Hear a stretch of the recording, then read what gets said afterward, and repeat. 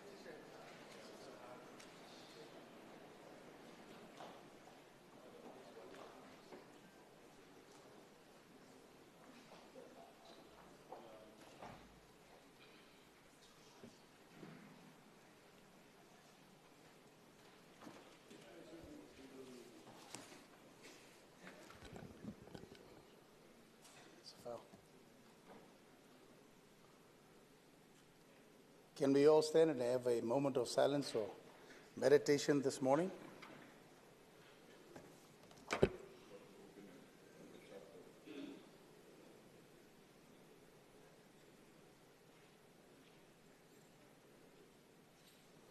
Thank you. You may be seated.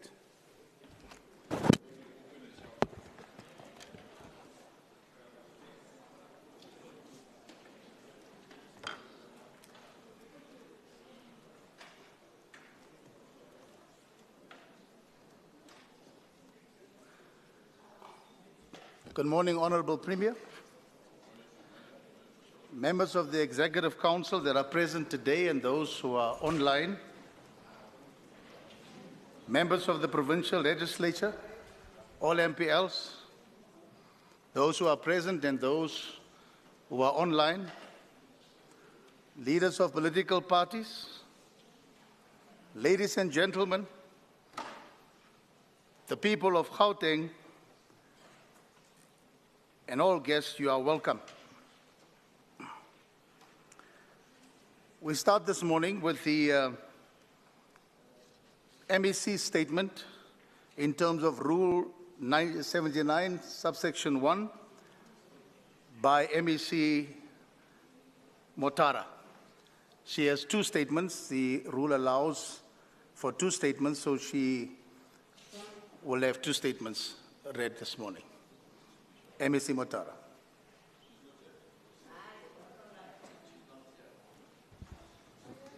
Chairs of chairs, I have an announcement. You didn't ask for announcement. We shall come back to that. Let us move straight on to member statements.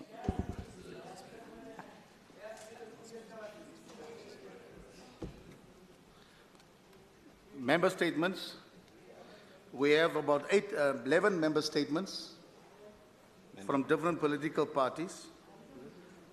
The first member statement will be read by Honorable More from Action SA.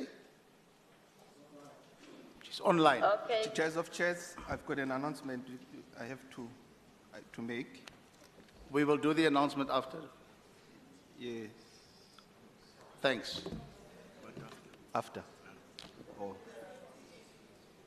Yeah, it's a matter of safety. Honorable More. Thank you, Chair of.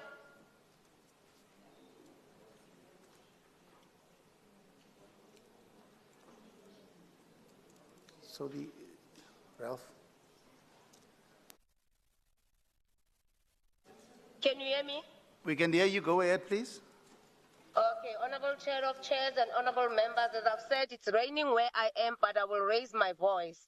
I rise today extremely concerned about the poor living conditions in Rand West, which have been disregarded by both the provincial and local government. The continued neglect of this community serves as a stark reminder of the province's governance and service delivery failings. On the 20th of November, Action SA undertook a listening tour in Randfontein to hear directly from the residents about their challenges. During this engagement, we were shocked to the extent of areas of unacceptable service delivery lacks. Rand West, it's in a state of disaster with sewer running freely in the streets as we approach the town, and residents revealing horrifying experiences of abuse by Zama gangs. The Mushakeng Clinic serves as a grim example of the government's failure, with residents enduring long waiting lines just to see a nurse. Whilst the clinic in the area remains severely understaffed, housing is another major concern, with many residents living in substandard conditions that violate their basic human rights. For instance, an elderly aged 64 applied for a house in the early years of our democracy, 1996, and to date he's still waiting for the house whilst the young generations get allocated housing.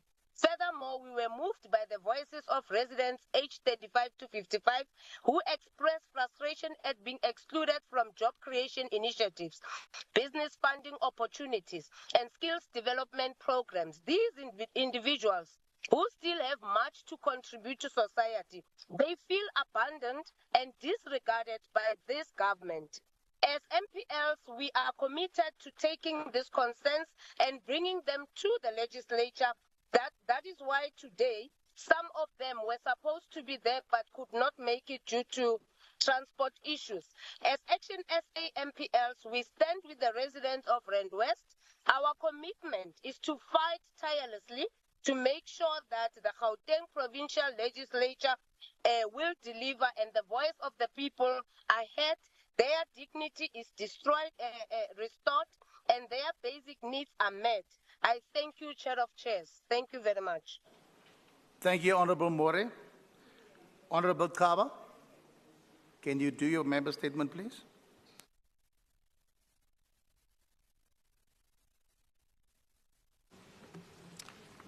Thank you, Honorable Chair of Chairs. Ngithanda ukubingelela kundunankulu wesifundazwe, umhlonishwa Honorable Lisufi. Umholi we-MK kusishayamthetho, Honorable Nkani. We bring greetings from our President and leader, President Jacob Gedleyihlekisa Zuma. The inefficiency in Eskom administration led to the elderly people being subject to inhuman conditions of standing in the long queues to recode their meter boxes. The Umkhonto weSizwe Party has learned with great shock and disdain on the cruelty and inefficiencies with the Eskom management in the manner in which it handled the issue of the recording of the meter boxes. As Umkhonto weSizwe Party, we note the decision by Eskom to extend the electricity recording beyond the deadline of the 24th of November. This postponement of the deadline came at the huge cost of our senior citizens who bore the brunt of being subject to standing in very long queues in various Eskom offices to record their meters as demanded by Eskom.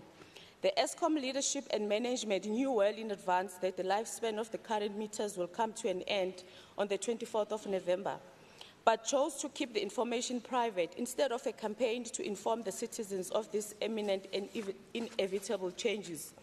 Due to poor communication strategy and poor leadership and management at Eskom, citizens were only informed late and were thrown into a state of panic regarding the provision of electricity by the current meter numbers. This kind of panic caused irreparable damage to the various vulnerable members of the society, especially the senior citizens. Despite the extension on the deadline of Sunday, the 24th of November, Eskom owes the nation, in particular the senior citizens, for the cruelty in subjecting them into standing in long queues to do what can essentially be done in the comfort of their homes. The decision to impose a penalty of 12,000 rand to those who won't comply is a testimony of the cruel nature of Eskom's leadership and the disdain in which they treat the citizens of this country. Umkhonto weSizwe Party calls upon Eskom leadership and management never again to subject the nation, and in particular our senior citizens, to that level of mediocrity and cruelty. Never again allow the poor management to spill out to the public in the way it happened with the recent recording fiasco. Our citizens deserve the protection, respect and care from the state and its entities. I thank you, Chair. Thank you, Honourable Kaba. Honourable Eklund, read your member statement, please. Thank you, Chair of Chairs. On 11 November, I was denied access to the Hillbrow mortuary to conduct an oversight inspection after receiving numerous complaints regarding how the remains of loved ones are handled on the conditions in which forensic pathologists are forced to work. The oversight inspection came after a relative of a deceased person came forward and shared horrific details regarding the conditions of the body that they received, the mortal remains of their loved one. According to the caller, the occupational health and safety regulations were not being followed. The drains were clogged, there was blood all over the floor, and this had attracted rats which were eating at the bodies. Chair of Chairs, the MEC for Health, Nomanto Nkomorale-Khoko, is aware of a lady who contacted me who waited nearly 2 years to bury her loved one due to a mix-up in a mortuary. The body they received was not kept at the correct temperature in a fridge, and to confirm identity, they had to extract DNA from the teeth. To prevent rapid decomposition, fridges need to be set to between 2 and 5 degrees, while freezers need to be at least -20 degrees. An OHS officer must always be on duty, as they are legally liable for what happens in the mortuary, including keeping personnel safe and maintaining the state of bodies. Furthermore, the OHS officer must also monitor that fridges and freezers are always in full working order. To prevent the spread of disease, the mortuary floors, fridges and freezers need to be cleaned with a high-pressure cleaner and not a bucket and a mop. The fact that the DA was denied access to the Hillbrow mortuary raises more questions than answers about the conditions in which our forensic pathologists are forced to work. I thank you. Thank you, Honourable Eklund. Member Sharif, Honourable Sharif, read your member statement, please. Thank you, House Chair. Gender-based violence and femicide has plagued our province for far too long, and unfortunately there seems to be no end in sight. We as a society cannot afford to lose the fight against violence and the murder of women and members of the LGBT+ community. It is a matter of life and death when it comes to ensuring the safety of those vulnerable to GBVF. The Democratic Alliance would like to share their condolences to all the women we have lost in the fight against GBVF and recognize the victims and survivors who continue to be let down by the justice system and false claims on the fight against crime in this province. The Q2 stats show that rape, sexual assault, and sexual offences continue to increase in our province, and Gauteng remains the highest contributor in the country across all provinces, with 21.3% for rape, 22.9% for sexual assault, and 21.2% for sexual offences. This is simply unacceptable and more needs to be done. The fight against GBVF must be a whole-of-society approach. It is important to continue working with society and ensuring awareness, but this cannot be all. In order to start making the shift to a safer province, it goes without saying that we must make sure that those at the front line of the GBVF pandemic be trustworthy, sensitive, and most importantly, supported to fight against the scourge of GBVF. It is unacceptable that social development has returned 554 million rand in unspent funds to Treasury early this year that has left essential services like GBVF shelters to cope with the pandemic on their own. Government underspending on social services disrupts the work these shelters do. This means that shelters will have to turn victims away and leads to continued perpetuating cycles of abuse, violence, and inequality. Gauteng needs to do more to fight against GBVF, and it needs to happen now. I thank you. Thank you, Honourable Sharif. Honourable Fikwe, please read your member statement. Thank you very much, Chair of Chairs. Good morning to the leadership, Honourable Premier, the Chief Whip, Honourable members and members of the public in the gallery. Chair of Chairs, communities in different municipalities all over the country were great by immobilizing panic that saw them stand in slow-moving queues outside of Eskom offices over the past week. These were members of the community who are using nearly 6.9 million of Eskom meters, which still use the updated key revision number 1 system. Chair of Chairs, according to Eskom, the KRN1 system meter was going to stop accepting electricity, recharging tokens on Sunday the 24th, rendering them inoperable once the credit had run out. Honourable members, the Women's League of the ANC, Bomme, Batwara Tipaka Bokhaleng, urged Eskom last week to extend the meter upgrade deadline beyond the 24th of November, when the old meters would stop working. Chair of Chairs, we agree with the stance of the Women's League, arguing that customers who were not given enough time to upgrade their meters, despite Eskom's claim of having launched an awareness campaign months ago. We also agree that many Eskom customers lack internet access, meaning millions of our people were unaware of the deadline to upgrade their meters. Therefore, this call for extension to grant residents more time to complete the upgrade was therefore very justified. Malibongwe, igama lamakhosikazi. Madam Speaker, we welcome Eskom's announcement on Friday on a significant technical breakthrough that will enable zero buyers who have active meters to update to the KRN2 compliance beyond the original 24th November deadline.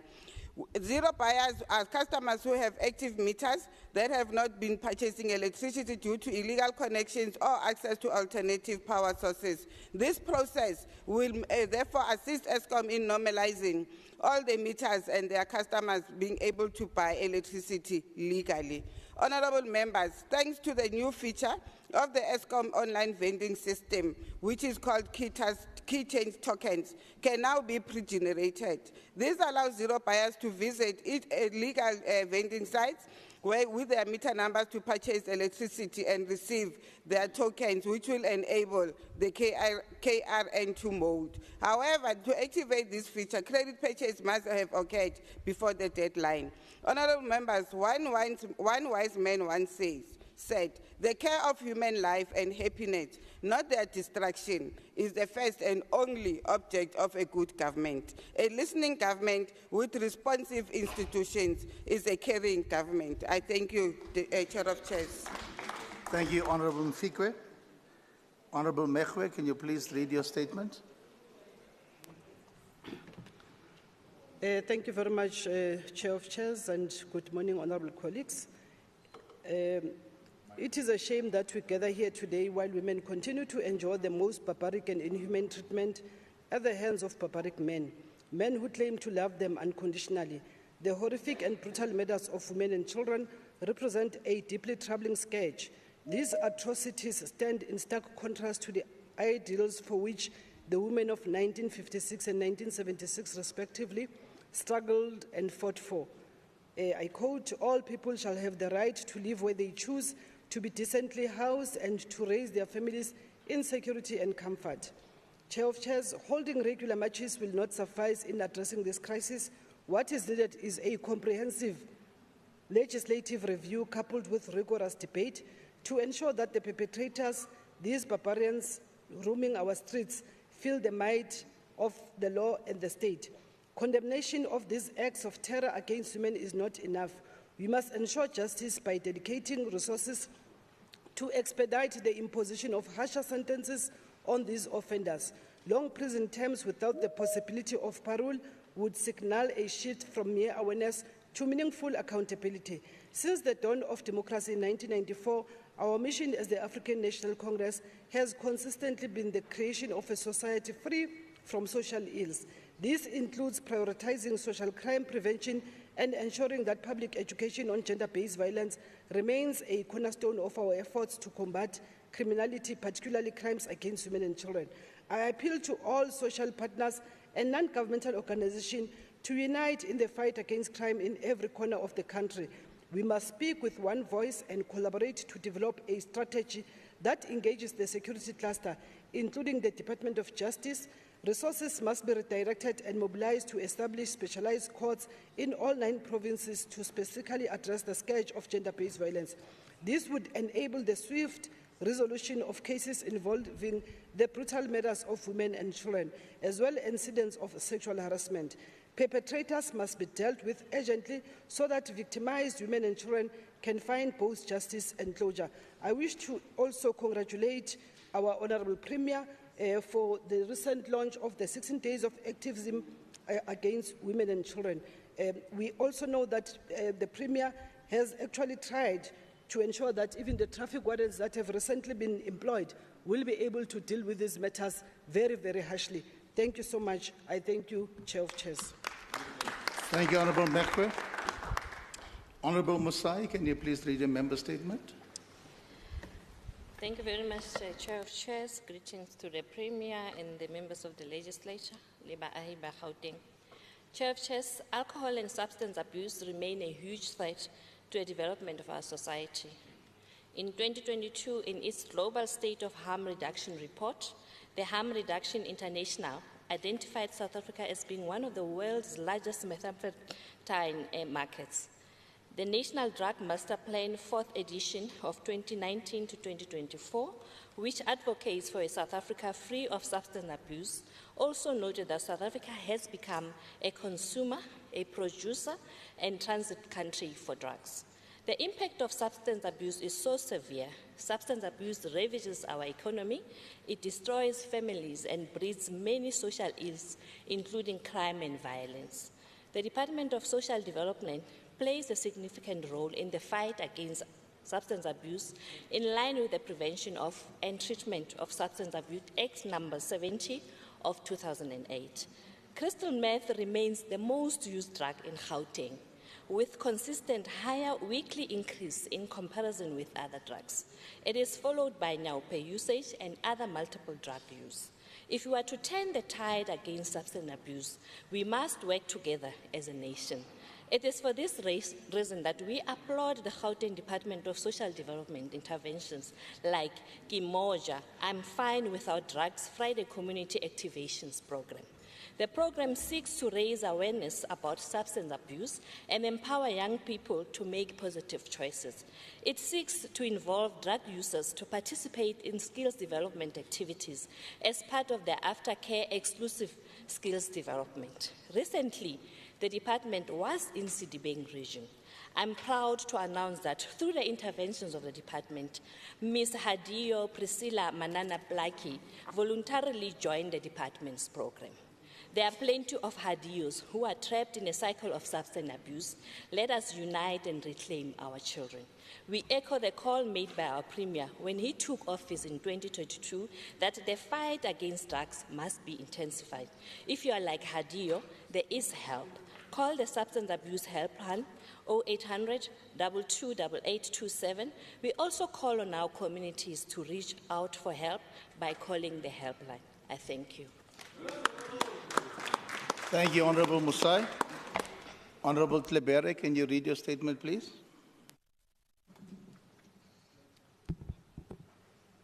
Thank you, Chair of Chairs. Good morning, honorable members.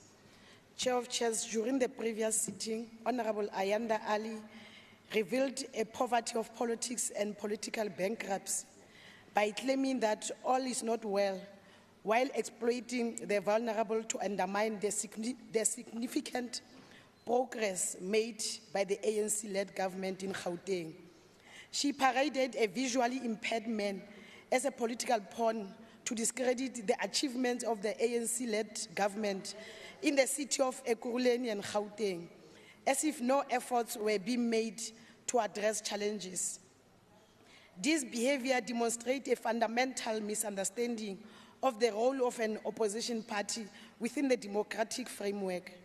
An effective opposition strengthens democracy by promoting transparency, accountability, and constitutional principles. However, using the vulnerable as a political tools to distort the truth is irresponsible and rooted in corrupt logic. Such actions are dangerous to democracy and detrimental to the people of Gauteng. The arrogance of declaring one's assertions as absolute truth without engaging with the relevant structures of government reflects political immaturity and a lack of understanding of governance. This approach fails to contribute meaningfully to Gauteng's development. ANC policies and programs are grounded in social justice, guided by the National Democratic Revolution and the Freedom Charter, aimed at reversing the legacies of apartheid and colonialism by addressing racial, gender, and class oppression.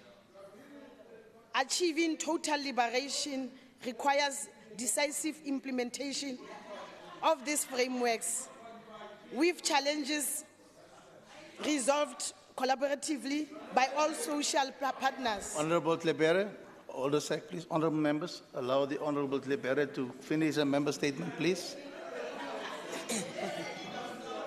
Continue, Honorable Tlebere.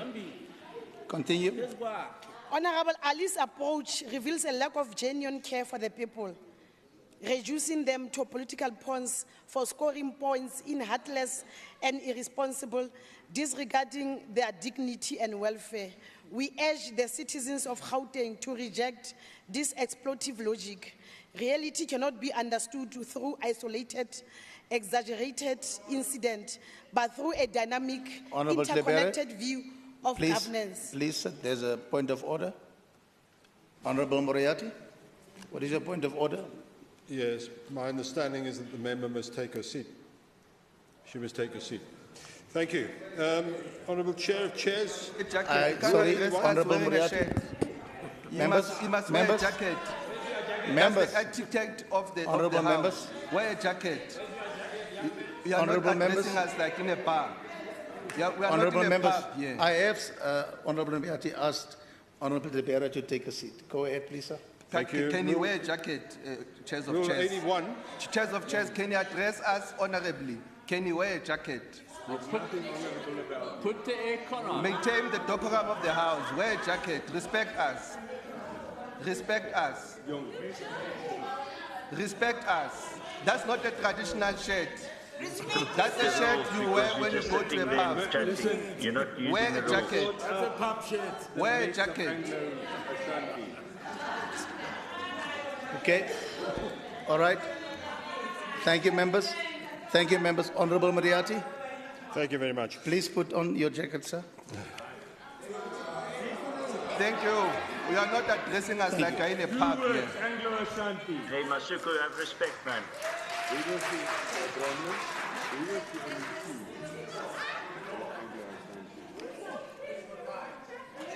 Please allow, please, And it please would be- allow the member to raise his point of order, members. Thank you.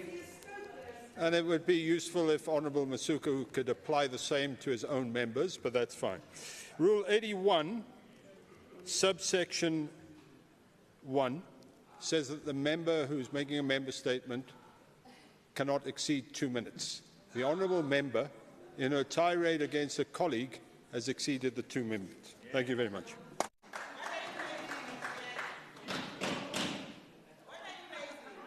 Honourable members, as you have noticed, I've allowed the member statements to go slightly over. I have allowed that. Yeah. Thank you so much. Honourable Beare, can you complete, please? Thank you. Mispresenting reality for political gain erodes public trust, does not improve service delivery, and undermines democratic processes.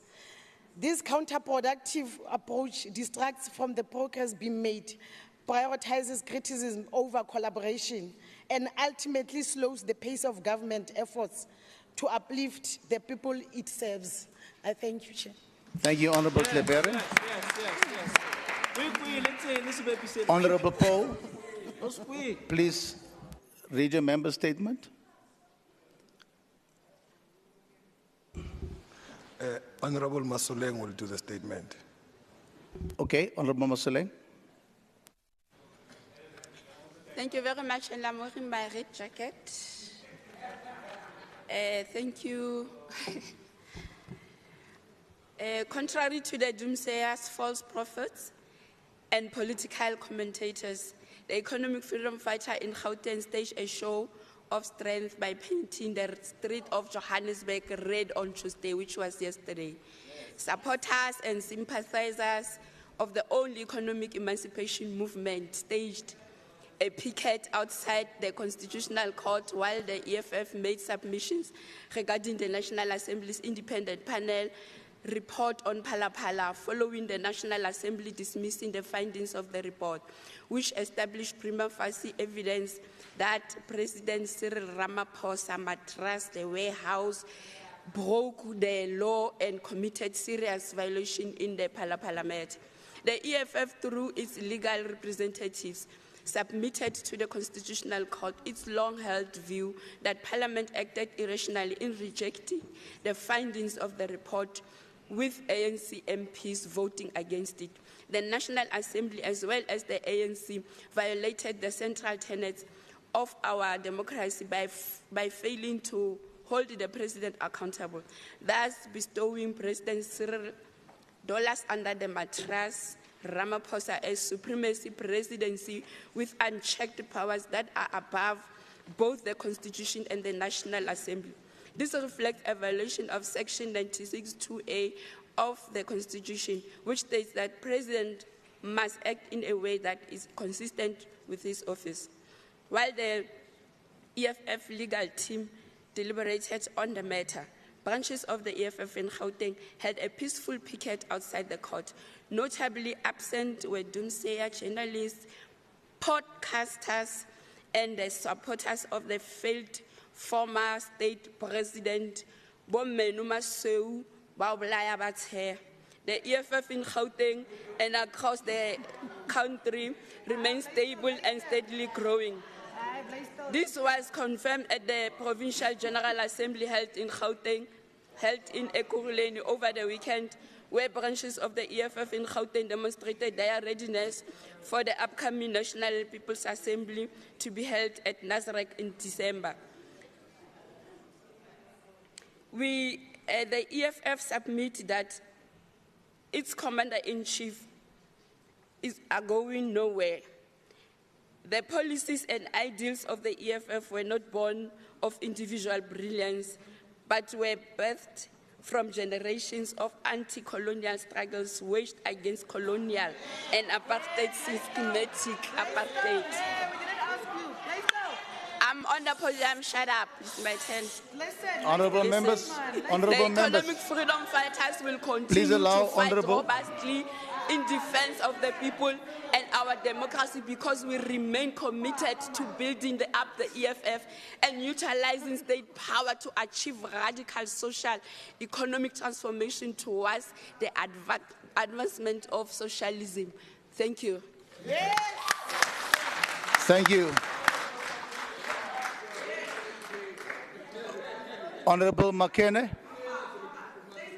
Honourable Makene, can you read your statement? Thank you. Thank you, Chair of Chair. Order. Hold on. Honourable Makene, hold on, please. Go ahead, ma'am. Thank you very much, Chair of Chairs. The Economic Freedom Fighters celebrate the historic appointment of two EFF MMCs in the city of Tshwane, who were appointed as part of the City of Tshwane Executive Council in October. Fighter Obakeng Ramabodu, who is also the chair of the EFF in Tshwane, took the reins as MMC responsible for agriculture and environment, while the regional secretary, Fighter Tsegofatso Stabas Mashabela, took charge of the health portfolio. The two EFF MMCs hit the ground running from day one, where the MMC on Environment and Agriculture Management launched a massive cleanup campaign in the city as well as in the townships of Tshwane, which had largely been ignored by the former DA-led administration, bringing hope once more to the people of Tshwane and further elevating the EFF's Andris Tatani program intended on cleaning up public spaces and combating environment degradation. MMC Obakeng also oversaw the recruiting of 42 agricultural graduates to work in the agri-parks of Tshwane, all while the Provincial Department of Agriculture struggled to pay salaries to the workers of the Green Brigade. The MMC of Health, affectionately known as Rakadi of the People, led a public consultative process to visit all primary health facilities in the city and engage directly with the staff and users in an effort to find ways to maximize public health facilities. MMC Mashabela is also engaged in a campaign to ensure compliance from spaza shops in response to the scourge in food poisoning. In line with this, the MMC has called for stricter regulations on spaza shops, where her office is clamping down on non-compliance and protecting the health and well-being of the residents of Tshwane. Chair of Chairs, in less than 100 days in office, both MMCs of the EFF have hit the ground running. Their collective effort are a concrete realization of the principle of the EFF of using state power to transform the lives of the people. Chair, we as the EFF are confident that the Tshwane MMCs will demonstrate to the people of Tshwane that indeed the EFF is the only alternative and the only organization capable of achieving radical social transformation, where primary health as preventative care is the gateway towards rebuilding an equitable and socially just health care system. From awareness campaigns on family planning, which constitute of one of the biggest pillars of primary health care, to 24-hour clinics. The EFF will also use the environmental and agriculture portfolio to prioritize co-creation and ensure that communities are in charge of environmental and agricultural efforts and that all programs are created with them in mind. Thank you. Thank you, Honourable Makena. Honourable members, there is no motion without notice in the terms of Rule 120 and also giving notice of a motion. None. Can I have announcements, please? Thank you. I'm wearing my full blazer of the legislature, Member Moriarty. I come bearing important news today, honorable members and citizens of Gauteng and chairs of chairs. It's regarding the International Criminal Court recent decision to issue a warrant of arrest for Benjamin Netanyahu, a former Prime Minister of Israel, a President of Israel, the butcherer of the people of Palestine. The ICC has taken this bold step in response to a serious allegations of war crimes and human rights and violations during Netanyahu's time. The warrant of arrest serves as a testament of our commitment as the Gauteng citizens and as the South African citizens that what is happening in Palestine is total genocide, and we hope that when he sets his foot in Gauteng, we will be there on ourselves to make sure that the arrest is effected. Thank you. Thank you, Honorable Masuku. Apology. Let me move to apologies, honorable members present and those online. MEC Mutara will no longer be doing the MEC statements. She's conducting an oversight, so we will leave that out. Member Ali is on leave. MEC Peters is attending the Gauteng Climate Change in Daba. She'll be joining late. Let me also mention that the Premier will be leaving after his questions to the Premier. So the question that is further on in the order paper, I am bringing it up. We are bringing it up so that the Premier can go to that in Daba.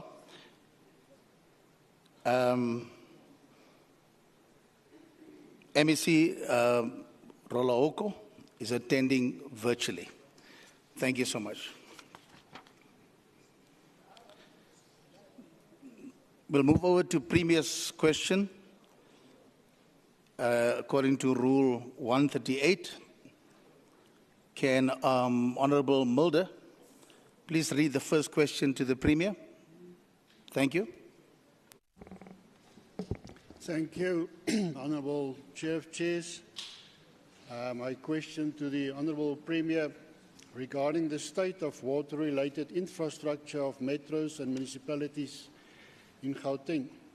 Considering the poor state of water infrastructure in general and specific the water distribution network and water treatment works of municipalities and metros in Gauteng, and with the loss of 40% of clean water provided by the Rand Water due to poor maintenance, pollution of water resources through neglect, and poor maintenance of water treatment works, and the money owed to Rand Water by municipalities, excluding the 3 metros, amount to 7.3 billion rand, can the Honourable Premier indicate to the House if there will be any consequences where poor governance is found by the executive, municipal managers, and other designated officials who were responsible for planning and maintenance and in charge of operations during the time of decay?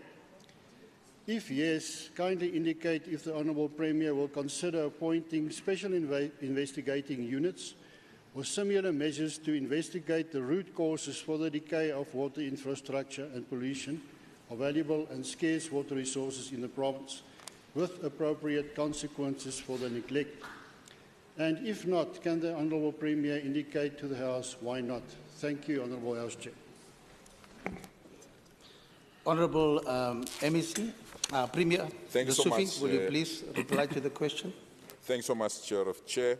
Thanks so much, Honourable Member F.J. Mulder and the House at large. The mandate of the Department of Water and Sanitation, as set out in the National Water Act of 1998 and the Water Services Act of 1997, is to ensure that the country's water resources are protected, managed, used, developed, conserved, and controlled by regulating and supporting the delivery of effective water supply and sanitation. The Department executes this mandate in collaboration with other spheres of government, in particular, and this is very important, Honourable Mulder, in particular, municipalities and water authorities. Unfortunately, as the provincial government, we don't have a major role to play, but we can't fold our arms when our citizens are going through difficulties of water shortages. And the demand for water in Gauteng has grown rapidly, largely to population expansion, and the Department of Water and Sanitation planners anticipated this growth, and it was within this context that the Lesotho Highlands Water Project was put in place. Municipal demand for treated water from rainwater has also exceeded the available supply. The demand and supply relationship, it's key for treated water in here in Gauteng, and it's very tight, and the system is vulnerable, and there might be some serious disruption if we don't intervene or do something urgently. The heavy load and possible water shedding, the electronic mechanical breakdowns, and theft of cables and intensive maintenance is needed so that we can be in a position to deal with some of these particular matters and issues. Because the water is usually gravity-fed from municipal reservoirs to households, high-lying areas are worst affected by disruptions when supply increased. It is for this reason that the province has also lent its support for national and local government to ensure that there is decisive action taken to reduce water challenges in the province. And where we are, and I want to thank the Minister of Water and Sanitation, we've managed to convene an urgent session with all the metro municipalities, and have already managed to, under the leadership of MEC Mamabolo, establish a war room where each and every municipality is providing us with the necessary reports so that we can determine where we are. We are quite convinced with the level 1 water restrictions that the situation is under control, and with the pending holiday period of December, with many people migrating out of our province, we are convinced that the water challenges in our province will be minimized, controlled, and will put the necessary maintenance programs to ensure that we don't have this challenge. In terms of your question 2, indeed, if the President has to investigate this matter and check if there is maladministration or areas of fraud, we will not hesitate to utilize the agreement that we have reached with the Special Investigating Unit, and also to ensure that the President proclaim that particular intervention. But for now, our energy is directed in ensuring that each and every citizen in Gauteng have access to clean water, and that the water that is not utilized or that is lost, we manage to identify and close that so that we can protect water for our province, because it also contributes to the economic development of our province. I thank you, Chair of Chairs. Thank you, Honourable Premier. Honourable Mulder, do you have a supplementary question or short remark? Thank you, Honourable Chair of Chairs. Thank you to the Honourable Premier for the answer. I had the privilege to visit the Percy Stewart water treatment works with the Premier and the delegation, and I wish to thank the Premier for the swift and responsible action that is taken, and I've got no doubt that action is about to be taken. I'm, however, still concerned about the fact that there's virtually no consequences to the executive who are in charge of water treatment works like that and elsewhere in the province. It was quite clear during the oversight that we conducted as a committee to the Mogale City Council and to other councils as well, that I would go so far as to use the word cover-up. The whole topic has been ignored of who was responsible for what. So my question still remains whether there would be consequences for the neglect of the executive in municipalities. Thank you, Honourable House Chair. Thank you, Honourable Mulder. Let me ask the House, is there any member that want to do a short remark or question? Thank you, Honourable members. Honourable Mekwe, can you please? Let me respond first. Sorry, please. Honourable Mulder, thank you so much. I share your frustration and your pain concerning that Kruger's Law water waste plant. It's indeed a disaster. And within that context, I've had lengthy discussion with the Minister of Water, because we need 128 million rands to restore that water treatment plant. And with the assistance of MEC Mamabul, we really believe that we've made progress. If there are officials that have not adhered to all the necessary requirements for them to procure services, we'll be the first one to chase after those officials. We have no time to protect people that are affecting service delivery in our communities, and we have no time to protect people. That is why I say, if we have evidence and that evidence is presented to us, we are the only province that have signed a special agreement with the SIU. We don't have to wait for the president to proclaim. We can give the SIU a report, and I'm proud, yesterday I signed the letter about the farmyard in the Department of Agriculture, for the SIU to move with speed in that department and get an investigation going on. So if we have evidence, we'll not hesitate and we'll act, and there will be consequence management. We are not ready to protect anyone that is doing wrong things. We are ready to protect service delivery in our province. Thank you so much, Mr. Thank you, Honourable Premier. Honourable Mekwe, can you please ask your question to the Premier? Thank you. Thank you, Chair of Chair. And you can see I'm wearing my Palestinian flag. So that I'm waiting for Netanyahu to land on our soil, and I will be raising that flag.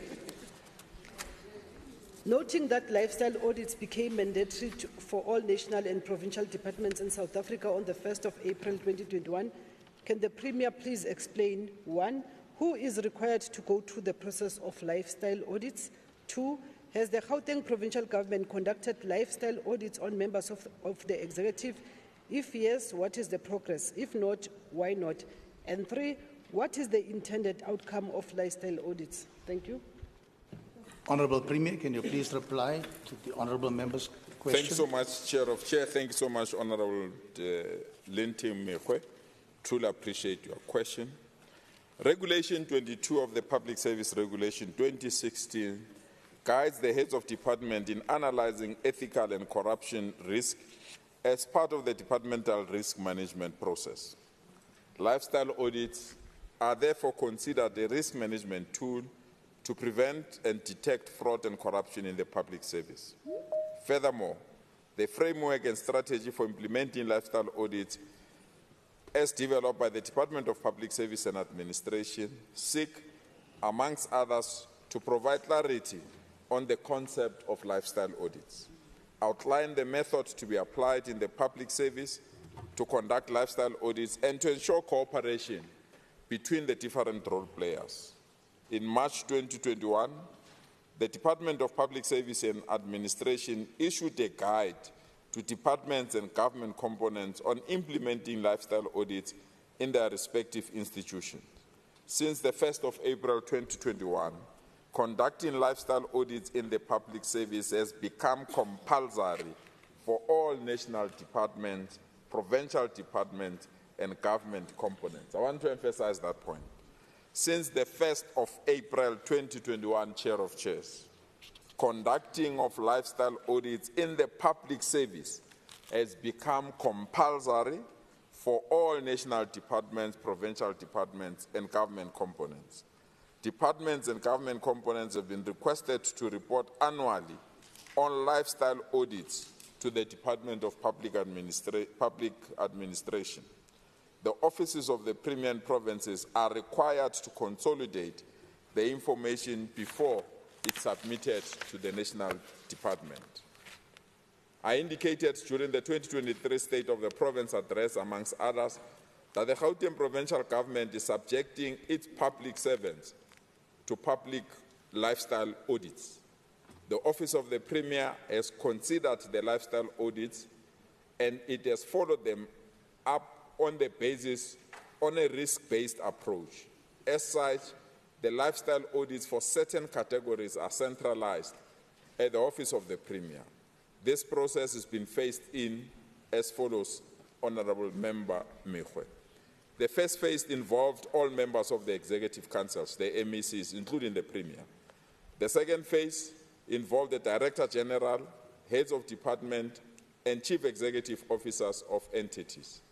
The third process, or the third phase, which is currently being conducted, involves all high-risk areas like supply chain management, finance unit in the Gauteng provincial government. have indicated, we have conducted lifestyle audits of all the HODs, and we are the only province that have publicly released the lifestyle audits of our HODs. These lifestyle audits were not conducted by ourselves, Honourable Member. The lifestyle audits were conducted by the SIU on our HODs, the DG and the heads of department. And we invited the SIU to release that report, and that report was released publicly. Your second question on whether the Gauteng government conducted lifestyle audits for members of the Executive Council, the answer is yes. During the era of Premier Makura, we were all subjected to lifestyle audits. When we made changes to the Executive Council, there were 4 MECs that needed to go through the lifestyle audits. They've went through the lifestyle audits, we are waiting for their outcome. When we also went through the changes in when we started the 7th administration, 3 additional MECs on their own accord voluntarily agreed to go through their lifestyle audits. That's MEC Voyiswa Ramokgopa for Agriculture and Rural Development, MEC Sheila Mary Peters, responsible for environment, and MEC Bonginkosi Dlamini, responsible for eGov. These MECs joined the 4 MECs that will be part of this lifestyle audits, confirming that we want to lead by example as the Executive Council. What is the intended outcome of the lifestyle audits, as your next question, Member? It is important to note that lifestyle audits are a critical and legitimate management tool and form part of the department's system of risk management in the prevention and detection of fraud and corruption.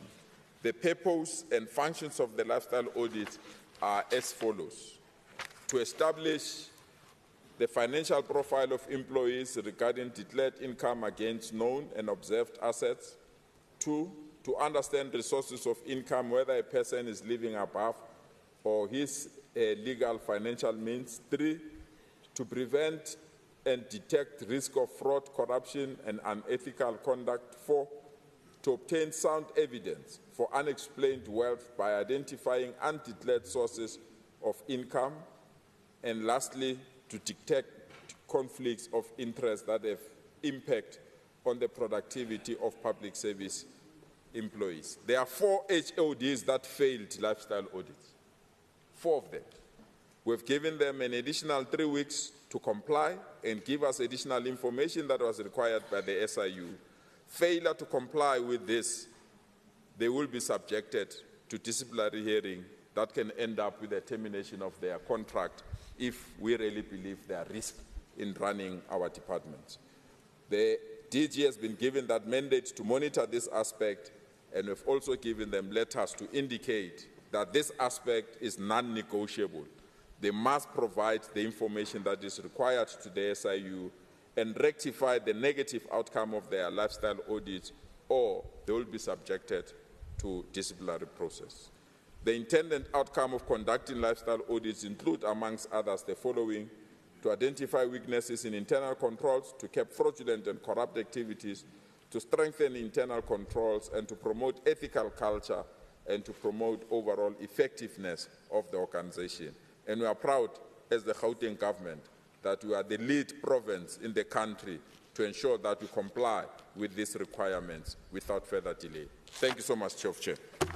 Thank you, Honourable Premier. Honourable Mekwe, any supplementary question? A short remark? Just a short remark, Chair of Chairs. I want to congratulate the Premier on the response, because we're hearing noises out there that says the Premier doesn't want to do lifestyle audits, but the report is out there. And I'm sure colleagues will go and check that information because those lifestyle audits have been done. And in terms of what will happen to those that have failed the lifestyle audits, I think it is clear that they will be given a chance to actually put their case forward and be able to undergo DC if need be. So there's nothing that is being hidden. Thank you, Chair. Thank you, Honourable Mekwe. Is there anybody, members, want to have a supplementary question? A question, a supplementary. Honourable Mrayati. Thank you, Mr. Chair of Chairs. I rise in terms of Rule 138, subsection 9, which says I may make an additional remark, and that's what I intend to do.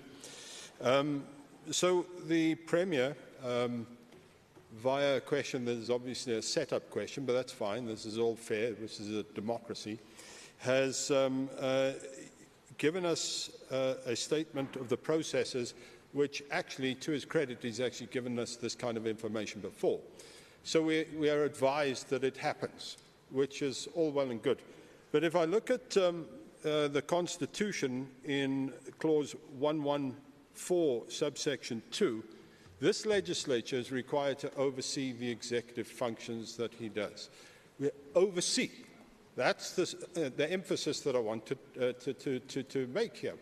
Now, it is in a matter of public interest that the public would like to know that its government is behaving properly and effectively in all respects. It cannot do so if the information that the Premier holds he keeps either between himself or with the Department of Public Service and Administration. And so the report to which he alludes, is the Premier going to allow us to read this report? The various individuals that have failed the audit, is he going to allow us to look at the reports which indicate who failed and on what basis they failed? Because unless we have that kind of public information, all of the process that he's doing actually is in violation of Clause 114 of the Constitution. Thank you. Thank you, Honourable Moriarty. Honourable Masilela.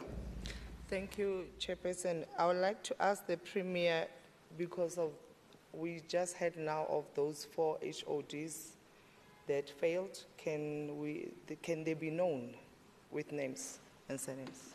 Thank you. Honourable Premier. Sorry, Honourable Premier. There's another one. Honourable Nseke.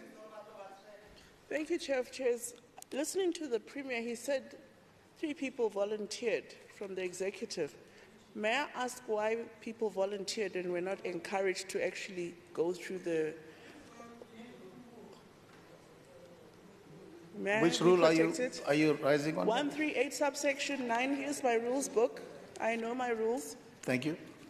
A question to the Premier, Chair of Chairs, is why people volunteered and were not told to go through the audit report. Thank you, Chair. Honourable Premier, can you so reply much. to the questions, please? Thank you, Honourable Premier. Thanks so much, Chair of Chair. Let me start with Honourable Member Nseke. The lifestyle audits that we conduct as a Gauteng government are outside the regulation of the Department of Public Service and Administration. The Department of Public Service and Administration means they relate to the DG HODs. So the MECs are outside that. That is why we persuade them and get concurrence with them.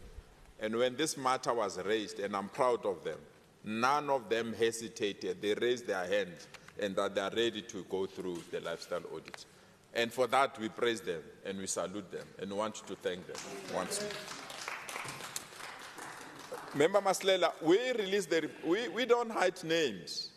The problem is that there was a press conference where we released these names.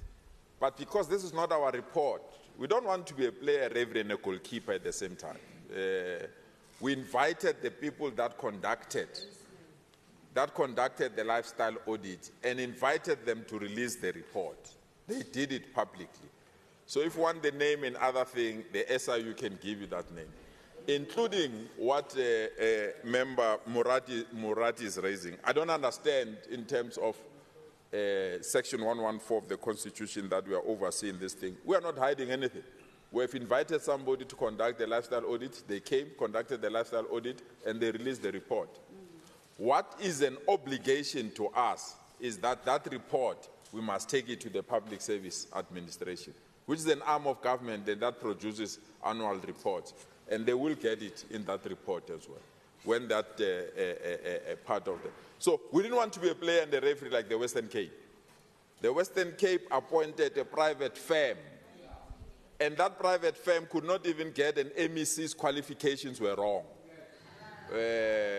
So we used state institutions, and state institutions have filed a report on our behalf, and that report is publicly available. If anyone wanted, you just correspond with the SIU advocate Mutibi, and they will use that discretion to make that report available.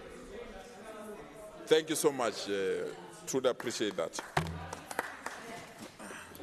Thank you, Honorable Premier. Honorable Dr. Mokheti, can you please ask your question to the Premier? Thank you very much, Chair of Chairs. Greetings to the honorable members in the House and to our people of Gauteng. The question to the Premier reads as follows. Noting that Gauteng Provincial Government has committed to create a cashless province, can the Premier please explain, 1, how does GPG plan to achieve making Gauteng a cashless province? 2, to date, what progress has been made in making Gauteng a cashless province? 3, by when should the people of Gauteng expect full implementation of this plan? And lastly, what will be the benefits of having a cashless province? Thank you. Honorable Premier.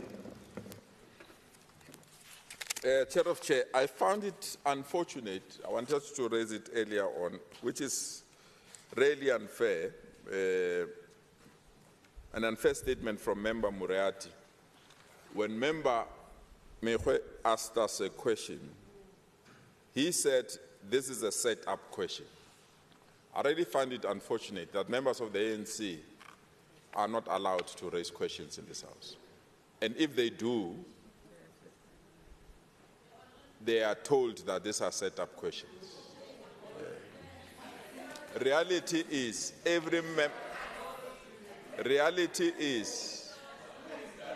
Honorable members, let the Premier reality respond. is, every member of this particular House is entitled to raise a question and also write a question to the MEC, to the Premier. I find it very disturbing because it's very important to separate the state. And it's very important to separate the responsibilities of the executive and the responsibilities of this legislature. And if people think that members of the ANC are not entitled to raise questions, or you are irritated if they raise questions, it's really unfortunate. And I think that the chief whip must take up this matter with the relevant institutions. But let me proceed. Thank you so much, Dr. Mokheti, Honorable Member Mokheti, for your question. Member Mokheti, the issue of cashless Gauteng is within the context of our 9-point plan of fighting crime in our province. We are of the view that if you can remove cash, especially from big stores, retail stores, the taxi industry, the level of cash heist and the level of business robberies will decline. We are of the view that if we migrate to cashless, those that are running spaza shops and not banking their amount of money, they will be in a position to be forced to bank their money and benefit our country. We are of the view that to have a cashless environment in our province will also make those that are working within the hospitality industry and many industries to be very safe. It is within this context that I want to applaud the hospitality industry, in particular, all our hotels in our province that have already converted into cashless, ensuring that there are no risks involved in their businesses. But the objective of this project is to implement efficiencies in the process of revenue management while gradually eliminating cash by providing alternative payment options. Even our uncles nowadays, when they ask for money, they no longer ask for a chalk or a clipper, they ask you to e-wallet to them, meaning they've embraced the cashless environments that you want to move. The adopted approach is to implement the cashless initiatives in the province in 3 phases.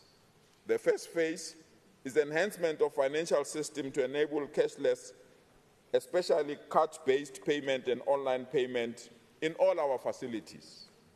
The second phase, this was achieved through collaborating with Department of eGov, internal SAP support system, which manage system interfaces and ensure digital distribution of bank statements from the provincial banker, that is the Standard Bank, via the SAP platform. The third aspect is the Department of eGov continues to play an integral part of the project as custodians of system in the Gauteng provincial government. In terms of phase 2, the Gauteng Provincial Treasury trained users on the enhanced e-receipting system developed by the Department of eGov in the first phase of this project.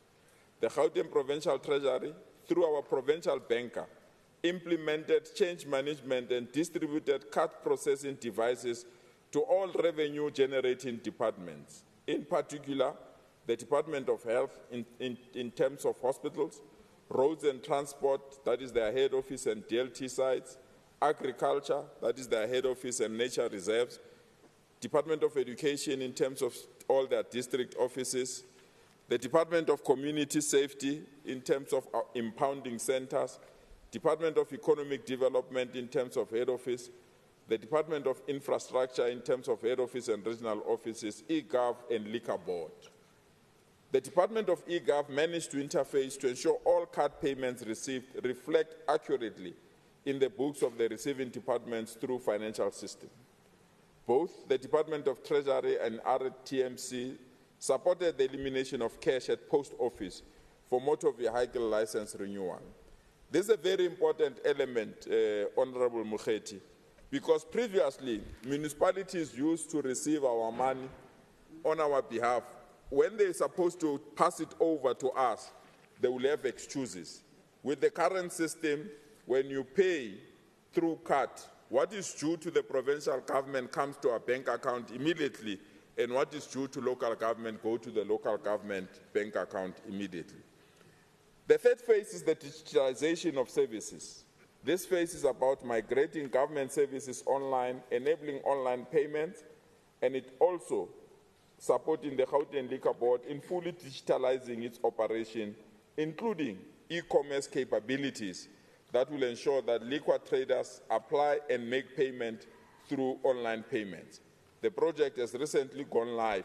As the system matures, broader adoption is being expected, and we really believe we'll be the first government to go cashless and to ensure that we support small businesses, but we enhance our revenue aspect and ensure that we don't lose cash and there's nothing that is left out. In terms of your last question, a cashless province will provide the following benefits: convenience, enhanced security, efficiency, and economic modernization. Phambili nge-cashless Gauteng phambili. Thank you so much. Thank you, Honourable Premier. Honourable Dr. Mukheti, any supplementary question or short remarks? Thank you very much, Chair of Chairs. Thank you very much, Premier, for a comprehensive response. And be rest assured, this side of the House will continue asking questions. Thank you very much. Thank you so much, Honourable Dr. Mukheti. Members, anybody want to ask a supplementary question and short term? Honourable Riati. Actually, I'm rising in terms of Rule 90, which is for personal explanations. It is required for me to do so because the Honourable Premier chose to attack me personally, but that's fine. It's a robust place for a robust debate. And so in that regard, I give my personal explanation as to why I use the word a set-up question. Actually, these things are not illegal. They're not unusual.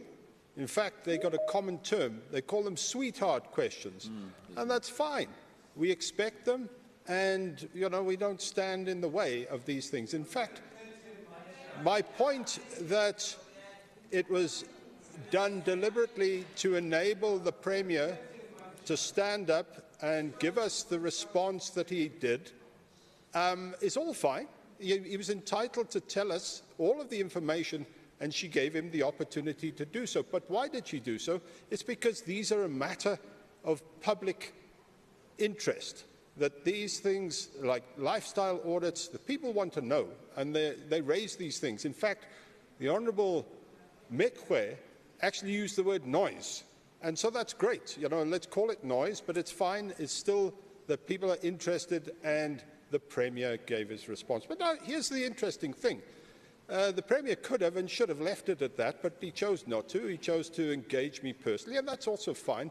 And now he wants to subject me to something, I don't know what, from the Chief Whip. That's fine, he can bring it on. But, on that score, I feel like I'm being savaged by a dead sheep, but it's fine. The bottom line is, why did the Premier choose to do so? Clearly, we touched him on his studio, and he is sensitive, and he's shown his sensitive side. Thank you. Thank you, Honourable Briati. Can we go to the next question, please? Honourable Mulaka, can you ask your question to the Premier, please? Thank you very much, Chair of Chairs. It's Honourable Maluka. Honourable Maluka. Thank you. Thank you, Chair of Chairs. Greetings to everyone.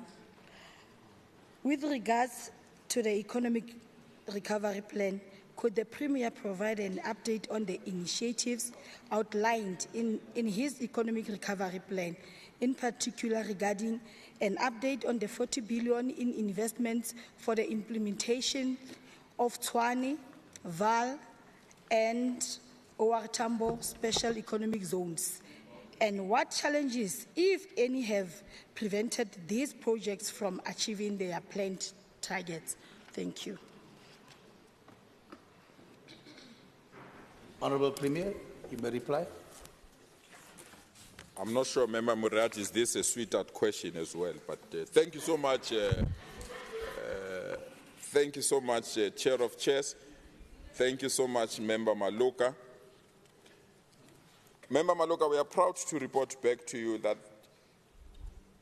your question says that we made a promise of 40 billion investment. The good news is that Tshwane SEZ alone to date has achieved 26.8 billion investment, consisting of 21.2 billion by Fort and 5.6 billion from remainder of tenants within the SEZ. The Val SEZ has secured over 8 billion worth of investment from black industrialists that are ready to break ground within the next 12 to 24 months. These investors include Alkiam, which is going to invest 2.1 billion in that area, Mitochondria, which is going to invest 750 million, AfriTouch is going to invest 460 million, and Green Energy Fuel Partners is investing 2.4 billion rands. The GZS Precinct 1 facilitated project, which is close to 1.2 billion in actual investments, and this includes 208 million provided by government for bulk.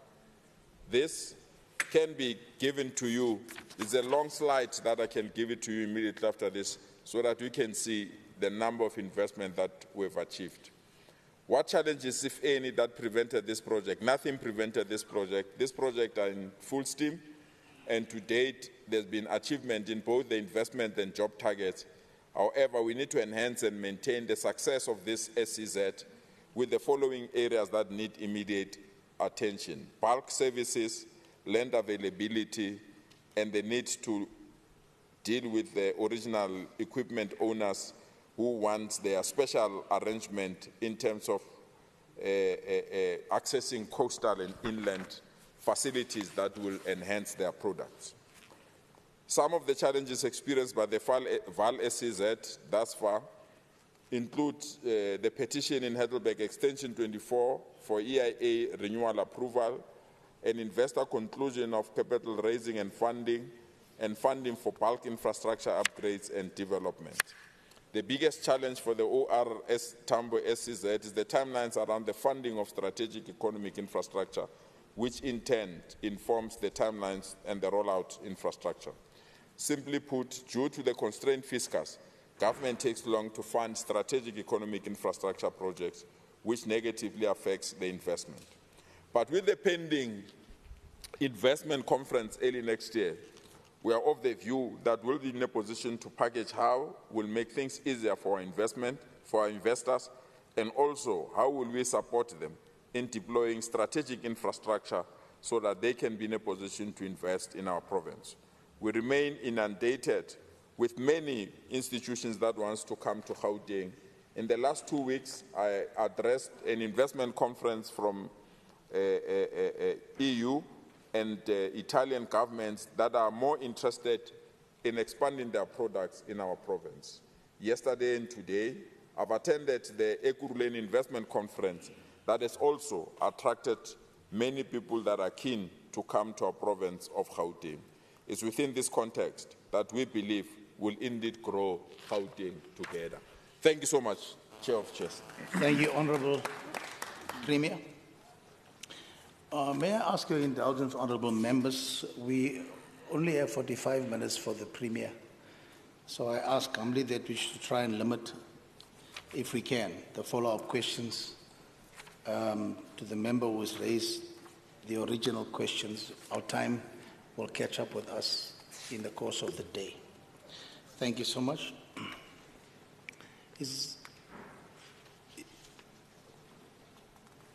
Honourable? Honourable, are you fine, Honourable Maluka? Thank you so much. From the House, is there anybody who would ask supplementary question? Honourable Masilela?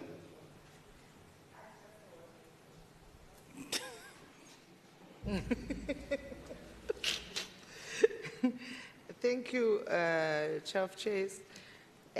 Honourable Premier, I just wanted to ask how many jobs has Tshwane SEZ have created so far, because although we are in support, but we are worried that they might not be producing enough. So, thank you. I don't know if there's a new question, Honourable Premier.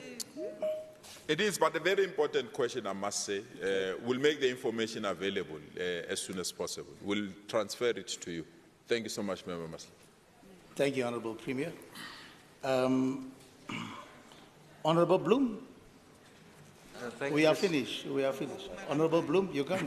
The Premier has responded, Honourable. Honourable Bloom, please ask your question to the Premier. Thanks. Thank you, Honourable Acting Chair. This is not a sweetheart question. With regard to the proclamation in the Government Gazette of 8 November 2024 concerning the SIU investigation into 2 contracts in the Gauteng Health Department, could the Premier please indicate, 1, is the Premier aware that these cases implicate Mr. Lesibo Arnold Malatana, the head of the Gauteng Health Department, as well as senior officials Edgar Mota and Sheriff Leholo? 2, if not, why not? 3, if so, what action is he going to take to ensure that the department is not potentially compromised in this matter, both ethically and operationally? 4, will he remove or suspend Mr. Malatana because of this investigation? And 5, if not, why not? Honourable Premier, you can respond. Thanks so much, Chair of Chairs. Thanks so much, Honourable Member Bloom. I thought, Member Bloom, you will refrain from doing what you are doing again. Last time you issued a statement to declare that Mr. Lesibo Arnold Malatana was not fit and proper to be the head of the department and that he didn't have qualifications. Without verification, you undermine his integrity and the level of his qualifications. Through your fellow member in the National Assembly, you wrote to the Public Service Commission to investigate this matter. The investigation was conducted and Member Lesibo Arnold Malatana was found to qualify and fit and proper to be the head of the Department of Health, that his qualifications are in line with advertisement and that there was no secrecy. There was no secrecy in appointing him during the period that he was appointed. I thought by now you'd have retracted your statement, but unfortunately, we have not done so. Today, we are bringing another question that I'm not aware of, whether the investigation that the President requested on this matter is directed to the said individual. I'm reluctant to enter that particular space, but I can confirm that the President consulted with me, as he normally does, in providing the relevant information, but most importantly in concurring that the proclamation should go ahead. It's within this context that I want to thank the President of the Republic of South Africa for making this proclamation so that these particular allegations can be conducted and be ventilated. And this is very important, that each and every allegation must be conducted, and that those that are given the task and the mandate to investigate are given the necessary space to go through this particular investigation. And within this context, we will await the final outcome of the SIU, and if the said individual that you are alluding to is part of this, that particular report will confirm, and if confirmation arrives, we will take the necessary action. So the presidential proclamation gives the Special Investigation Unit powers to subpoena, seize, search, interrogate witnesses under oath, and follow financial transactions that are related to this matter. So the Special Investigating Unit will guide me if they are experiencing challenges during this investigation on the recommended actions to be considered towards the implicated officials at the earliest available opportunity. Where we stand, we've given the relevant information to the SIU. We are waiting for them to speedily resolve this investigation and give us the final report. And whoever is investigated, regardless of their position, must suffer the consequences of their action. Thank you so much, Chair. Thank you, Honourable Premier. Honourable Bloom, any supplementary question or short remark? Yeah, Mr. Acting Speaker, the Honourable Premier makes reference to a Public Service Commission report as the initiator of that report. I haven't seen that report. It was leaked from your office to a reporter on the Star newspaper, which I think is highly irregular, and I look forward to reading the entire report, but it does appear to make some reference to the SIU investigation, which was public knowledge before the appointment of Mr. Malatana, and I have to put it directly to the Honourable Premier. You've said that you run an ethical administration. This was public knowledge beforehand that he's facing allegations of participation in bribes of more than 10 million rand that he allegedly shared with 2 other officials.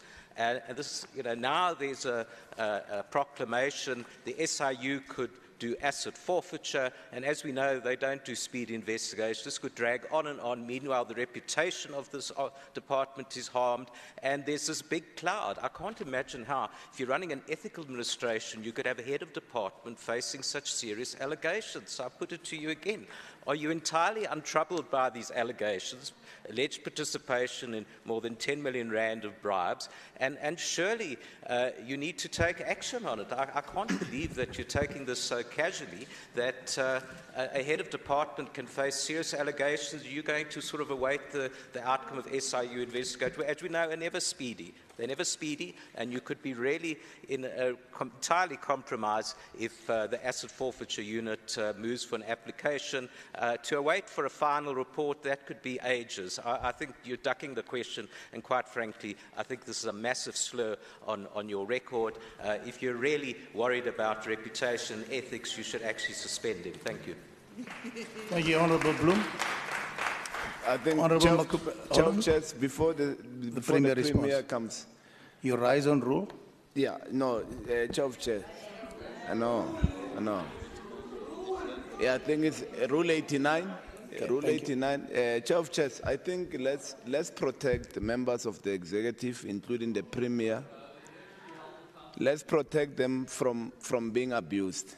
We sit in the programming meeting. We agree that we must allow them to respond to all questions that are asked by members. But when, for instance, Member Bloom made a statement, public statement, on a particular member of the administration, with the wrong information leaked, I think he relies on leaks from offices. He doesn't come back to retract that. He doesn't apologize. Then he goes further and says the very same person that he said that he doesn't have qualification was splitting 10 million with other people. So he has moved from the qualification issue. He has now moved to a 10 million. The qualification issue and how this person was appointed has been clarified. Is a matter of public.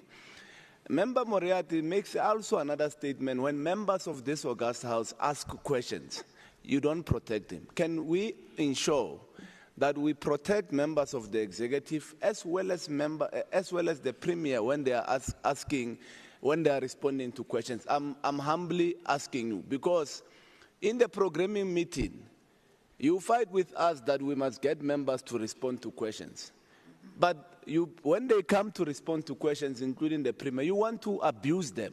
You want the premier to respond to corridor talk and making statements that you know that in this house, you are protected by the law. You can't make them outside. It's not correct. And I think we need to address that. Thank you very much. Thank you, Honorable Mokabela. Honorable MEC Baile. Thank you very much, Chair of Chairs.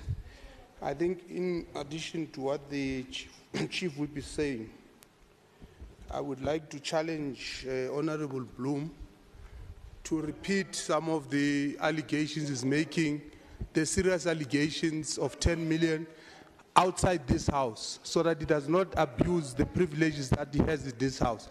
I'm not sure if he's prepared to repeat those outside this house. Point of order, Honorable Moriarty. Point of order. That's a privilege. The Honourable MEC is breaching Rule 138, which provides the structure of what needs to happen. There is a question, there is a reply by the Premier, there is an opportunity for the questioner, and there's an opportunity for any other member. Honourable Maila, the MEC, has followed none of those procedures. He's in breach. You're in breach of Rule 138. I'd also like to raise a point of order in terms of Rule 89 and the breach of Rule 89 by the Honourable Chief Whip. When the Honourable Chief Whip stands up, he needs to indicate what rule was breached by that member, not to say that Rule 89 gives me carte blanche to say anything I jolly well like.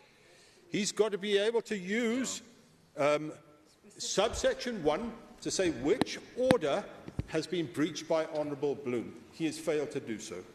Thank you. Thank you. Let me go to the next question. Honourable Premier. Thank you so much, Chair of Chairs.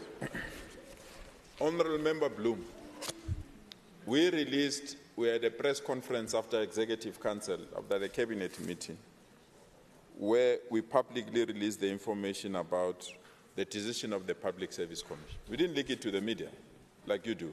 We didn't.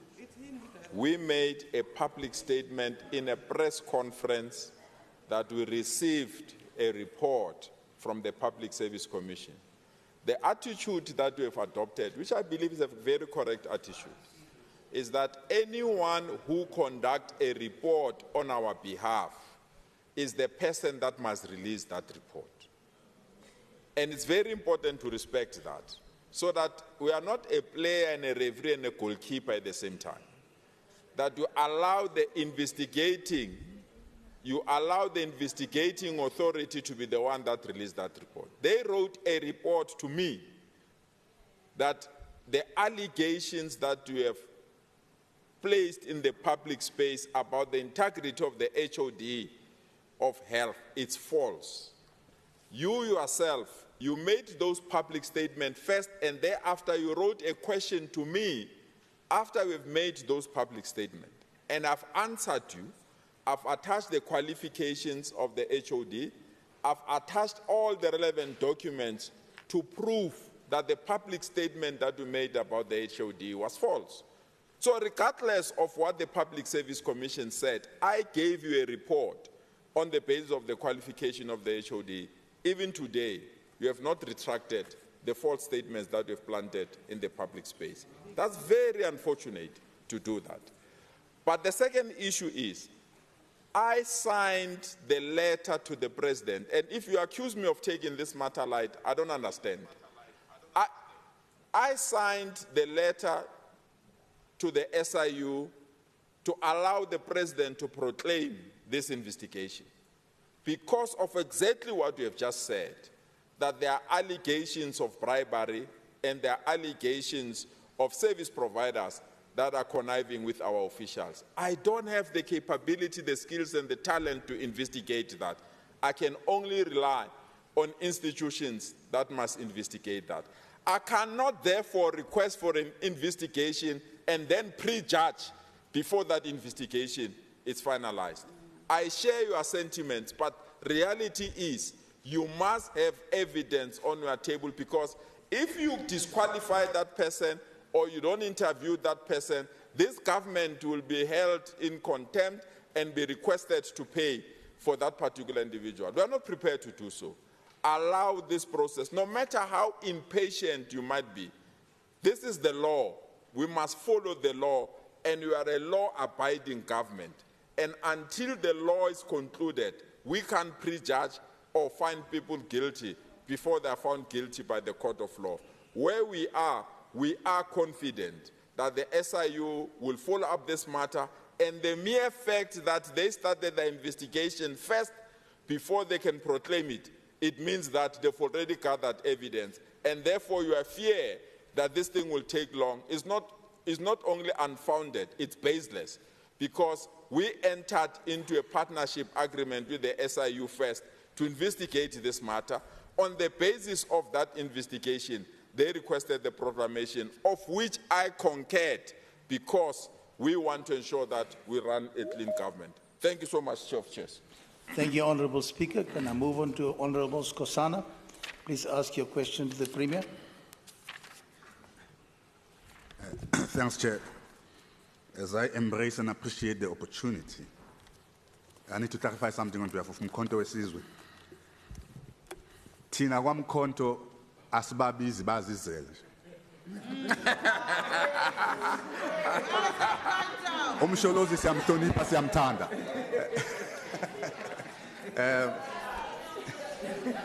Premier, Premier. Continue, Honourable Skosana. Honourable Premier, members, allow the member. There is a racist place called Kleinfontein, somewhere in Pretoria and Congo Spring. It is a culturally segregated Afrikaner-only settlement, which most progressive people of this country have denounced and despised. It exists in a post-apartheid South Africa. It symbolizes disrespect because at its entrance you are welcomed by a big statue of Paul Kruger and Hendrik Verwoerd, who are still considered the parents of apartheid. Now, what I want to know from you, Premier, is when is this? Honourable Skosana, hold a second. Honourable members, allow the member to ask his question, please, to the Premier.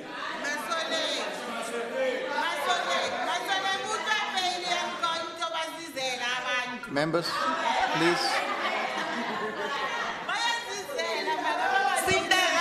Cinderella. Mind your business. Thank you. Go ahead, Honourable Skosana. Thank you. Thank you, Chair.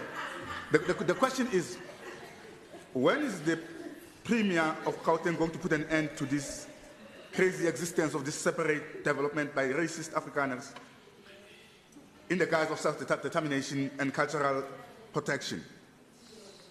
Why must the provincial government continue to provide services to such people who continue to undermine and undermine democracy and perpetuate apartheid mentality in this country? Thank you. Honourable Premier, you can respond. Thank you. Thanks so much, Chair of Chairs. Thanks so much, Honourable Members, Kosan. The Freedom Charter, which is the guiding document, is the guiding document of the government that I have the honor to lead. It states clearly, and I quote, "We, the people of South Africa, declare for all in our country and the world to know that South Africa belongs to all who live in it, black and white, and that there's no government that can justly claim authority unless it's based on the will of all the people. That our province, our people have been robbed of their birthright to land, liberty, and peace by a form of government founded on injustice and inequality. That our country will never be prosperous or free until all our people live in brotherhood, enjoying equal rights and opportunities. That only a democratic state based on the will of all the people can secure to all their birthright without distinction of color, race, sex, and belief. And therefore, we, the people of South Africa, black and white, together equals, countrymen and brothers, adopt this Freedom Charter. On the basis of this, honorable members, Kosana, any enclave of any nature that intends to exclude our people will not be encouraged. Actually, it must be defeated, including the one that is called Orania somewhere.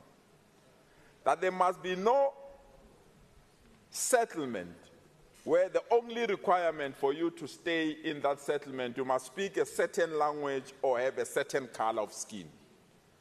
And that behavior must not be encouraged and be tolerated. And we want to state here, we believe in non-racialism. We want to state here that there is no area that will be a no-go area for any person that is a South African citizen in our own country.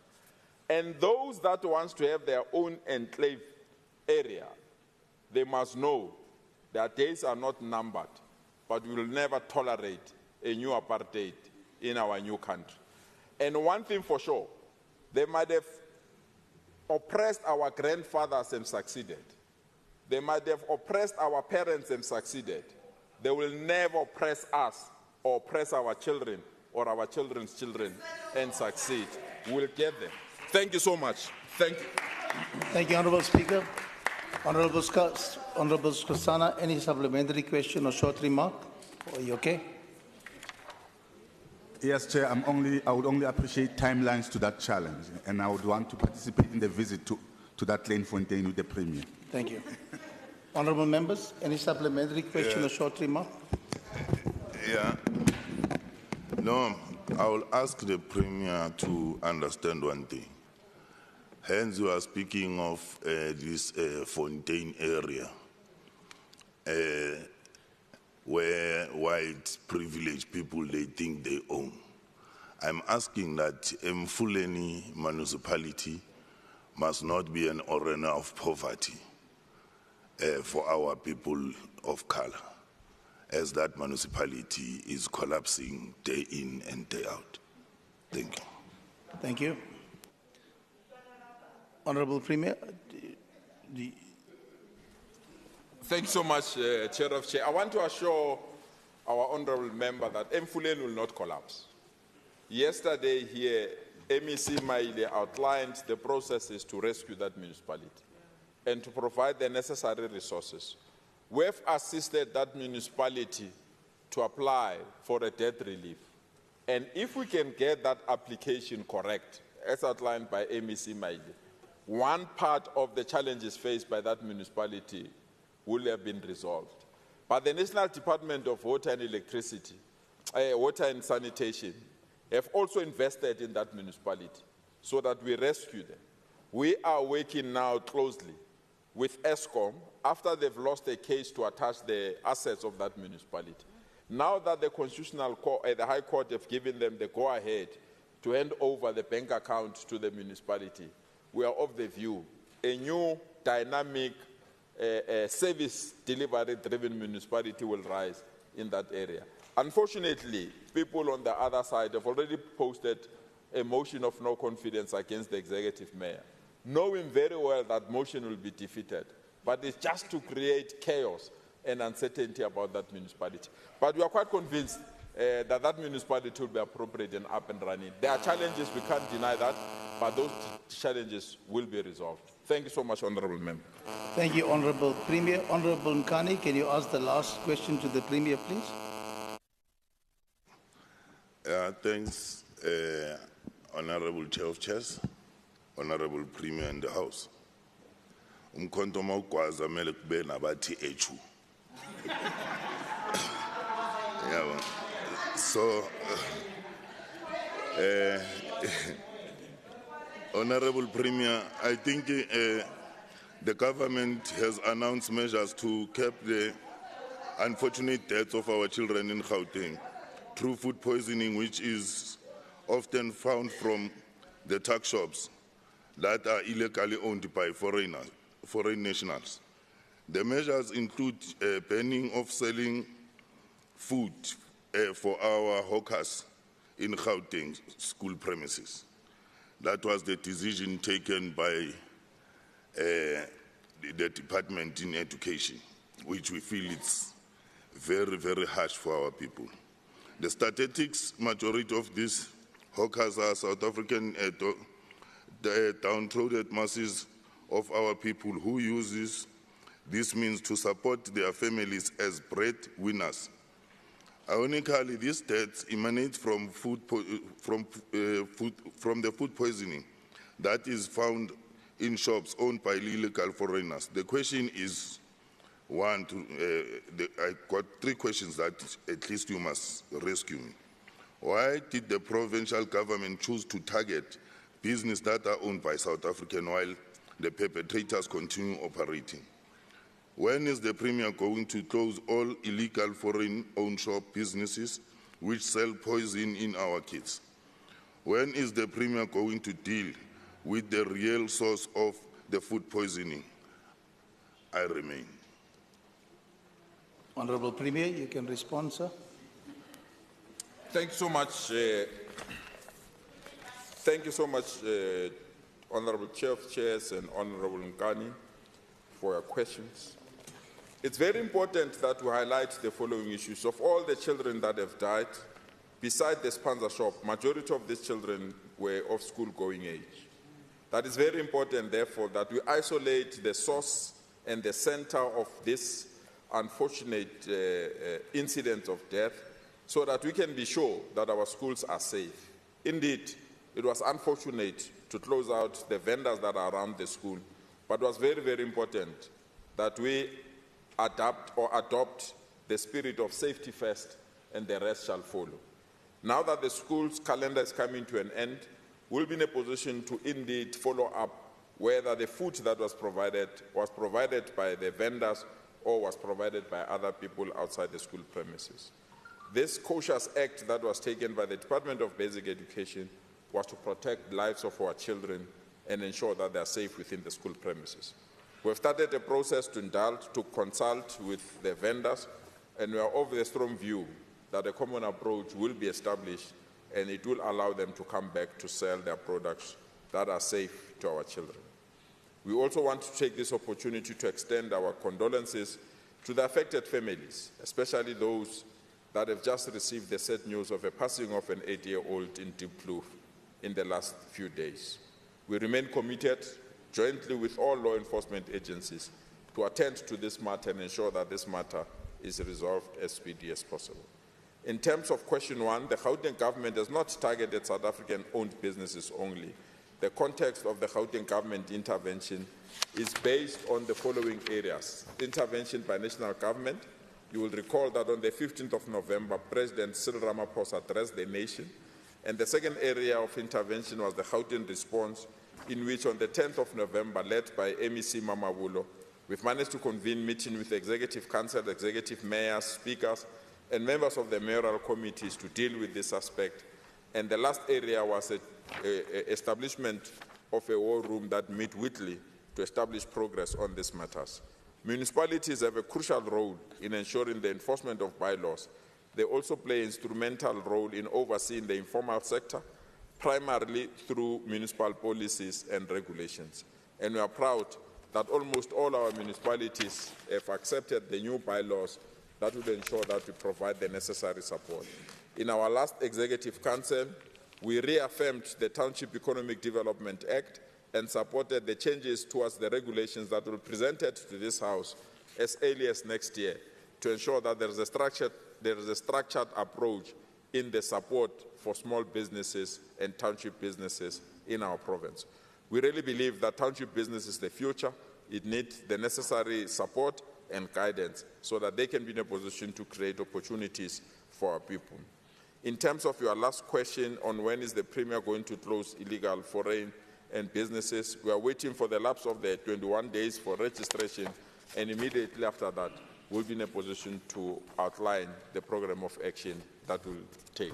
Thank you so much, Chair of Chairs. Thank you, Honourable Premier. Honourable Nkani, any supplementary question or short remark? Yeah, thanks. Honourable Premier, I think you must allow me, or you must allow MK Party to say we are not confident in the national leadership of this country, because at first it was clear that they've promised. It's not the first incident of this tragic death of our children. It was happening long before, and the minister has outlined that there will be no foreign-owned shop or tuck shop in a township. I know with some others, they will never go deep into this matter because they know that they take that expiring food from their shops to these foreigners to kill our kids. Then you must allow me not to gain trust into the national parliament or minister's national executive. So another issue is not new laws. The old laws of this country, even before 1994 democracy, does not allow a foreigner to own a small business in our areas. Our grandfathers who were owning those shops are hungry to the bone, and we cannot wait as this province for 21 days. When is the action going to be taken? I think the action must be taken now. Thank you. Honourable Premier, you want to respond?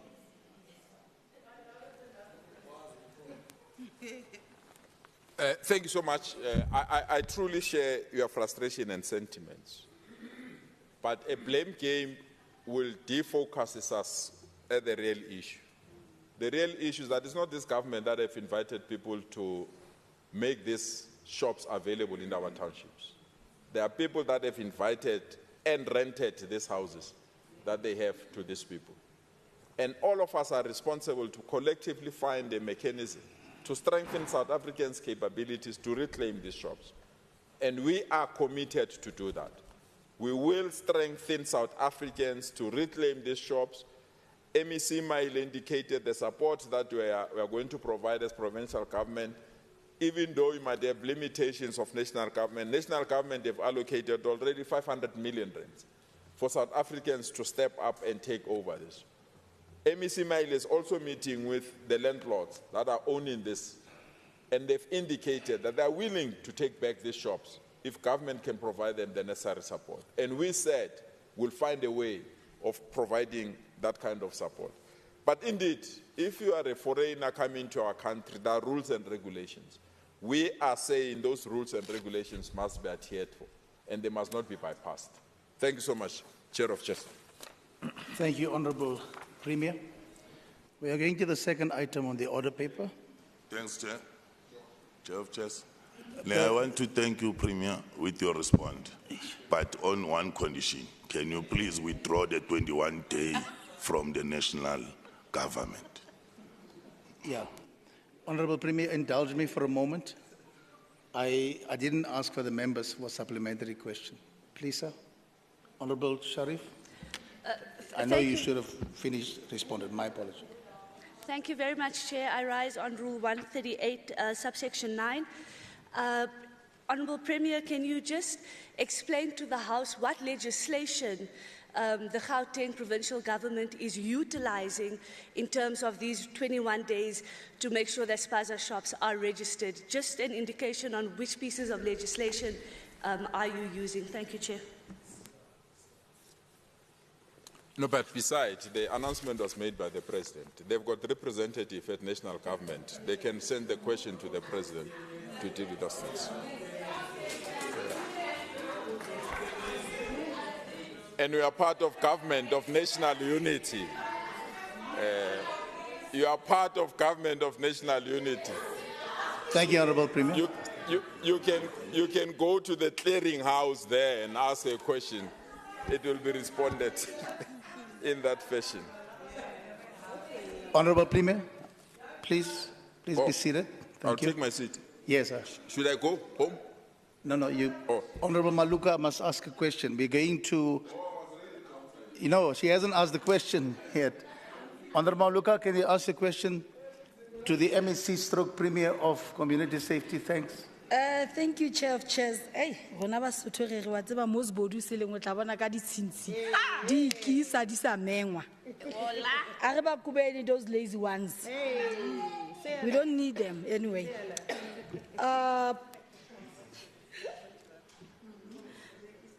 Tona Kgolo, with regards of the increased budget allocation for crime prevention and the establishment of crime prevention wardens, what is the progress towards deploying over 12,000 CPWs? What are the obstacles that have delayed the full rollout? Lastly, what measures are being taken to address this? Thank you. Thank you, Honorable Premier. You may reply. Thank you so much. Truly appreciate it. The recruitment of 12,000 Gauteng traffic wardens is set out to be achieved over the MTF period. As the end of September 2024, the department has appointed 8,888 traffic wardens that are deployed in the ward to provide support to our law enforcement agencies. These Gauteng traffic wardens are deployed across the province under the supervision of the Gauteng Traffic Police and the SAPS. In terms of your second question, the concurrent organizational structure does not include the position of the Gauteng traffic wardens. The department is currently in the process of reviewing the organizational structure and the job evaluation to ensure that the position of the Gauteng traffic wardens are included in the staff establishment as we are awaiting the necessary approvals. This is in keeping with the regulations until concurrence is obtained from the Department of Public Service and Administration. In terms of your third question, for the 2025-2026 financial year, the department budget has been cut by almost 400 million. This therefore requires a review of all our targets, and to this end, the resources of the SAPS, the Gauteng Traffic Police and municipalities will be leveraged as a cooperative agreement with the Minister of SAPS has been concluded. This agreement is very important. We are now putting all our resources under one basket. And I'm glad, Chair of Chair, that you've given us permission that when we leave here, today, we are handing over almost 2,006 new cars to our police in our province, so that there's no police station in our province that will not be without a car. This is an investment as part of pushing back the frontiers of crime in our province, and we are quite excited as well. Even though the numbers are still high, and I'm glad there's a member that made a member statement of gender-based violence, that's one area that we had an increase. All other crimes in our province have gone down. We believe we have stabilized them. There is an urgent need to release the resources. Today we are giving law enforcement agencies new cars so that they can continue to do their work, because we will never attract good investment if we still have this high level of crime in our province. Thank you so much. Thank you, Honorable Premier. Honorable Maluka, any supplementary question or short remark? No, thank you very much, Chair. Thank you to the members. Thank you. Thank you so much. Honorable Premier, you are released. Thank you, sir. Thank you so much. Thank you. Let me ask Honorable Engelbrecht if you can ask your question to the Ministry of Agriculture and Rural Development. Thank you.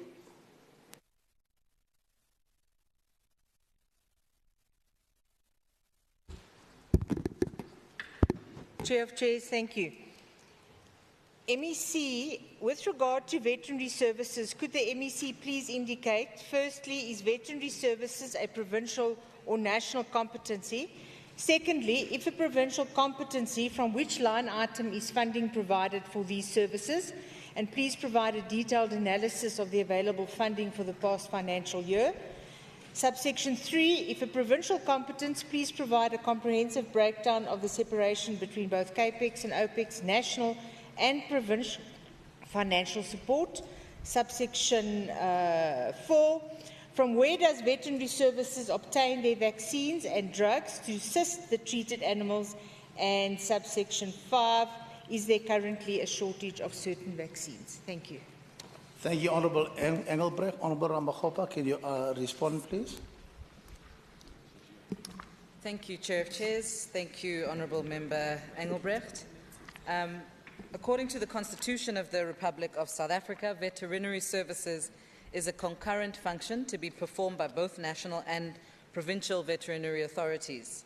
In Schedule 5, Part A of the Constitution, abattoirs and veterinary services, excluding the regulation of the profession, and in Schedule 5, Part B, municipal abattoirs are identified as functional areas of exclusive provincial legislative competence. However, the definition and scope of exclusive is not clearly defined, as well as the definition of what veterinary services is. So, yes, it is a provincial competence, Honourable Member Engelbrecht, which then takes me to question 2. Gauteng Veterinary Services, as a chief directorate within Programme 2 of GDAD, is allocated funding by the department within the equitable share budget.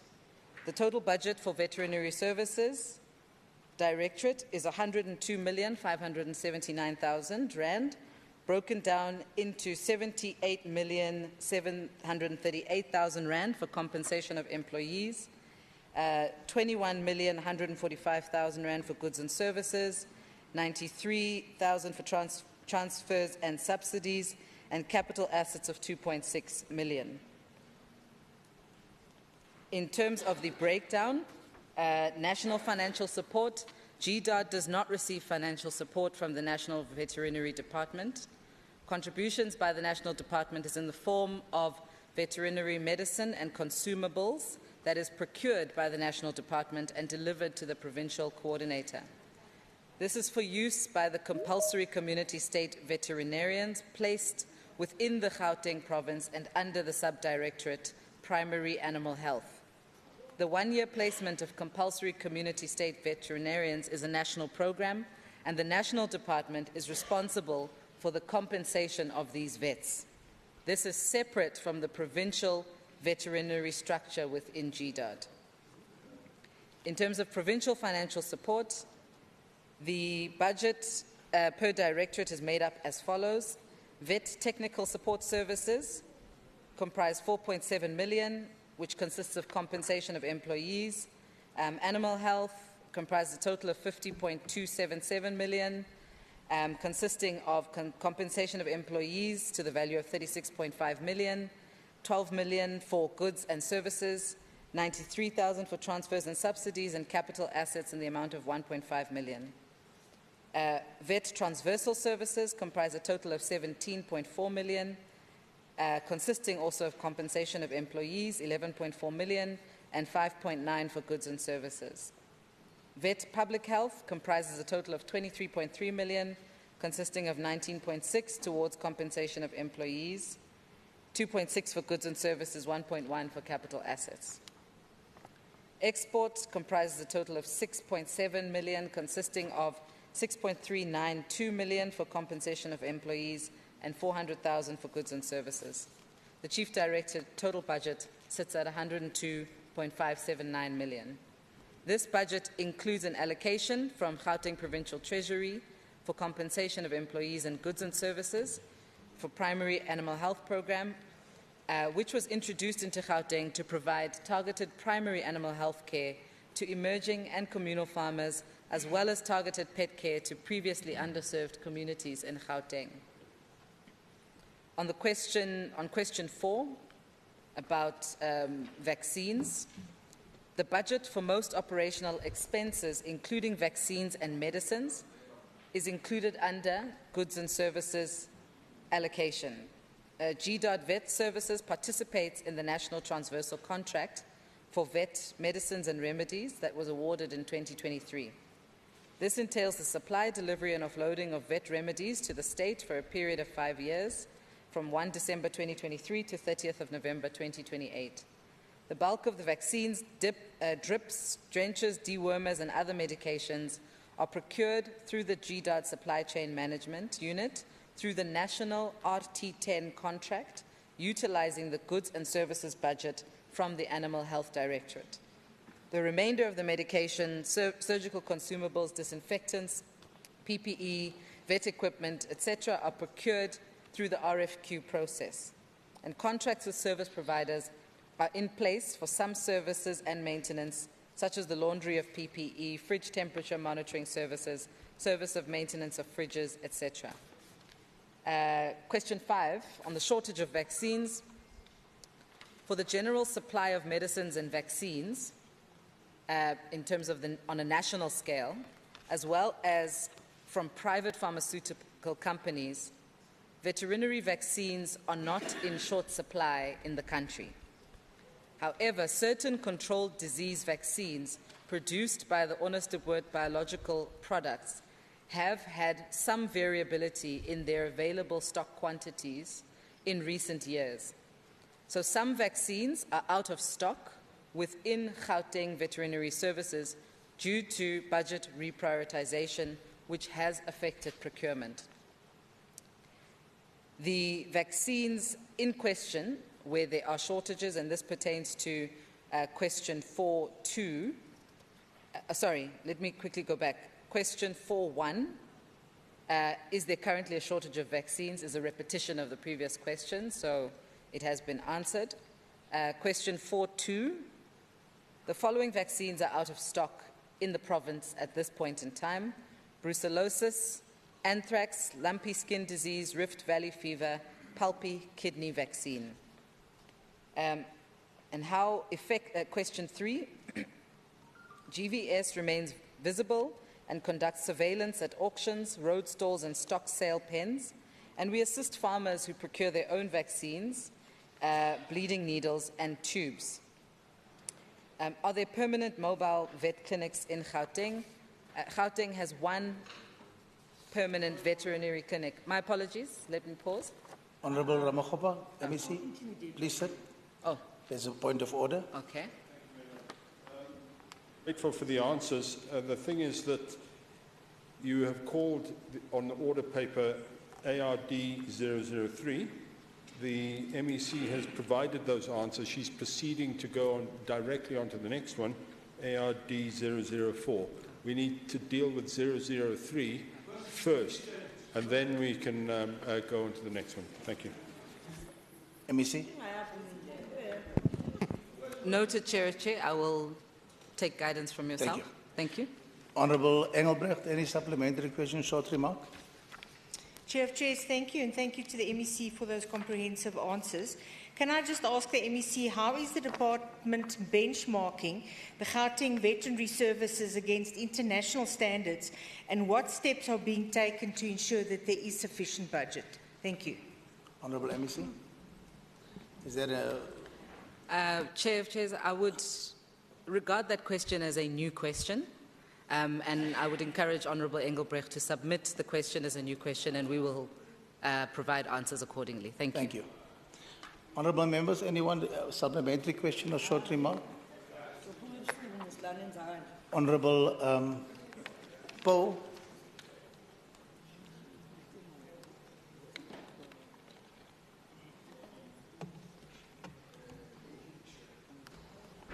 My supplementary question it's about the province's veterinary centers outside of the Temba Animal Clinic, and if the clinic is able to adequately serve the whole of Gauteng. And also on the outreach and awareness programs these services offer, particularly to township communities. Thanks. Honourable MEC, again. Sorry, my apologies. Could the question be repeated? Because it now pertains to the Temba Animal Clinic. I just want to get the question correctly. What are the province's veterinary centers outside of the Temba Animal Clinic? Okay. And if the clinic is able to adequately serve the whole of Gauteng?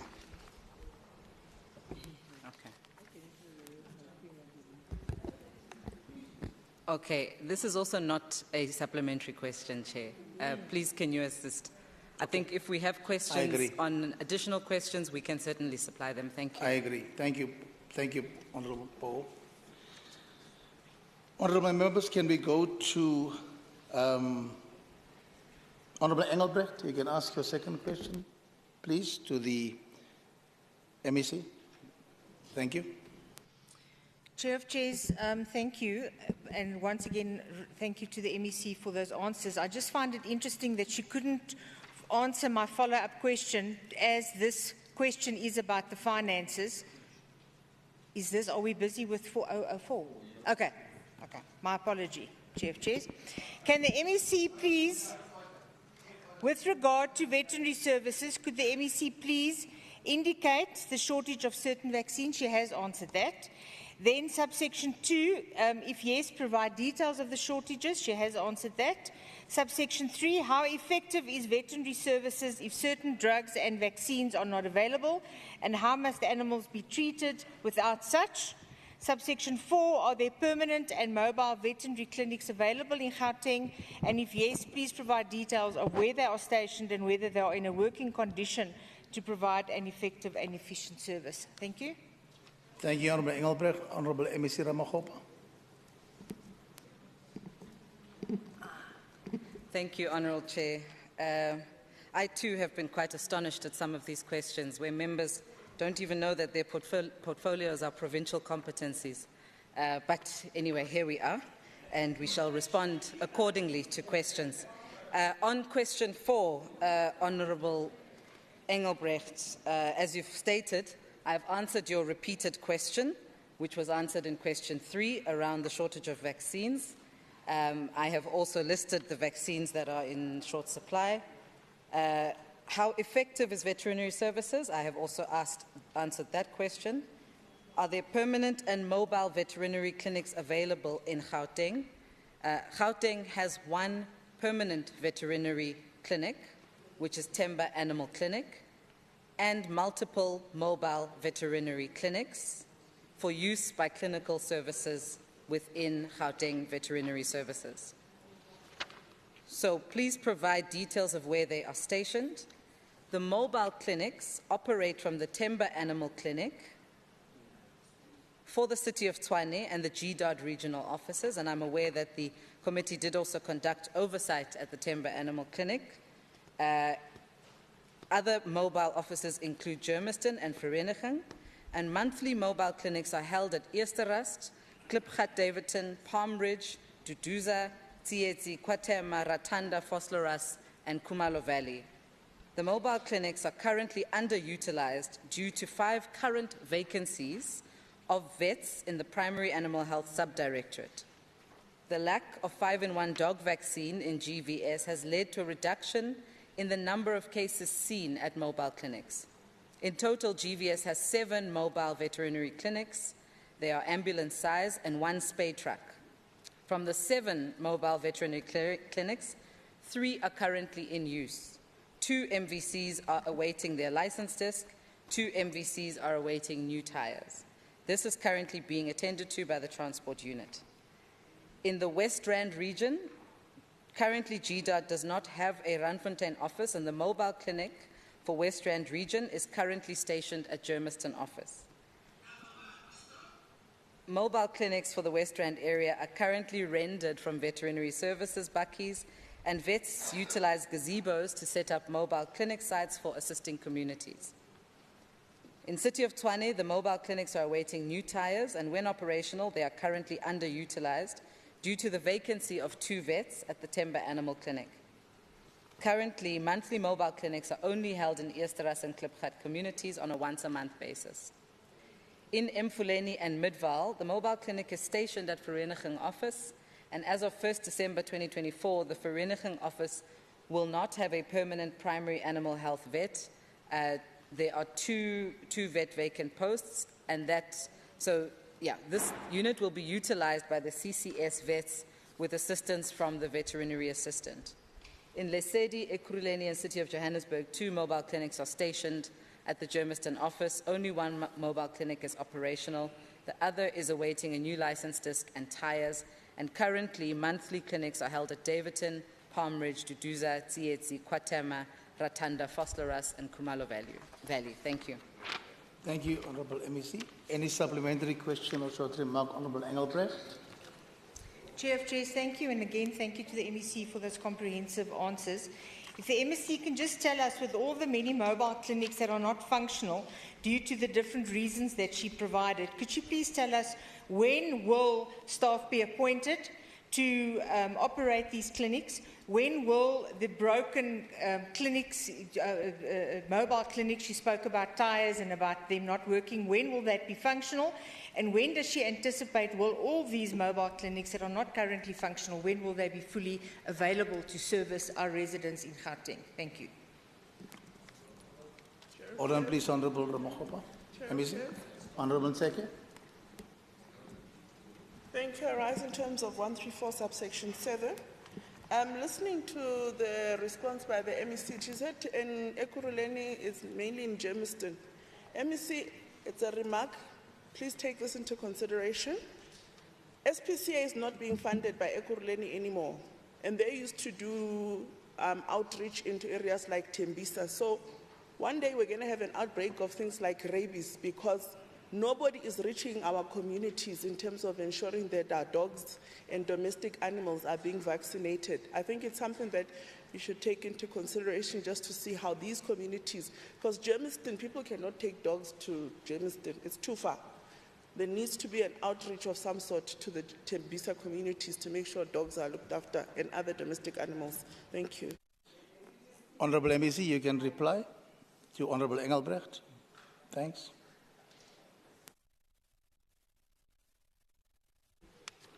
Thank you, Honourable Engelbrecht. And this relates obviously to the first question, question 3, which is one, a question of budget. As I had stated previously, the vet services budget comes from the equitable share budget. So we do have constraints in terms of what is possible and what can be funded, and prioritization is therefore given when, for example, there's disasters that need to be managed or outbreaks or such things. But indeed, it's a priority. It's difficult to give a date, but it is something that is a priority, and the intention is to get the mobile clinics fully functional as soon as we can with the resources that we have.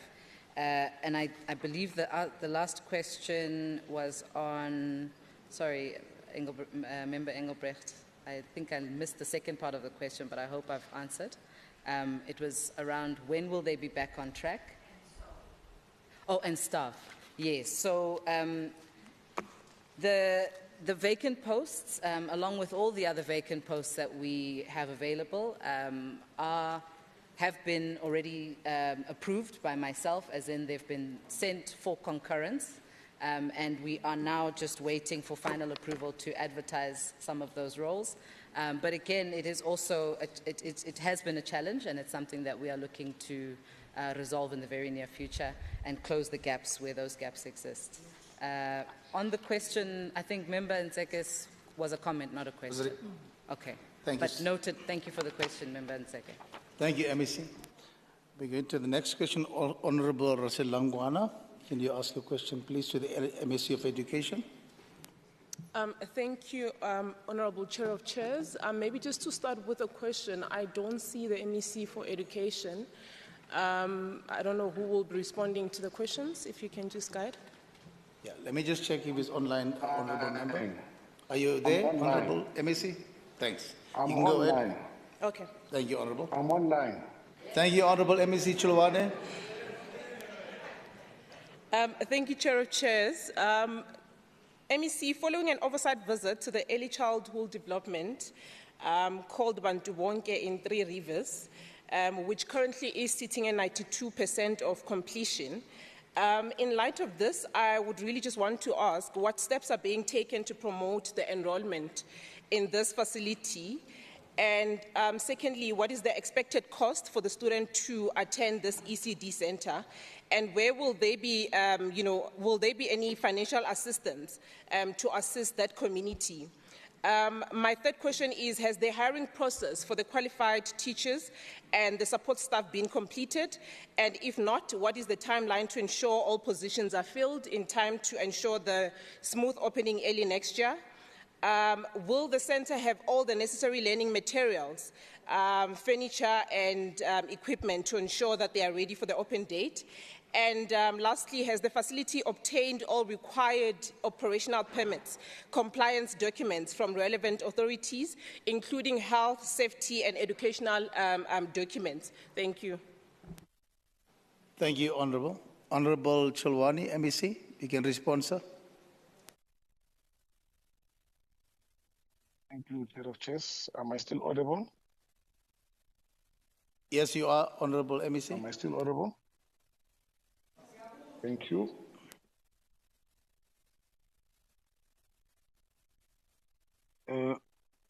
Thank you for the question.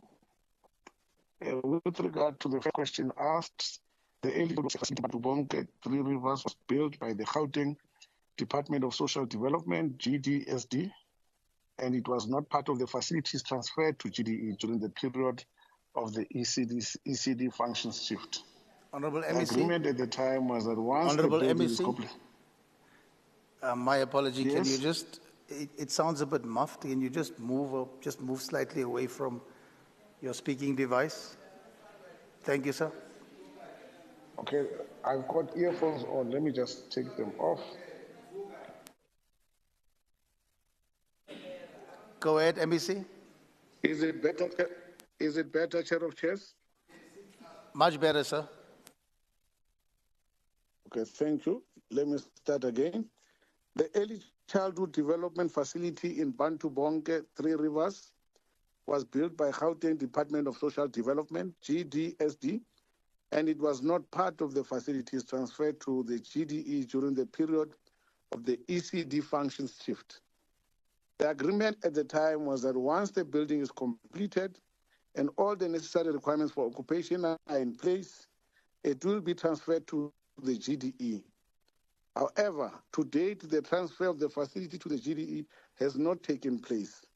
GDE has communicated to the GDSD, the Gauteng Department of Social Development, requesting for the progress status of this facility on this facility. GDE is unable to do anything regarding the facility until it is transferred. It is therefore advised that the questions must be sent to GDSD, as the facility is still under their ownership. With regard to question 2, please refer to the one above. With regard to question 3, please refer to one above. With regard to question 4, please refer to one above. With regard to question 5, please refer to one above, meaning that we cannot respond to these questions because the facility is not within our care. Thank you.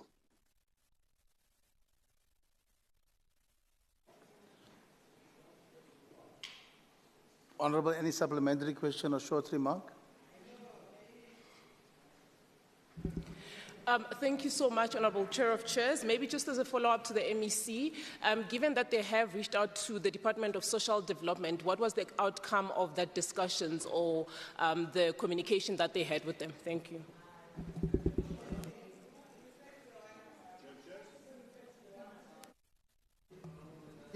Thank you very much. And if I could also ask the MEC to actually answer question 5, because even if it's an external facility, they still have to apply to the GDE for the requisite permits. Thank you. Honourable MEC, you can reply.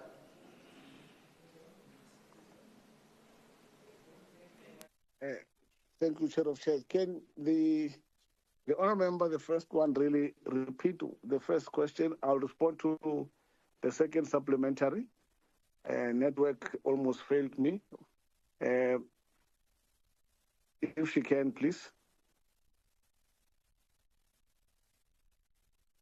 Go ahead, Honourable MEC. Okay. You want to repeat the question? I said, okay. Yeah, the first one, because there was a break in network. Honourable members, you see, it's very difficult because it's online, so we need to be very sensitive in terms of noise. Thank you so much. Go ahead, Honourable Member. Thank you, Chair of Chairs. MEC, in your response shortly to myself, you indicated that you have reached out to the Department of Social Development. Now, my follow-up question to you is, what was the outcome of that communication that you had with Social Development? Thank you. You got it, MEC? Yes, yes. Okay, sir. Okay. Thank you, Chair of Chairs. Look, the first one, with regard to the first one, we have reached out, and the outcome is that we will only be able to proceed once we have the facility under the care and responsibility of GDE. So in the interim, that question, please, can it be directed to the Gauteng Department of Social Development for the status update with regard to the facility? And to question 2, we can't register and begin registration when we don't have the facility to place the learners at. Thank you. Or the children at. Thank you. Thank you, Honorable MEC. Move to the next question. Honorable Kaba, can you ask your question to the MEC of Education? Thank you. Thank you, Chair. Honorable Chair, on the 29th of August, parents and community members decided to close Kwelang Primary School in Sidibeng West District. The main issue was the electricity, which has been off for the past 18 months to be exact. The school population includes learners with albinism who are solely dependent on the light inside classrooms for their ease of vision. The school's administration was greatly affected by the lack of electricity, as the school couldn't use any of the admin machinery, such as photocopy machine, telephones, computer lab, and any other related resources. The same situation is applicable in various schools in the Sidibeng West District. My question to the MEC of Education is, 1, how does the Department of Education expect improvement in school performances with schools operating under such unbearable and unconducive conditions? The second question will be, how can the Department of Education allow a situation where our learners are expected to attend classes in the dark without the ability to use additional resources due to lack of electricity? Thank you, Chair. Thank you, Honorable Kava. Honorable MEC, you may respond, sir. Thank you, Chair of Chairs. With regard to the first question, thank you to the Honourable Member for noting that it's not 18 years, 18 months without electricity as indicated in the parliamentary question. According to our records, to the records of the Gauteng Department of Education, there's only one learner that is classified as having albinism in Kwelang Primary School, and the learner is in grade 3. The department is not responsible for the electricity problem in Kwelang Primary School and in others in the area. The schools were sharing a transformer with the township, which resulted in a strained relationship, and the community decided to cut off Kwelang Primary School, hence they do not have electricity. It was therefore recommended that all schools should have a standalone generators to ensure GD is able to accurately account for electricity, and payment is for the school use only. Applications were submitted through the district's intervention for the 12 schools for standalone transformers, and the application covered Upilong, Tirela, Sibukeng, and Everton areas, and Kwelang Primary School communicated directly with the head office to report the infrastructure challenges. The school had a generator which they procured during the era of load shedding that assisted with the administration process. However, the generator that was procured by the school could not be used to light the classes, as the capacity it didn't have capacity to supply power to the entire school. However, a bigger generator has since been procured by the school. The generator was delivered to Kwelang Primary School on the 12th of September 2024. The department has put in place the following intervention to ensure the performance of the schools is not compromised. Kwelang Primary School is supported by subject facilitators and other sub-directorates to ensure that they perform. The IDSO arranged with the neighboring school, Mojala Tuto, to collaborate with Kwelang Primary School to assist with the photocopying of question papers and letters issued to parents. Mojala Tuto provided a room where the school placed its machine to make copies. And there was a collaboration between different school principals to make affected schools administratively operational. Currently, the department is trying to resolve the matter of Kwelang Primary School and the other affected schools as follows. Procuring a transformer for Kwelang Primary School, a purchase order was created in the last week of October 2024. On the 23rd of October 2024, Kwelang Primary School was requested to sign the customer agreement. This was only signed and submitted by the school on the 29th of October 2024. It was expected the submission of the invoice by Eskom for the transformer will be done by the 8th of November 2024. But to date, GDE has not received the invoice from Eskom despite regular follow-ups. On the 18th of November 2024, the district office sent a request to head office for assistance to apply for a standalone transformers for the 12 schools in the Sedibeng West District, which are also without electricity. With regard to question 2, you can see the problem is the community, not necessarily the school. With regard to question 2, Kwelang Primary School is a public ordinary school that starts at 8 a.m. and closes at 14:30, which is 2:30, on a daily basis. It is a primary school, so no after-hour classes are conducted at the school. Learners are fed through the National School Nutrition Program using gas to cook the food. The school's layout and infrastructure allows for natural light through windows, and since this is not a smart school, resources at the school include ordinary chalk and whiteboard to present lessons. The school had a smaller generator that was used for the admin office for general copies and computer resources to access to the neighboring schools for further assistance. The principal also has a GDE cell phone, which is a resource provided by GDE, and the newly installed generator makes provision to provide electricity for the entire school, whilst awaiting the installation of the standalone transformer by Eskom. Thank you. Thank you, Honourable MEC Tshwane. Honourable Taba, any supplementary question or short remark? No, Chair, thank you. I'm covered. Thank you. Honourable members? Thank you.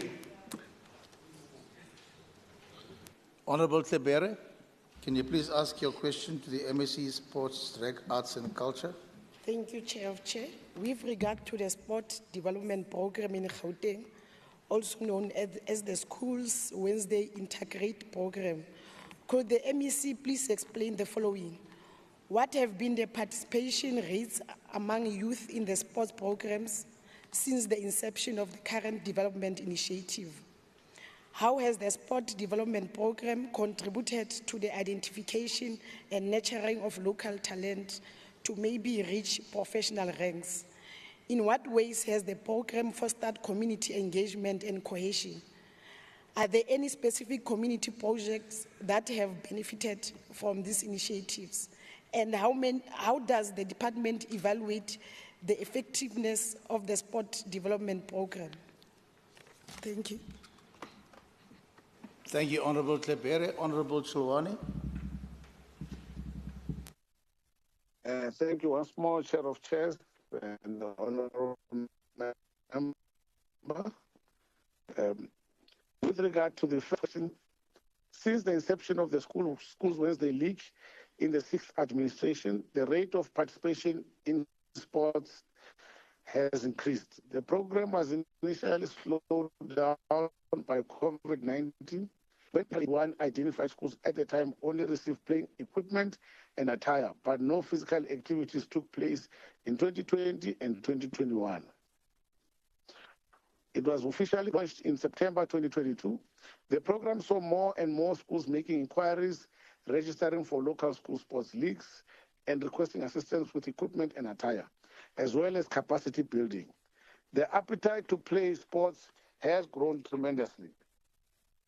Other provinces are learning from Gauteng, and similar programs have been launched in Mpumalanga and Free State, while others continue to make inquiries. This has translated into the National Department of Sports, Arts and Culture formally drafting and promoting guidelines for regular participation. Currently, 1,070 schools that have already been supplied with playing equipment and attire for football and netball, and the leagues have gained momentum. With regard to question 2, the program aims to support sustained and regular participation at the lowest level. This is the development base from which the potential is then to participate and grow. It is then through competitions at cluster, district, and inter-district levels that talent is exposed to local clubs and professional scouts to an extent. Amateur school owner members. Fiesta clubs are invited to the Schools Wednesday Champions League to view the cream of the crop that the province can offer for the season. The Champions League is a provincial league for all district winners who get through the highly publicized inter-district championship. Through this program, the following can be picked as highlights. The first one is that we have Siyabonga Mabena from the school who moved from the School of Excellence, represented Gauteng in the under-15 members. Is now a first team player in Mamelodi Sundowns Football Club. Secondly, we've got Clapham High School under-15, which won the inaugural Champions League boys football under-15. They also represented Gauteng, then South Africa in the Continental Football League, receiving gold at COSAFA in 2022 and proceeding to receive schools in 2023. In the primary school category, Queenswood Primary School boys football under-13 represented Gauteng and won this year's K. Motsepe Cup. Tabulile Secondary School also won the inaugural Champions League. They end up as nationals runner-up to Edendale Technical School from KZN. And some of their learners were selected into the girls under-15. The squad won gold at COSAFA and CAF in COSAFA in 2023 and CAF in 2024. Melong Secondary School won K. Motsepe Netball in 2023 and went on to represent South Africa in the Netball Youth Championship in Singapore, where they finished in 4th position. Bukamusa Secondary School, which is the current provincial of the K. Motsepe, current champions of provincial champions of the K. Motsepe Cup Netball, they end up as runner-up at the national championship to a school from the Free State. 16 players from the Schools Wednesday integrated program have been selected into the 40-member South Africa under-15 teams that all conquered at the recent COSAFA championship in Namibia. These 12 boys out of the 16 and 4 girls that are currently preparing for the international IBA that appears on the national team to participate in the CAF Schools Championship in April 2025 in Morocco. With regard to question 3, at the moment the program is focused on leveling the playing field and assisting previously disadvantaged and economically excluded schools to participate and improve to compete on par with schools from opulent and economically superior communities. However, the resources are limited, and that's making it difficult to venture into other possible community projects or to improve relevant sports infrastructure and facilities in schools and communities. With regard to question 5, or question 4, as listed above, the evaluation method applied is more observational to report on the evidence-based progress of the program. Through stakeholder engagement, the program managers use meeting data to plan for improved outcomes. The achievements listed above represent a multi-stakeholder commitment to the program's objective. A lot still needs to be done, including access to sporting infrastructure, ensuring more participation from the disability sector and farm and rural schools. Thank you, Chair of Chairs. Thank you, Honorable MEC Tshwane. Honorable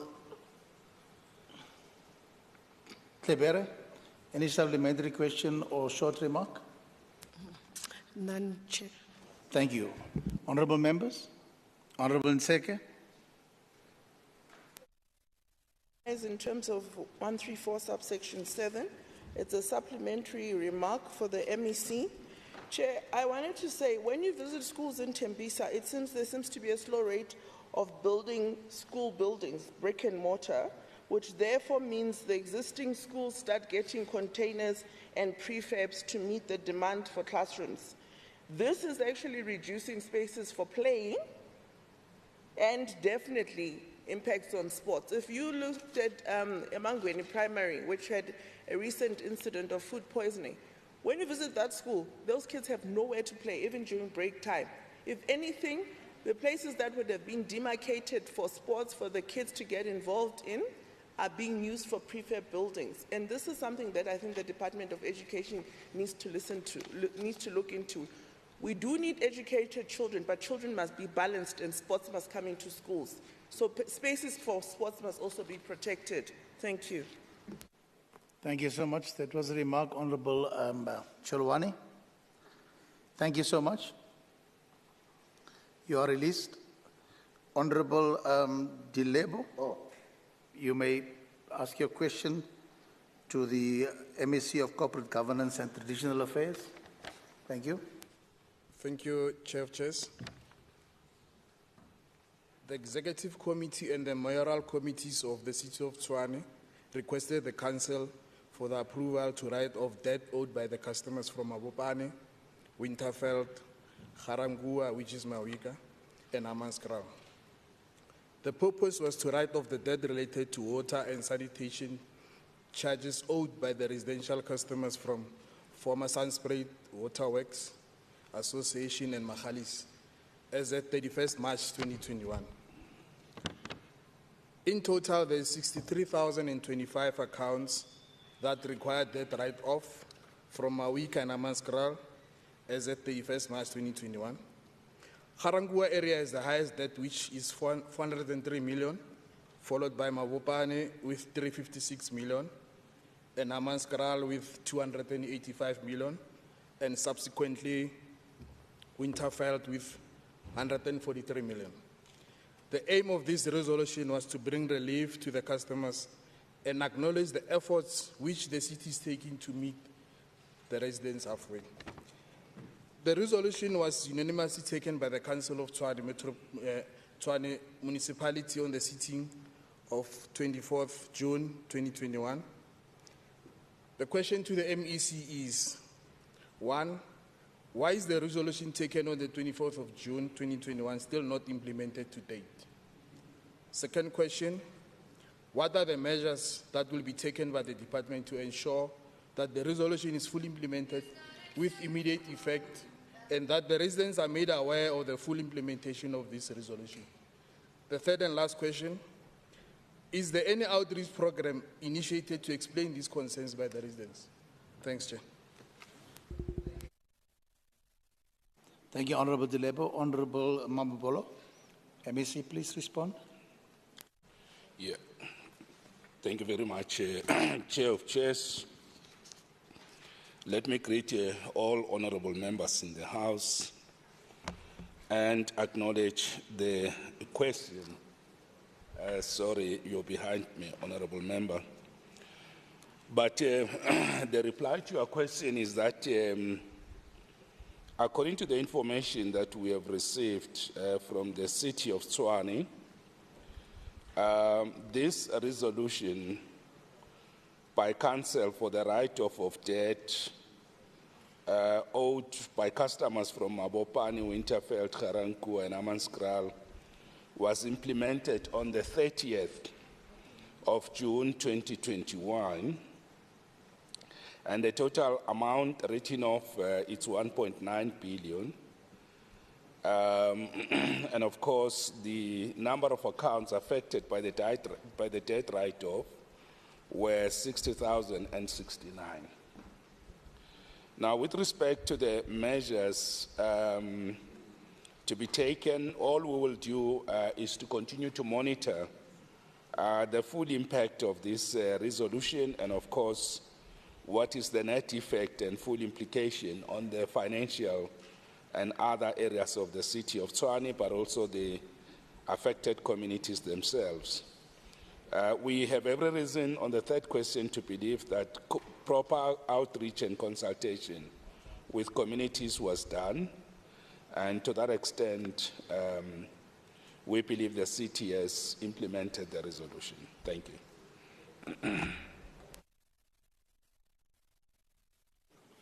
Thank you, Honourable MEC. Honourable Dilebo, any supplementary question or short remarks, sir? I'm covered, Chair. Honourable members? Thank you so much.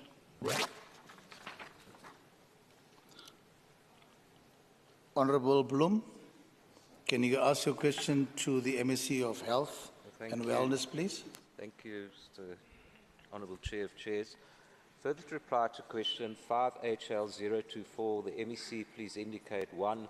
What was the response of the Department to the letter from the Auditor General dated 18 July 2024 under reference communication 192 of 2023/24 concerning the communication of audit findings about the irregular appointments of the CEOs of the Chris Hani Baragwanath, Steve Biko and George Macquarie hospitals? 2. Why has the Department not set aside these appointments as directed by the Auditor General? 3. When will the Department set aside these irregular appointments and re-advertise the posts? 4. How much irregular expenditure in rands and cents has occurred to date as these CEOs are still in their posts earning an unjustified salary? And 5. What disciplinary action will be taken against officials who contravened regulations in the appointment of the CEOs? Thank you. Thank you so much, Honourable Bloom. Honourable Roloko, you are online. Thank you, Chair of Chairs. Yes, Chair of Chairs, I'm with you. I hope you can hear me. The Auditor General did not find these appointments irregular. However, the findings is that the DPSA's amended directive on compulsory capacity development, mandatory training days, and minimum entry requirements for members of the senior management service, which requires 8 to 10 years of experience, is at senior management level for SMS level 15 was not contravened. And the department used the National Department of Health advert. National Department of Health had its advert that they said you must comply to, besides the one that we had of our department, to conduct the shortlisting, which stated that at least 8 to 10 years experience in the health management, preferably of a hospital not at SMS level. The department's decision to appoint the 2 female candidates was also informed by the drop on the target to employ women at SMS levels to 47% due to the departure of the CEOs on the 2 academic hospitals who were female and other female senior managers. So in order to comply with this cabinet directive, the department also considered Section 15, subsection 2 of the Employment Equity Act. Then the second answer, the Auditor General did not direct that the appointments be set aside. The third answer, the department will not set aside these appointments and will not be re-advertising any of those posts. 4, there is no irregular expenditure incurred with these appointments. 5, in terms of the actions, no action should be taken because there was nothing that was found irregular. Thank you. Thank you, Honourable MEC. Honourable Bloom, any supplementary question or short remarks, sir? Thank you, Mr. Chair, Acting Speaker. I don't know what to say because I can believe what I've heard from the Honourable MEC or I can believe the evidence of my eyes. And I have here the letter from the Auditor General which was sent to the Head of Department, Mr. A. Malatano, on 18 July 2024, and he says here, you are requested to indicate your agreement with the facts stated in these findings. Should you disagree with the findings, please provide documentary evidence to the contrary within 5 working days. But more importantly, you are requested to indicate the reason for this non-compliance and the steps that will be taken to rectify the matter within 3 working days from the date of the communication. 3 working days, and this was a letter of 18 July. And then it says, please note that all uncleared findings together with your comments will be included in the management report. And I could go on, but in this letter states very clearly that the CEO of Tshwane Baragwanath Hospital should not have been appointed because she did not have the required master's qualification. I mean, that's a hard criterion for the job. She did not have the 10 years senior management experience, and neither did the CEOs of Tshwane Baragwanath Hospital. Well, she's the CEO of Tshwane Baragwanath Hospital, but the other 2 hospitals are George Macquarie and Steve Biko Hospital. Now, between them, these 3 CEOs have budgets of more than 10 billion rand, and they do not have the required experience. And the Auditor General, so I really have to say to the Honourable MEC, please check with your head of department, because here is I'm going to make it available. There is a rule in this House that if you make reference to a document, it has to be delivered to the House. So I want everybody to see that here's the document from the Auditor General. He gave the department 3 working days in July to rectify the situation, and what I've heard from the MEC is just plain denial. As I said, do I believe the MEC or do I believe the evidence of my eyes when I look at this report? Thank you. Thank you, Honourable Bloom. Honourable MEC, would you like to reply? There is no denial. I have responded. The AG did not find these appointments irregular because we didn't follow. We followed exactly what the national advert was saying. And if Bloom wants to follow that advert, that I know that it's not the one that we followed. It's up to him. But he must give you that document. I have the document, but we have responded to AG. We gave AG the document and the file of everyone that applied. And we followed what National wanted us to follow. And if he wants to dispute that, yes, fine. He must forward it to you. But at the moment, there is nothing wrong that I've done. And I'm not going to say there's something wrong, whilst we know that there's nothing wrong that we've done. And I've forwarded the information to AG what they wanted and clarified what they thought. It's what he's saying there. Thank you. Thank you. Thank you, MEC. Let me move to the next question. Honourable Nseke, can you ask the MEC of Social Development? There is a problem, Honourable Member, about connectivity. Let me just check first, please, Honourable Member. Are you, Honourable Masibuku, can you hear me?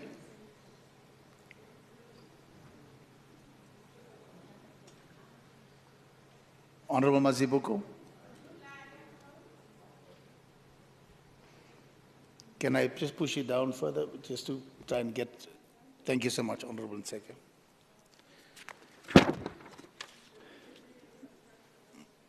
We'll try and dial it in for you now. Thanks. Honourable Nseke, you can go to the next question and ask the MEC of Infrastructure Development. Point of order. Point of order. Thanks. Thank you, Member Nel. Honourable Nseke. Point of order, Chair. Oh, okay. Go ahead, Honourable Nel. Yeah, Rule 91, Honourable Chair. When we agreed to this meeting, it was made very clear that the shift of the meeting, all MECs must be available, and the Chief Whip also indicated that he will ensure that they will be available. I therefore need to object in the strongest terms that there's an MEC not available to answer questions. Please can the Chief Whip intervene and make sure that she is available to answer questions. Thank you, Honourable Nel. Yeah, we are trying to dial in the MEC. She was present in the House, and I'm aware of that decision that was taken. So let's try and dial her in, then we'll bring her online. Thank you so much. Honourable Nseke, if you can ask the MEC of Infrastructure Development, please. Thanks. Thank you, Chair of Chairs.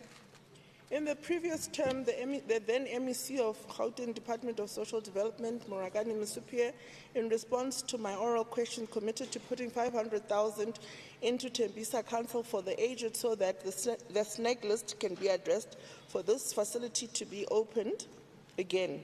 With that in mind, how much has been spent on this facility to date on building and fixing the snag list?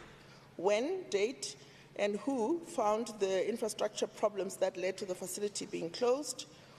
3, which construction company was used to build this facility and why were they not asked to fix these infrastructure issues? 4, how much money in rands and cent has been budgeted to complete this facility and fix the snag list? And lastly, which company has been appointed to complete this facility and when dates will they start and finish working on repairing this facility? Thank you, Chair of Chairs. Honorable Nseke, Honorable Mamabolo, you can reply, sir. Yeah, thank you very much. Let me acknowledge the question. But,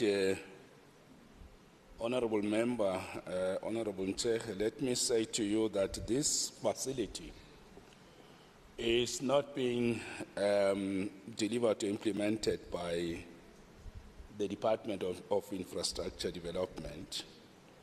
And of course, clearly from the background and context, you'll see the question was answered by the department. And so DID is not the implementing agent for this facility. We'll refer you back to the department. Thank you. Thank you so much, Honorable MEC. Honorable Nseke, any supplementary question or short remark from your side? I think this is a good test to see how the MEC of Social Development will respond in her next question, because it's more or less the same question, so that we don't keep being sent from pillar to post on an issue. My understanding was Social Development is the client department and infrastructure is responsible for building on behalf of Social Development. So I'm happy to move on to the next question, sir, if the MEC of Social Development is available now. Thank you. Thank you, Honorable Nseke. We are still struggling. We are trying to dial her in. So as soon as she's online, I will allow you to ask the question, Honorable Nseke. Thank you. Honorable Msimanga, can you ask a question to the MEC Corporate Governance and Traditional Affairs?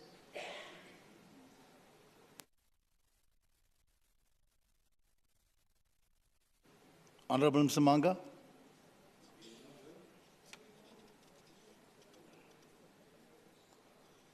I'll stand that question down.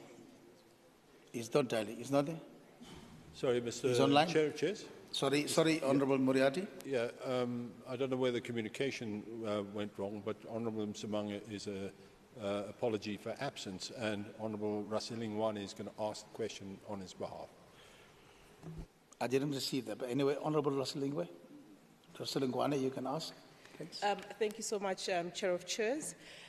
With regards to the City of Johannesburg Eskom bill, could the MEC please indicate, is the MEC aware that Eskom has threatened power interruptions against the City of Johannesburg because of a massive account owed of 4.9 billion? Secondly, does the MEC agree that the situation could lead to the city not being able to fulfill certain executive obligation in terms of the Constitution? Number 3, will the MEC agree that this requires the initiation process leading to possible intervention in terms of Section 139 of the Constitution? If not, why? Why not? If so, what steps will the MEC be taking in this regard? Thank you. Thank you so much, Honourable MEC. Thank you very much for the question. On the first part, yes, we are fully aware of the announcement made by Eskom regarding the power interruptions due to the outstanding amount of almost 4.9 billion owed by City of Joburg. There were, of course, interventions that were made, and thanks to SALGA. And of course, we must thank the national government led by the Minister of Electricity to avoid a situation where, of course, the switch off could have happened. And with respect to number 2, I mean, indeed, we do agree that such disruptions would have a negative impact on the city. Of course, that's affecting its constitutional obligations and mandate, or legislative mandate. But we take it that the honourable member is aware that there was progress made on the 11th of November, and there's a clear process led by an independent technician to deal with the issue, working with City Power. And the details of the agreement also include, this facilitation I've spoken to, and of course, we are quite confident that the parties will find each other.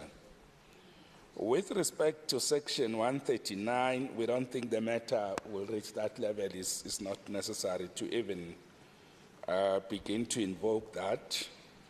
This is because the process that is being followed, we are quite positive it will deliver the desired results. And all the parties have agreed to follow proper intergovernmental cooperative governance processes. And let's also commend the leadership of the Executive Mayor, Councillor Dada Morero, and then of course that of the Minister of Electricity. Thank you very much.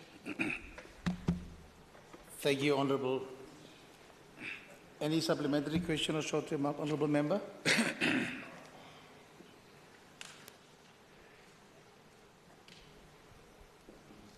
If I may. Yes, thank you very much, and thanks for the response from the Honourable MEC. I asked Honourable Tshwane. Yes. Thank you, Chair of Chairs. Maybe just as a follow-up, what assurance can the MEC give to the residents of the City of Johannesburg that this issue will be resolved without burdening them with further rate hikes or power cuts? If the MEC can just indicate. Thank you. Honourable Moriarty. Yeah, thank you very much. In terms of Rule 134, subsection 7, yes, I think that the Honourable MEC is being very generous to his colleagues there in Johannesburg. I recall that once upon a time I had a slightly different life other than the one that I have now, I worked for the mayor. And it wasn't 5 minutes that we were in the job, and we get this rather snotty letter, which is the initiation of a Section 139 process. It was issued by the then MEC for Cocta, and that was Honourable Maile. But the long and the short of it was he raised questions.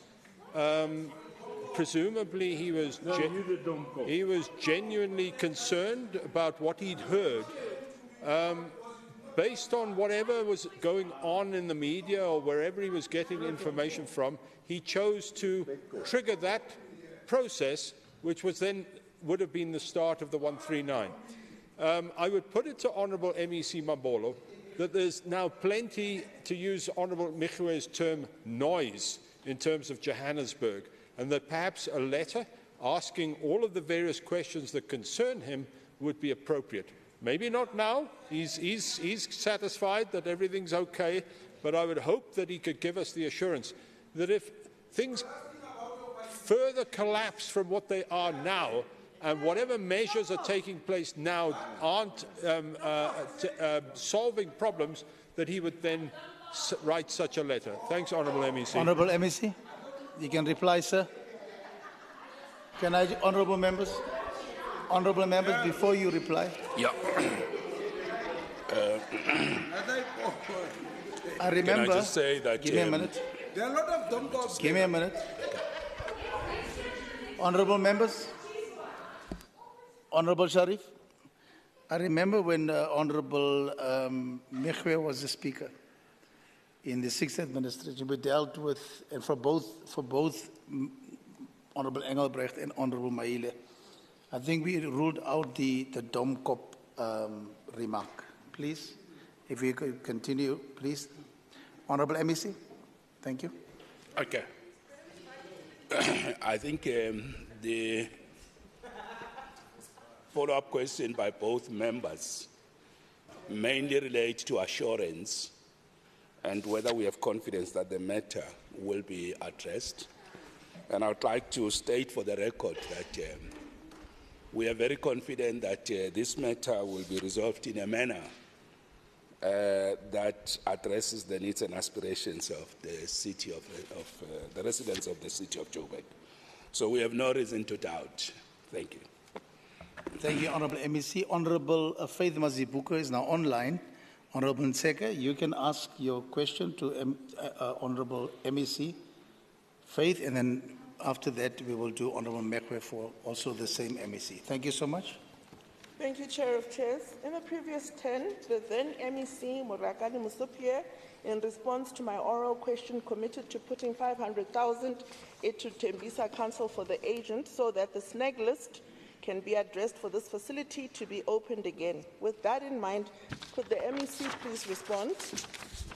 1, how much money in rents and cents has been budgeted to complete this facility? 2, which company has been appointed to complete this facility? 3, when, as in a date, will they start working on the facility? 4, when, as in a date, will this facility repair project be completed? And 5, when, as in a date, will this facility be opened and to start employing staff? And when will they start taking in clients? Thank you, Chair of Chairs. Thank you, Honourable Nseke. Honourable Mazibuko, you may respond. Thank you. Thank you very much. Thank you very much, House Chair, and I'm sure I'm audible. And my apology for struggling with technology. In response to question from Honourable Member Nseke, of course, the MEC did commit that they will actually assist, but now the budget, because of inflation and other matters, the amount of 744,500 was spent on repairs, and the company that has been appointed is the Africat, as in AFRIKAT Solutions Party Limited. When on the date of the work, in response to that, the work has already been completed. And when will this facility be completed? The work has already been completed, such that we have also received the occupation certificate of that place. In responding to question number 4, no, question 5 of when will it be opened, we don't have a specific date. We're working towards the 13th of December, but due to budget constraints, because if you host an opening of a facility, those that come in to celebrate with you, you must also give them tea and cakes. So unfortunately, as the department, we do not necessarily have any resources now to be able to do that. And even the issue of employing staff, community engagement has already been started, and the department also has advertised to get an NPO that can actually also come and manage that facility. So we're still awaiting that process. We're hoping by next year we'll be able to, we'll have opened it early in the beginning of the year. Thank you very much, Honourable Chair. Thank you, Honourable MEC. Honourable Nseke, supplementary question or short remark, please. No, thank you, Chair. I'm really happy that MEC has actually responded. I was worried I'm going to be sent to DID. So the fact that she's actually responded, at least it's a good starting point, MEC, that you are transparent. I would like an invitation when you open the facility. I don't have to be catered for. I just want to be there to see that it really gets opened. I appreciate it. Thank you. Thank you so much, Honourable Nseke. Honourable members, anybody want to ask a supplementary question or short remark? Honourable Mekwe, you can ask your question to the Honourable MEC Mazibuko. Thank you, Chair. With regard to the status of the Assistant Community Development Practitioner in the department, could the MEC please explain the following? 1, how many Assistant Community Development Practitioners that are currently employed? For how long have these practitioners been employed in their respective roles in terms of contract, if it's months or years? 3, could you please provide information on when their current contract started and when is it supposed to end? And 4, is there a possibility for contract renewal? If so, for how long, and if not, why? Thank you, Honorable Mekwe. Honorable MEC Mazibuko. Thank you very much, Honorable Chairperson, for in response to a question by Honorable Member Mekwe on the ACDPs, the first answer is that the ACDPs, which is your Assistant Community Development Practitioners, those that have been employed permanently are 52. Those that have been are now additional is 174, which gives a total of 226. And how long have these practitioners been employed? Permanent posts existed within the departmental structure, and employees have been occupying these posts since 2016, and subsequently in 2022 they then created the contract posts, and we are hoping that as we continue to update the structure, we'll also be able to include those that have been on contract. So it's a year-to-year extension of their contracts, and majority of those ACDPs that are employed for various programs, such that some of them also do very important work. In responding to question number 2, how long have these practitioners been employed in their respective roles? The contract, others, as I indicated, Honorable Chair, that those that are 52, they are permanent within the structure, and those that are on contract is posts that were created in 2022, and their contracts, as I indicated, they expired end of September and they were extended. This is part and parcel of the NASISPANI initiatives. However, their contracts, majority of them are employed through various renewals and extensions. In responding to question number 3, could we provide information on when their current contract started and when it's supposed to end? The current contract started on the 2nd of February 2024, and others started on the 1st of April 2024, and their contracts were ended on the 30th of September, but were able to extend them. So those that were contracted in February, they are 170, and then in March there was 1, and in April there were 3, which gives us to a total of 174.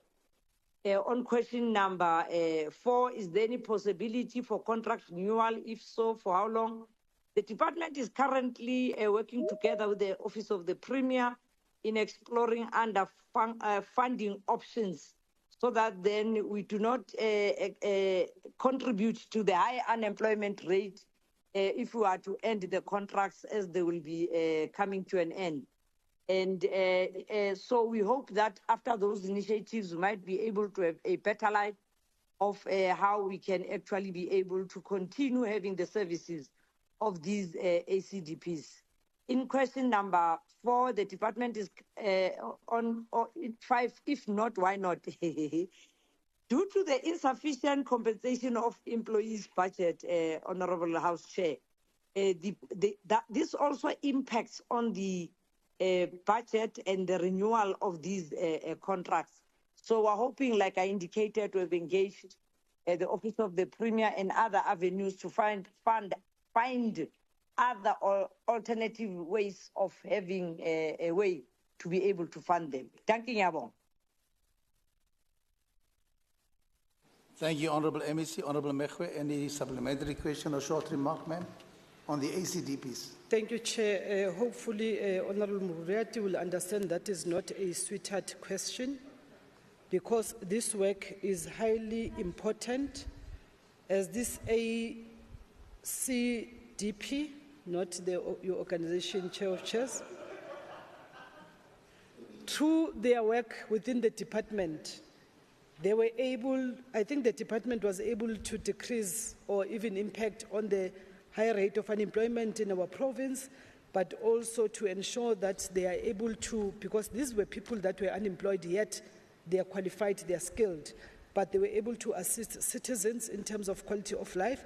But on their own, you know, getting an income makes you to be able to feed your family, and it brings back your dignity, but also at the same time improve the quality of life of both the individual as well as the citizens. Thank you, Chair.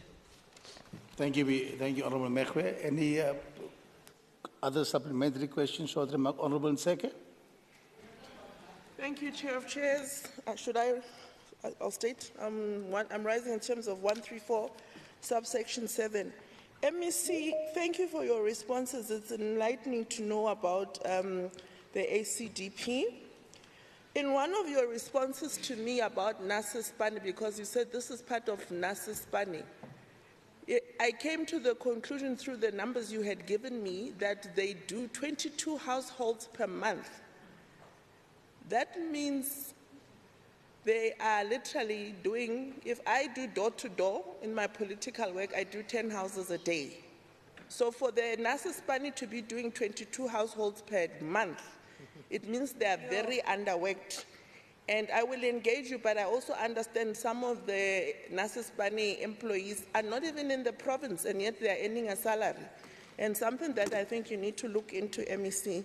I'm very concerned about the amount of work that is being channeled by the people from Nasespani and the remuneration for the non-performance. Thank you. Thank you, Honourable Nseke. You want to respond? It's MEC. Thank you very much, House Chair. From the comment from Honourable Member Mekwe, it's so emotional, you know, touching lives of people where most of them, in fact, they are not even having a qualification of matric. Others are even overqualified to be doing ACDP work. So, they brave the hot sun, they brave when it is raining, they brave the cold weather and go and do work in the communities. It also overlaps to the question of Honourable Mekwe.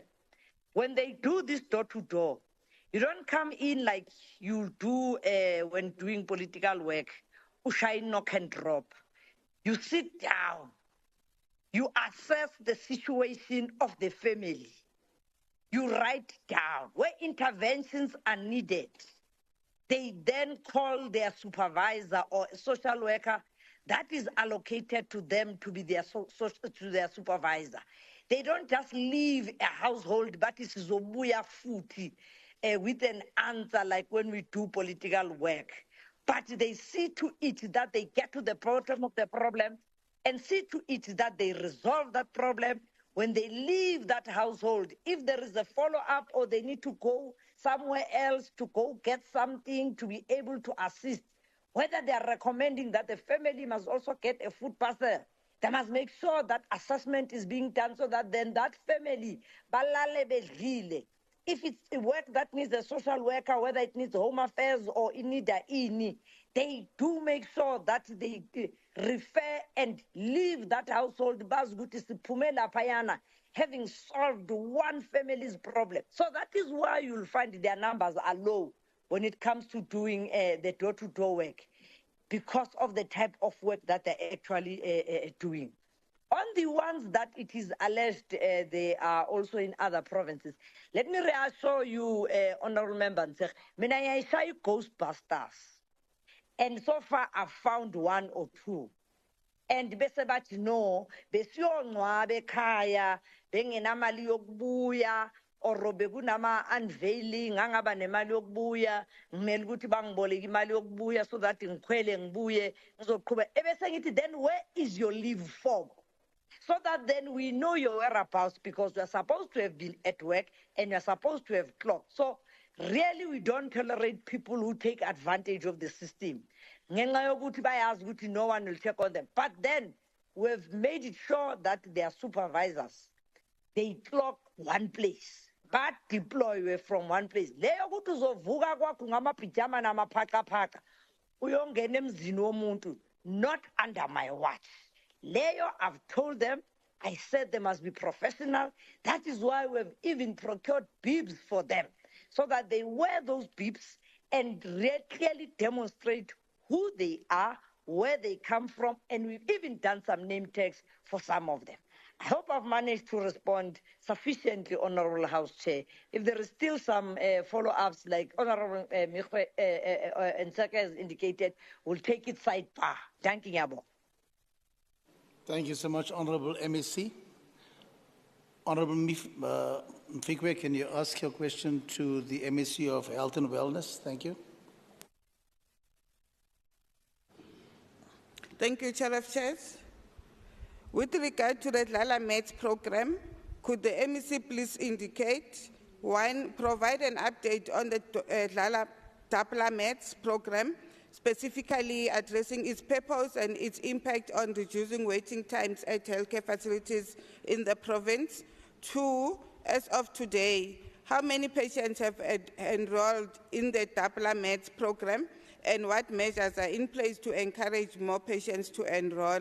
The third question, please indicate, MEC, what are the plans for the Dlala Meds program to further enhance its effectiveness and reach within the healthcare system in the province? Thank you, Chair of Chairs. Thank you, Honorable Mfikwe. Honorable Riloko, you can respond.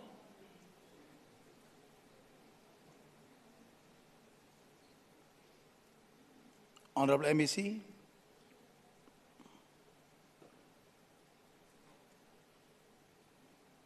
Is the MEC on? Please check for me.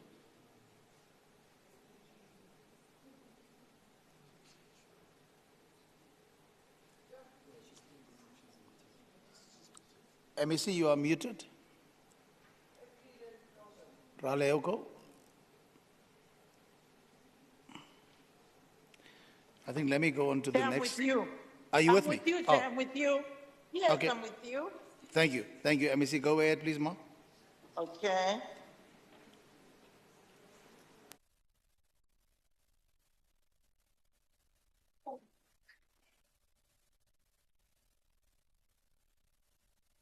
Sorry, Chair, about that. I'm with you.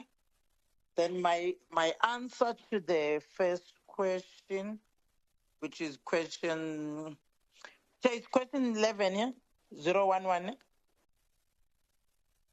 It's correct. Chair? That is correct. Oh, Yes. MEC. Okay, because I had a list of them. So my response to the first question 010, yeah. is that, yeah, it's 010, sorry. That's right. About yeah, about the developments.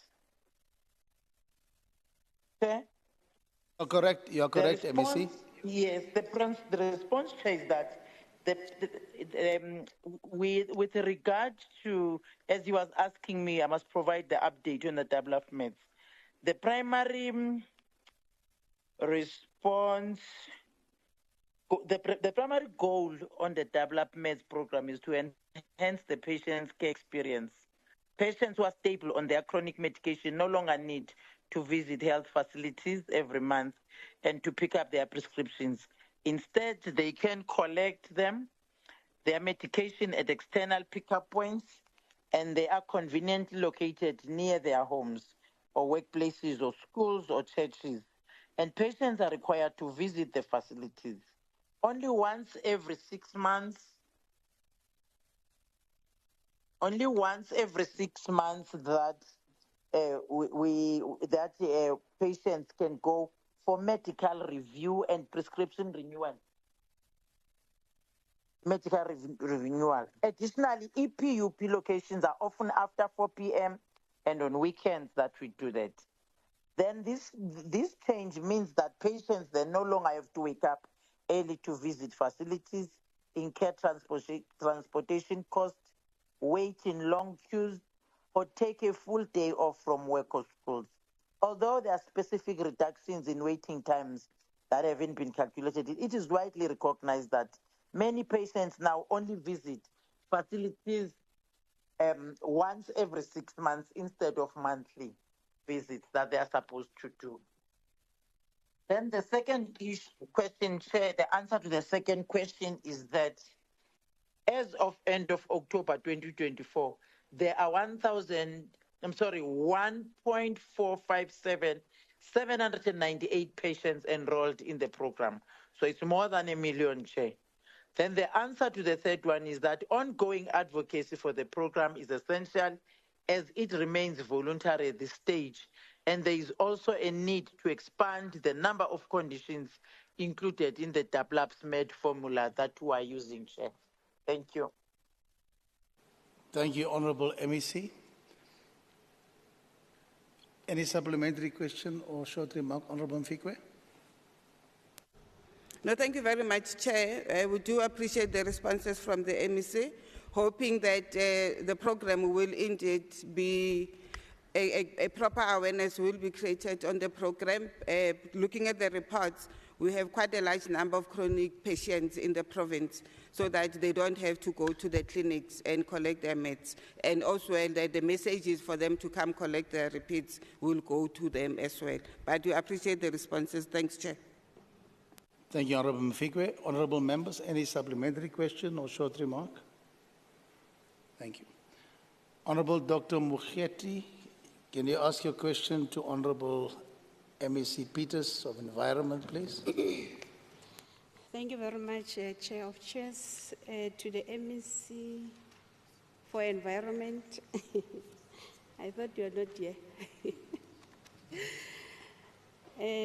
Environment is one of the most profound pillars that seeks to change the lives and behavior of the residents within the province and beyond through effective environmental sustainability programs. Can the MEC answer the following questions regarding the functionality of the Green Army and Bondlekebutu program?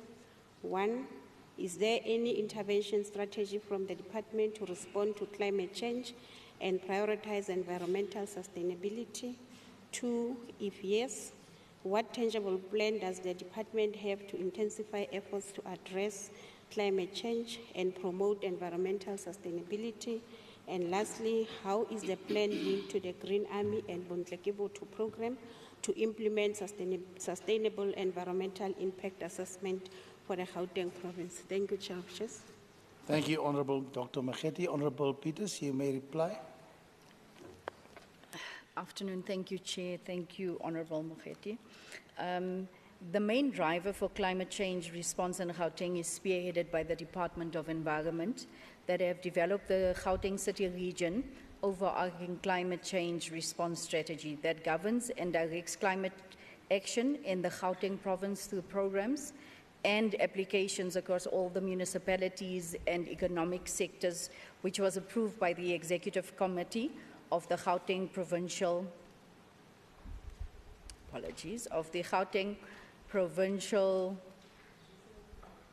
Authority in August 2020. The strategy allows for horizontal alignment on climate action in Gauteng and requires all sector departments and local government to be involved and tackle climate change in an integrated manner, but requires the private sector to develop too. It seeks to monitor and track initiatives and responses, thereby overall environmental sustainability can be achieved. The promulgation of the Climate Change Act on July 23 will provide further impetus for the Gauteng province to as pathways to achieve a reduction in greenhouse gas emissions are hereby mandated.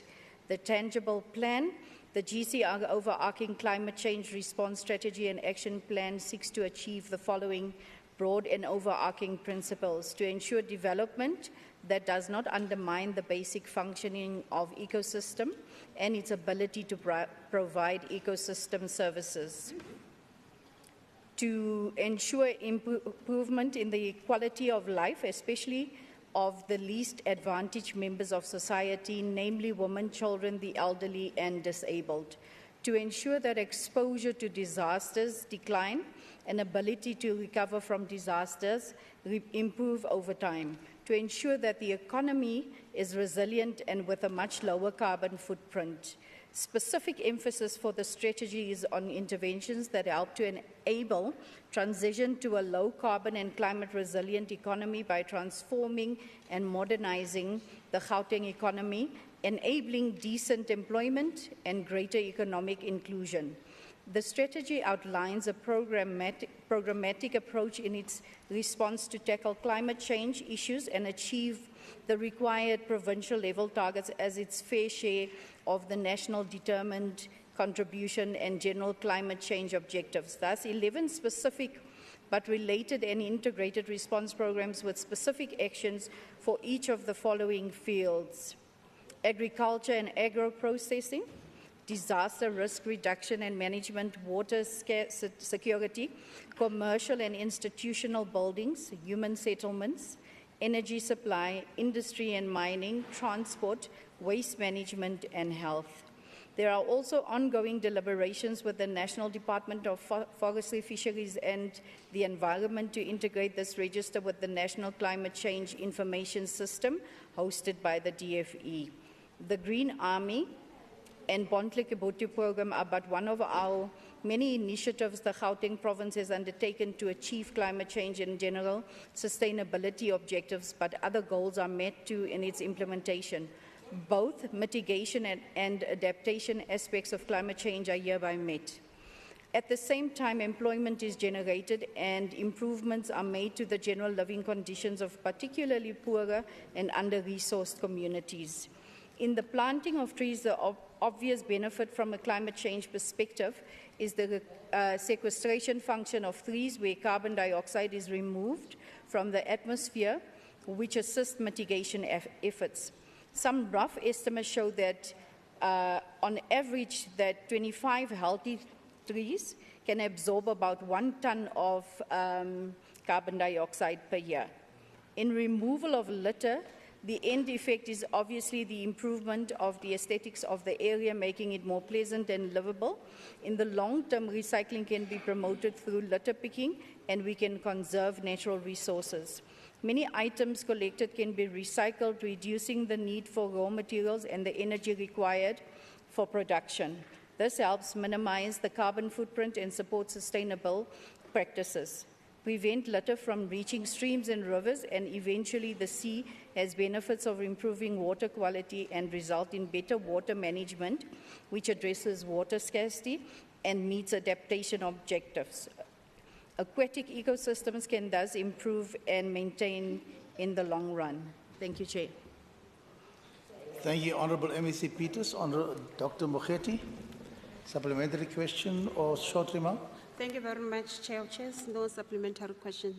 The answer was satisfactory. Honourable members. Honourable Ntseke. Thank you, Chair of Chairs. I just want to highlight an issue that maybe the MEC has not touched on, to say that Tembisa communities, because of slow refuse removal, end up with sheep, cattle, goats, animals feeding on things like nappies and no, I'm being honest, they do. They feed, you'll find goats on the streets because of illegal dumping, because there hasn't been refuse removal happening. And I think it's something that is contributing to climate change, and we must look into it. I'm not joking. I mean, I see people laughing. This is very serious, because once animals are feeding on those kind of things, it means if you wanted to slaughter, you don't know what you're getting, because the meat is going to be contaminated. And even the feces are contaminated, and builds other issues with regards to climate change. Please look into that. It's a big issue that I think needs to be looked into. And people cannot continue to live in those kind of environments. Thank you. Honourable MEC. Thank you, Honourable Member. I take note, and I will take it up with the municipality of Ekurhuleni. Thank you so much, Honourable Peters. Honourable Musai, can you ask your question to the MEC, Honourable MEC of Finance, Maile? Thank you very much, Chair. The AG South Africa highlights fruitless and wasteful unauthorized expenditure and material losses as a challenging factor in government. Can the MEC answer the following questions regarding financial irregularities?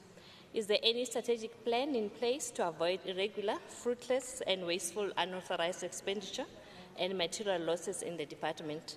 And if yes, how is the strategy implemented to avoid the financial irregularities? Thank you, Chair. Thank you, Honourable Masai. Honourable MEC Maile. Thank you very much, Chair of Chairs.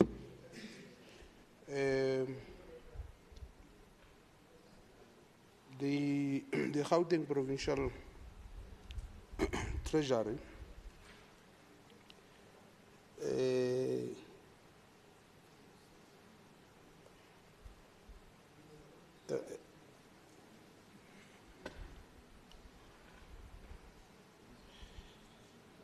the Gauteng Provincial Treasury acknowledges the concerns raised by the Auditor General of South Africa regarding financial irregularities in government, especially fruitless and wasteful expenditure, unauthorized expenditure, and material losses.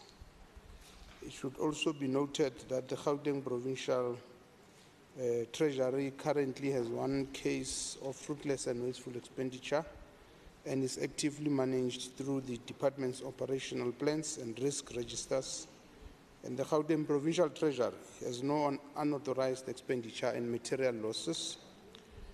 And then to respond on specific questions, the Gauteng Provincial Treasury utilizes various operational measures to prevent financial irregularities, including irregular, fruitless, and wasteful and unauthorized expenditure, as well as material losses.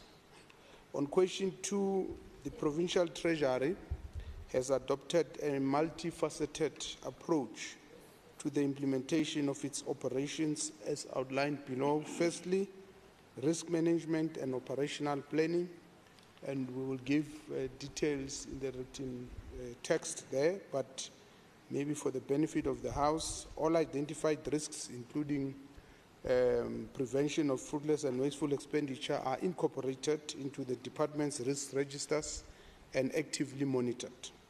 Mitigating actions are outlined in operational plans, which includes specific accountability measures and time frames for resolution. Internal control systems, regular internal audit by GAS are conducted to identify potential areas of concern before they escalate into material irregularities. The Provincial Treasury has internal control measures such as probity, audit, or the segregation of duties, etc., in place to ensure compliance with procurement processes, payment approvals, and financial reporting standards. Monitoring and oversight mechanisms, monthly and quarterly financial performance reviews are conducted to detect and address any emerging issues. For example, Gauteng Provincial Treasury monitors expenditure monthly to ensure it remains within approved budget. Variances between budgeted and actual expenditure are investigated and reported promptly. Technology integration.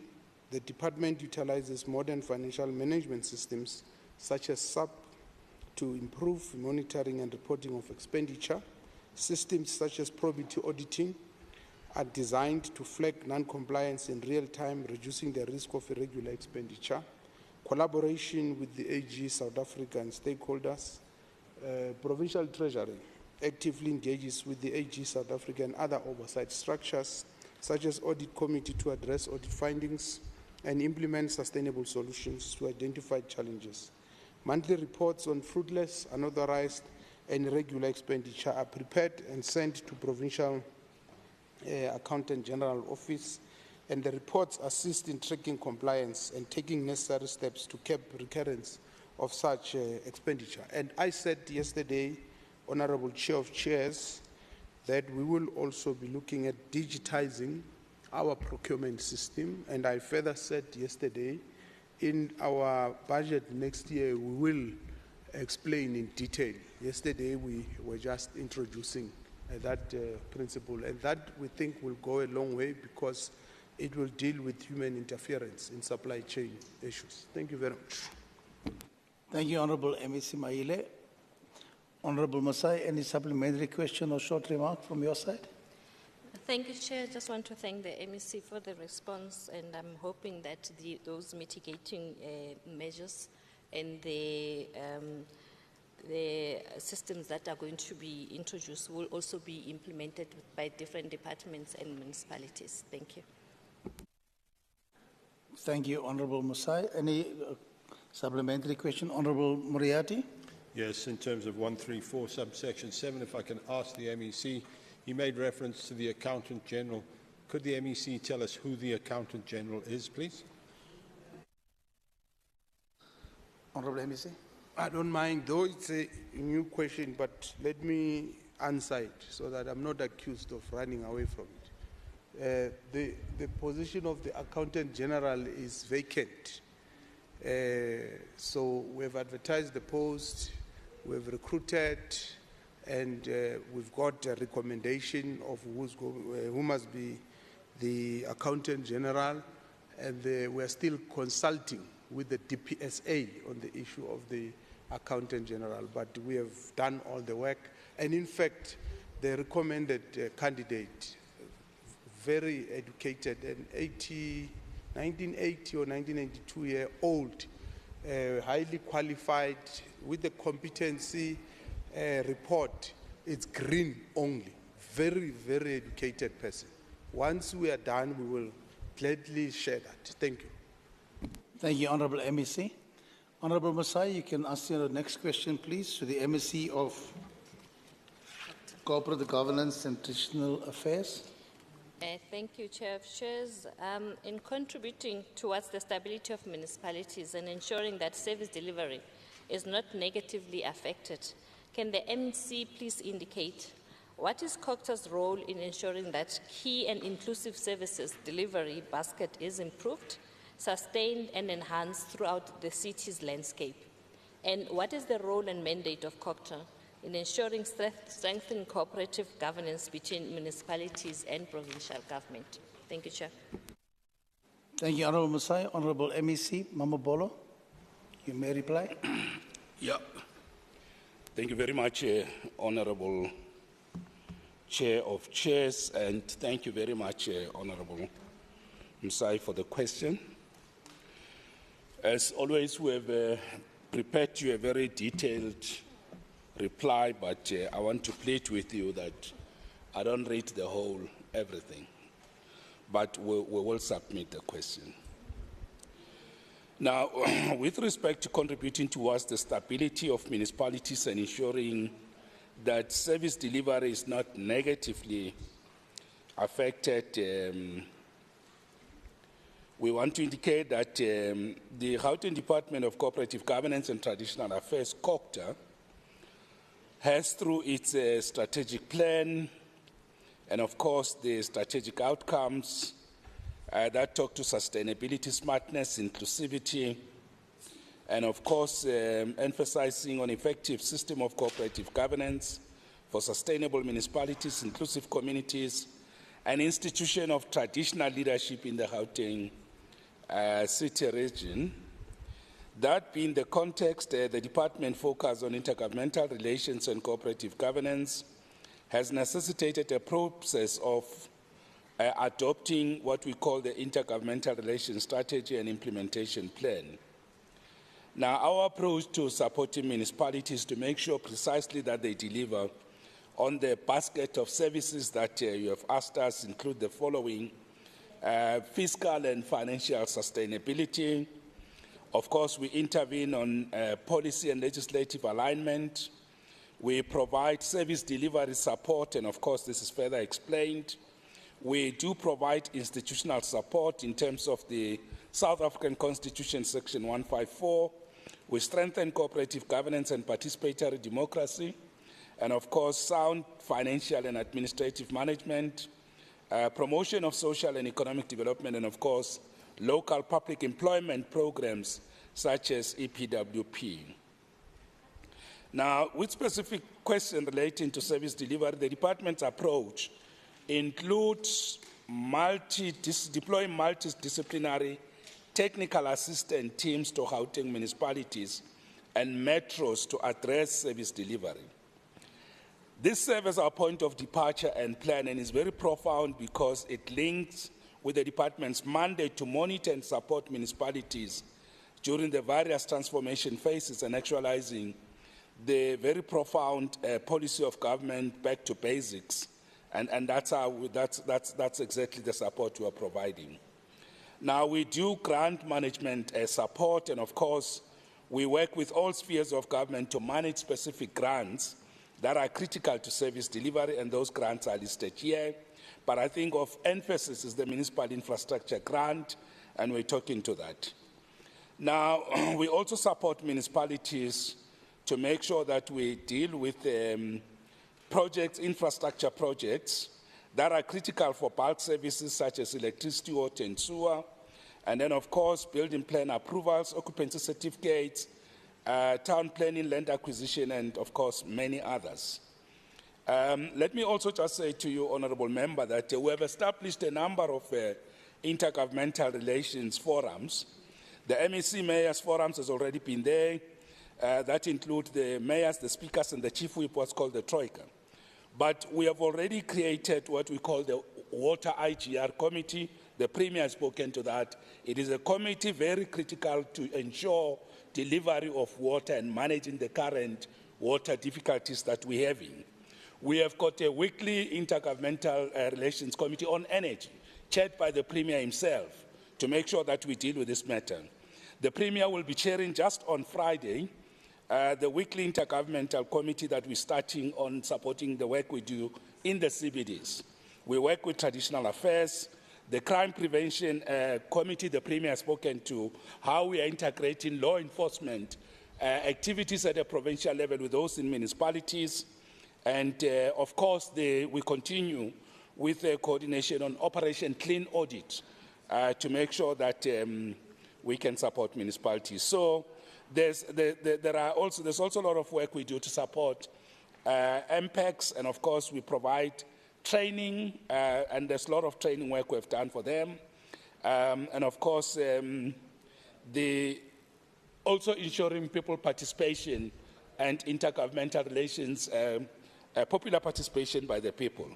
So let me also just say to you that you might be aware we held a 2-day successful Gauteng Local Government Turnaround Summit, and that summit is helping us precisely to make sure that we strengthen, improve, and enhance the capacity of municipalities to deliver services. We went into the summit precisely because we agree, and we're not in denial, that our municipalities have got challenges. And this week, actually, next week, Thursday, we'll be convening the MMCs and municipal managers to start the implementation of the resolutions of the 2-day Lekgotla. So this should provide a comprehensive reply to the question. Thank you. Thank you, Honourable MEC. Honourable Sai, any supplementary question or short remark? Just want to thank the MEC for a comprehensive response. Thank you so much, Chair. Honourable members? Thanks. Honourable Abrams, you can ask your question to the MEC of Human Settlement. Is the MEC online? Thank you very much, Chair. Just hold on, please. Honourable Abrams. MEC Motara. Chair, I am. Thank you. Thank you so much. Go ahead, Honourable Abrams. Thank you very much, Chair of Chairs. My question to the MEC of Human Settlement in terms of the low-cost housing in Tshwane, the Soulsville Hostel, Ward 63. Can the department please answer the following questions? What is the status of the current occupants of the houses, considering that those residing there are not the original beneficiaries intended for the properties? Second question on that. Given the severe effects of the housing crisis there, communities all over Gauteng have been forced to scramble for housing, considering that the community has peacefully occupied these houses for several years. What plans are in place to formalize the occupancies? Thank you very much, MEC. Thank you, Honourable Abrams. Honourable Motara, MEC. Thank you very much, Chair of Chairs. Chair of Chairs, let me thank Member Abrams for the question. Unfortunately, we were trying to get a response. So the response is as follows, that this project was implemented by the City of Tshwane, and therefore the City of Tshwane is responsible for responding to all of these issues. We were attempting to get a response from the City of Tshwane, but were unable to get any responses from them by the time the questions were due for response. And therefore, we are humbly requesting Member Abrams to please direct her questions to the City of Tshwane. Thank you very much. Thank you, Honourable MEC. Honourable Abrams? Did you hear? Thank you, MEC. Just a follow-up question. I don't agree with MEC that she is directing us now to the municipality of City of Tshwane, and also the questions were submitted. There was sufficient ample time submitted to the department to receive the questions or responses from the City of Tshwane. She can't respond and say that we need to respond or request answers from the municipality of City of Tshwane. Thank you. But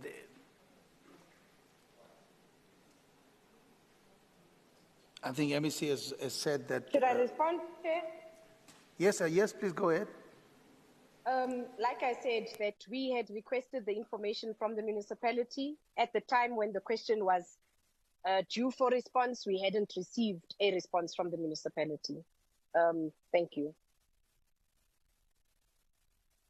Thank you so much. Can we go to the next question, please, Emmy?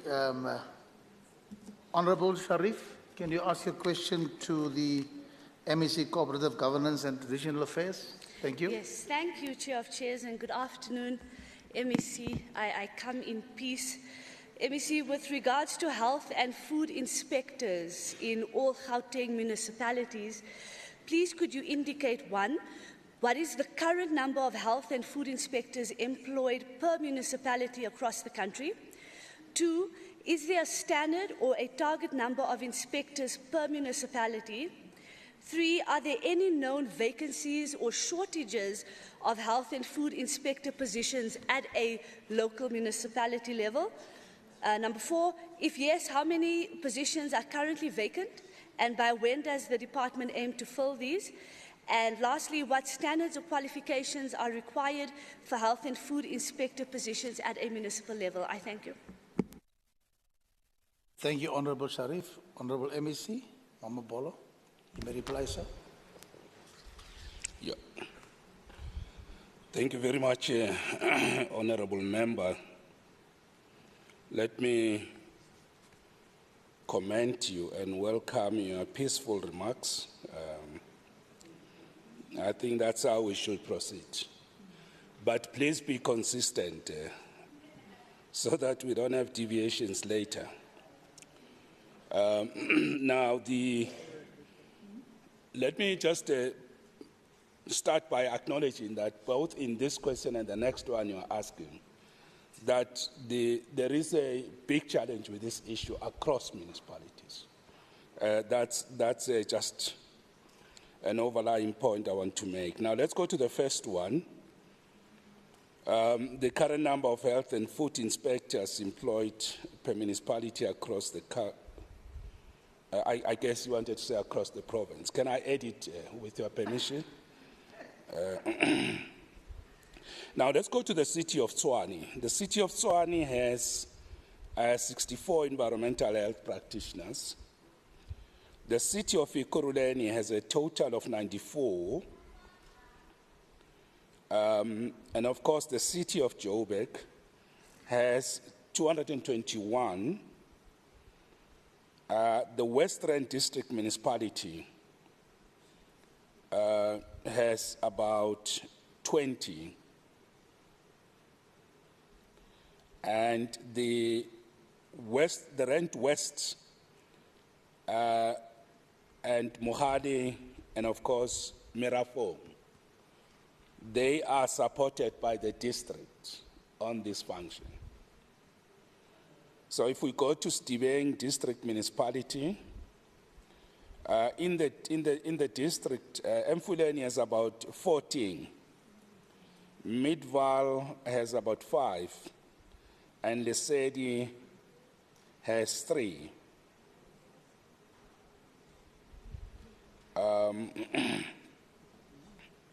And then, of course, with respect to a standard target or number of inspectors, the overarching question, reply to all of them, is that yes, there is a standard set by the World Health Organization and the National Environmental Health Policy, which says there should be 1 per 10,000 population. And of course, that breaks it down according to population for each one of the municipalities. Whether there are any known vacancies, the answer is yes. In the city of Tshwane, there are vacancies. City of Ekurhuleni, there are vacancies. City of Joburg. In the city of Joburg, there are no vacant funded positions in the city. And that's what they're saying. The West Rand, yes, they do have. And of course, as you know, the 3 local municipalities, Rand, West Mohale, Merafong, are supported by the district. In Sidibeng, there is a shortage of environmental health inspectors throughout all the 3 local municipalities. And of course, with regard to when will this be filled, for example, in the city of Tshwane, they have the 8 vacant positions that will be filled already in this year in December. And in Ekurhuleni, they've got 15 vacancies, but they are saying they're unable to fill this position, and therefore they have not put timelines. City of Joburg, 39. Vacant unfunded on the current approved organogram. They do not have a budget to fill any of the vacant unfunded positions. West Rand, they say there's 9 vacancies. And of course, the 3 local, and they're not indicating when will they fill them. They say this is an unfunded mandate for them. The 3 local municipalities in the West Rand, we have already explained their position in Sidibeng. Of course, there are 15 vacant positions in Mfuleni. Midval apparently has 1, and Lesedi has 1. With respect to standards, each municipality will specify what are the requirements for them, but common amongst all of them is that you need a 3-year national diploma in environmental health or a bachelor's degree in environmental health. They do have some additional, but this is common almost amongst all of them. Thank you. Thank you, Honourable MEC. Any supplementary question or short remark, Honourable Sharif? Yes, thank you very much, Chair of Chairs. Honourable MEC, on your first comment, we will see how consistent it becomes. If you give us a reason for not being peaceful, so be it. Honourable MEC, thank you so much for your answer. I think that there is a clear issue when it comes to the lack of health inspectors across the province. When we speak about the World Health Organization of 1 health inspector per 10,000, just looking at Region D2 in the city of Johannesburg, which covers half of Soweto, 19 health inspectors for 16 wards goes far beyond the World Health Standard of 1 per 10,000. So I just wanted to maybe do as a quick follow-up, and of course, if you can't answer it, I'll totally accept it. But I just wanted to find out, MEC, what is your role? What are you going to be doing to ensure that municipalities increase the number of health inspectors and to, in fact, fill these vacancies? I don't have to go over the issue we are currently having with spaza shops. And if there were enough health inspectors, we could have probably picked this up before children has lost their lives. Thank you, Chair. Thank you so much, Honourable Sharif. Honourable MEC. Yeah, let me just indicate that past Saturday, the Saturday we're coming from, we had an all-day meeting with the law enforcement departments and units across municipalities and the province, and MMCs of health, of economic development, and this matter was discussed. And the agreement was that we will, as COCTA, make sure that we provide support and oversight to municipalities to fill in these positions. This was a big issue on Saturday, and we have agreed that it's a matter that we should prioritize, and as COCTA, we're following up on that. We understand and clearly appreciate the strategic importance of this issue and its impact. And by the way, it is not only this issue. Municipalities have got different areas of oversight and inspectors that they need to deal with a number of these compliance areas and enforcing municipal bylaws. And they don't have actually many of them. Law enforcement can only do enforcement once the different disciplines of inspectors have indicated a violation with clear data and supported by evidence. So this issue of across different disciplines, qualified inspectors in municipalities to support bylaws, it's a matter that we discussed on Saturday, and we're looking at it. And as part of the turnaround of municipalities, this matter is high on the agenda. Post the registration period and post the adoption of bylaws by municipalities, we will have a special attention on this because it is critical for enforcement. Post-December, starting 1st of December, and of course, once the registration period has lapsed. So that's a very important issue. Thank you. Thank you, Honorable MEC. Honorable Sharifi, you can ask your second question to the MEC, please. Thank you very much, Chair. MEC, I think you did cover quite a bit of it, but let's just go through it again. With regards to health and food inspectors in all Gauteng municipalities, could the MEC please indicate, is there consistency in the requirements across different municipalities? Number two, is there a dedicated budget allocation specifically for health and food inspector positions at the municipal level? How does the available funding compare to the identified staffing needs? What is the department's timeline and plan for ensuring adequate health and food inspection capacity at a municipal level moving forward? And lastly, are there any initiatives or programs in place to recruit, train, and deploy more inspectors where needed? Basically asking around your collaboration. Thank you, Chair. Thank you, Honorable Sharif. Honorable MEC. Yeah. Once more, thank you very much. Now back to the first question. And I must, I'm not trying to edit your question again, but I want to suspect that, and I hope I'm right, that when you ask about consistency in the requirements, you refer to the legislative and policy level, not operations, because those things are not the same. So hoping that you're referring to legislative and policy requirements, I'll say yes. Across the municipalities, there's consistency, because the requirements for execution of functions are stipulated in various national, provincial, and local government legislation relating to environmental health. And of course, the scope of functions also legislated under the Health Professions Act applicable to all inspectors. So to that extent, there will be consistency, but it doesn't mean in terms of operations there's consistency. With respect to the budget, let's take the city of Tshwane. It says that there's a limited budget. And then, of course, the city of Ekurhuleni has a dedicated budget. The city of Joburg does have a dedicated budget. And, of course, the Western District Municipality says no.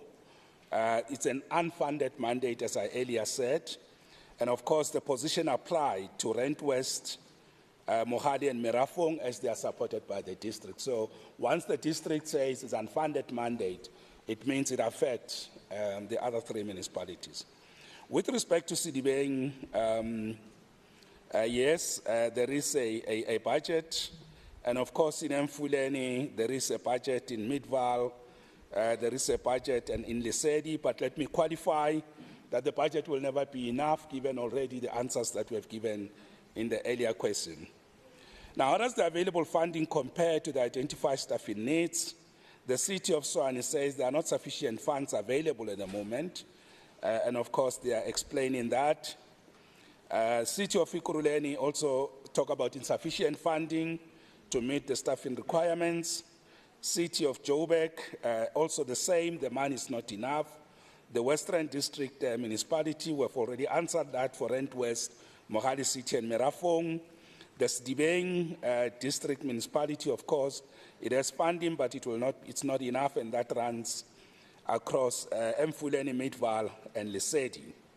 Now, with respect to the timelines for ensuring that this capacity is created, City of Tshwane, I must say they have not set specific timelines, but they're working on the matter.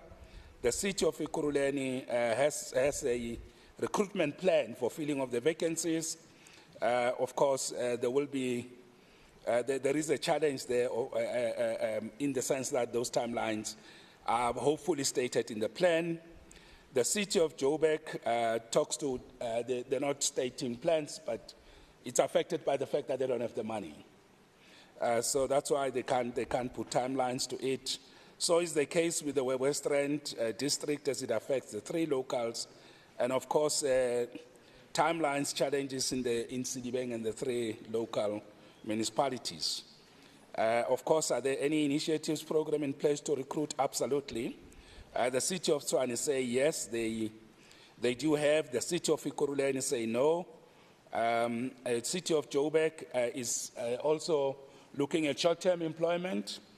And then Western, their position stand, affected by resources, and 3 local municipalities in Sedibeng, they do have plans to also employ, and so is Midvaal, and so is Lesedi.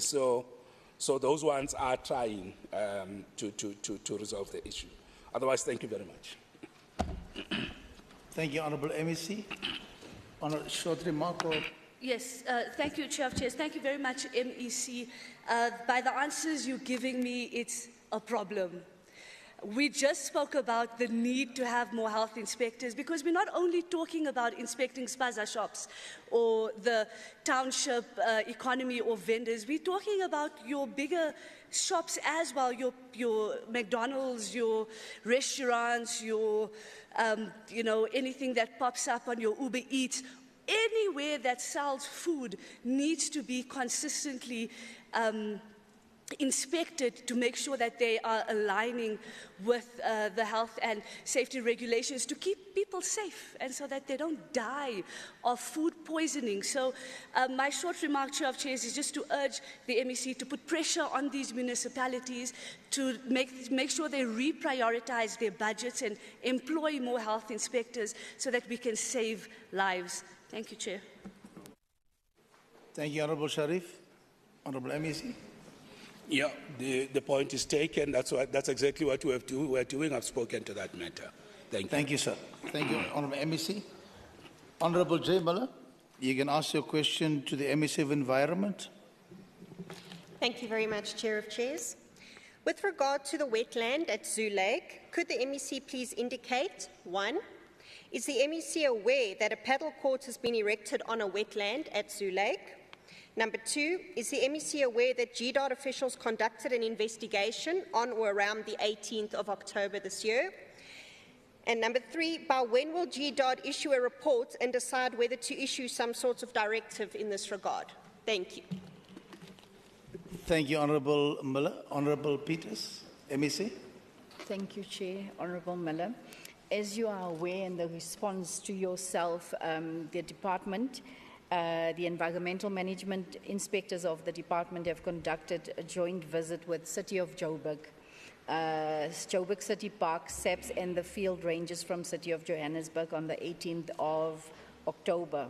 They were also accompanied by the accused and the accused legal representatives as part of the investigation.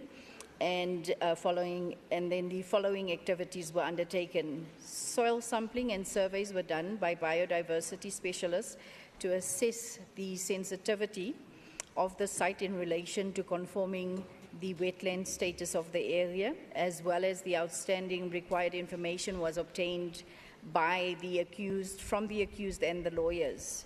The specialist will provide comments and report on the wetland status of the area once the report with recommendations is received, and enforcement will be the next, received. The enforcements will move to the next step of the investigation, which will be either to issue the administrative enforcement action or close the matter, depending on the outcome of the surveys. However, Honourable Miller, I have requested that they submit the report to us within the next 7 to 14 days, and then we will share that with you. Thank you, MEC Peters. Honourable Miller, any supplementary question or short remark, ma'am? I'm covered. Thank you very much, MEC. Thank you so much, Honourable Miller. Honourable Masilela, can you ask your question to the MEC of Human Settlement? Thank you.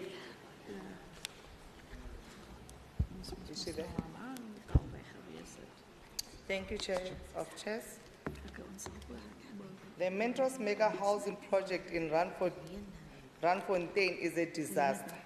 Initiated in 2016 with a budget of 11 billion, the project currently compromises of dilapidated and vandalized units that remain incomplete, which were supposed to produce 13,000 housing units.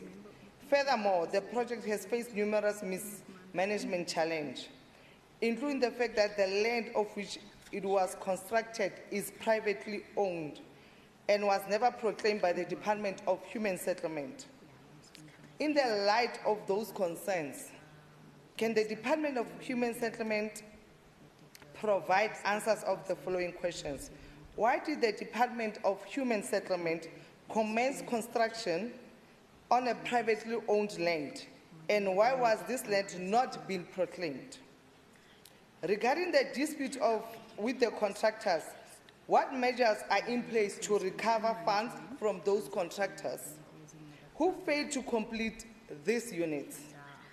And what engagement has the department had with them to date? What is the estimated cost in rands and in cents required to complete this project, specifically in terms of refurbishing vandalized units and finishing those that remain incomplete? In collaboration with the Department of Infrastructure, what initiatives were implemented to address the vandalism of these units? And why was the security not provided on site to prevent further damage? And please provide the reason groundworks were not undertaken in terms of the installation of sewer lines and underground water supply pipes. Thank you. Thank you, Honourable Masilela. Honourable Mutara.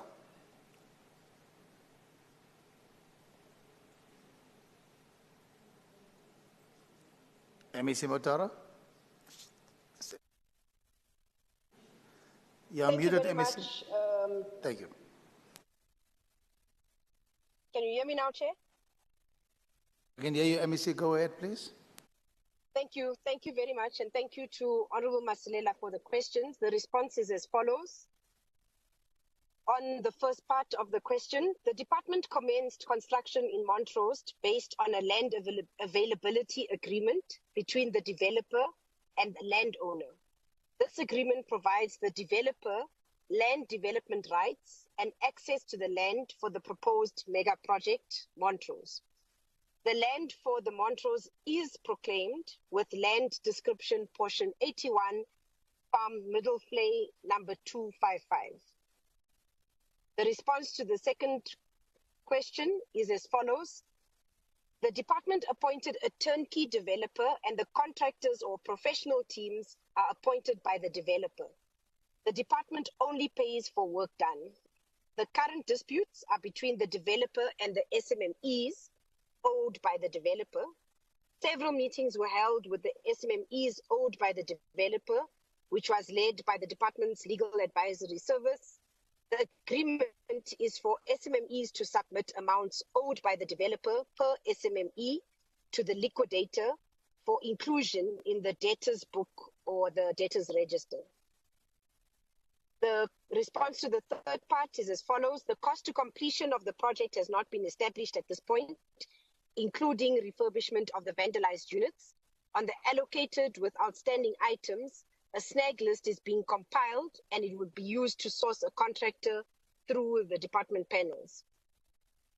The response to the fourth question is as follows. The department has sought advice from Provincial Treasury on the provision of security, and the department has not engaged the Department of Infrastructure Development. Gauteng Provincial Treasury has recommended the use of goods and services allocation, and the process to appoint a security company has started with a bid adjudication committee recommendation.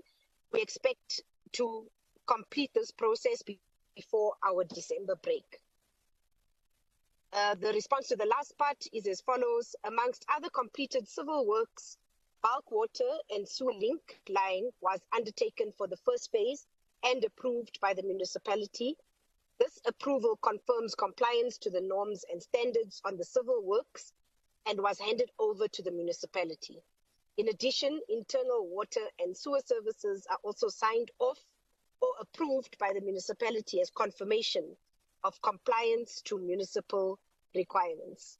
Thank you very much, Chair of Chairs. Thank you, Honourable MEC Motara. Honourable Masileles, do you have any supplementary question or short remark?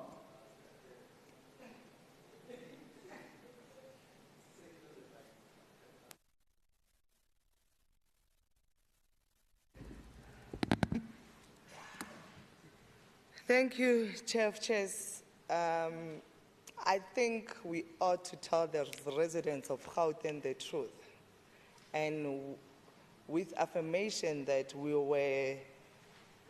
both did an oversight with, is it the Randfontein municipality, where even themselves were questioning and knowing nothing of what is transpiring with Mentros. So it is fine. We will follow up again until we get correct answers.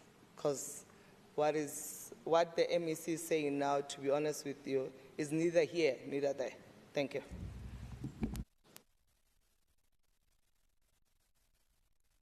Thank you, Honourable Masilela. Thank you, Honourable MEC. You are released. Thank you, Chair. We are prepared to answer any and every question that comes from members. I've answered the questions that were asked. Thank you. Okay. Thank you, MEC. Honourable Paul, ask your question to the MEC of Health and Wellness, please. Thank you, Chair. Recent reports have indicated that the 4th Secretary General of the youngest fiefdom in the South African political landscape, the MK Party, Dr. Sfiso Maseko, recently relinquished his political responsibilities to assume a position as Chief Director of Infrastructure in the Department of Health. This is despite him having previously been suspended from this department. Speak properly. Oh. This is despite him having... Speak properly. Don't speak like Floyd. Speak properly. I'm being policed. Honourable Dr. Masuku. Chair, we are almost I'm being finished. policed here. We are almost finished, Honourable Dr. Masuku. Go ahead, Honourable Paul. This is despite him having previously been suspended from this department with full pay over corruption charges in 2022. In line with this, can the department answer the following? 1. What were the details of Mr. Maseko's suspension? What was he charged with? 2. What were the outcomes of the investigation into this matter? 3. How much money in rands and cents did the department pay to Mr. Maseko while he was on suspension from 2022 up until recently? 4. Why was Dr. Maseko reinstated to his former position? And 5, please also explain who was acting in this position in the absence of Dr. Maseko and why the department could not recruit a new candidate for the post and opted to fetch Dr. Maseko from his fiefdom. Thank you very much. Thank you, Honorable Paul. Honorable MEC Ralooko, you can respond, please. Thank you, Chairperson of all committees. The first answer is that Dr. Maseko was charged for procurement irregularities, and the other one was gross negligence and gross misconduct. The second answer, the response is that the outcome of the investigation was that Dr. Maseko must be charged. The third answer is that he was getting paid 4.468295. The response to the fourth answer is that the disciplinary process has been concluded, but we're still waiting for the results again from the Office of the Premier. And then the last one, Mr. Kobo was appointed to act as Chief Director, Infrastructure Management. Thank you, Chairperson of Committees. Thank you, MEC Ralooko. Any supplementary question, short remark, Honorable Paul? Yes, Chair. If you are still waiting for a feedback from the Premier's office, why is the fellow reinstated? Thank you. Did you get the question? Maseko is not in the office as we speak. So, reinstatement layo aikenzeki because the process is concluded, but there must be, once I get that report, and then I'm going to act on the report. So, report is iba nama recommendations and that. So, delete those recommendations, and then I can deal with the report then. Thank you, Honorable MEC. Honorable Masilela, please ask your question to the MEC of Infrastructure Development. Honorable Mabapolo, please. Thanks.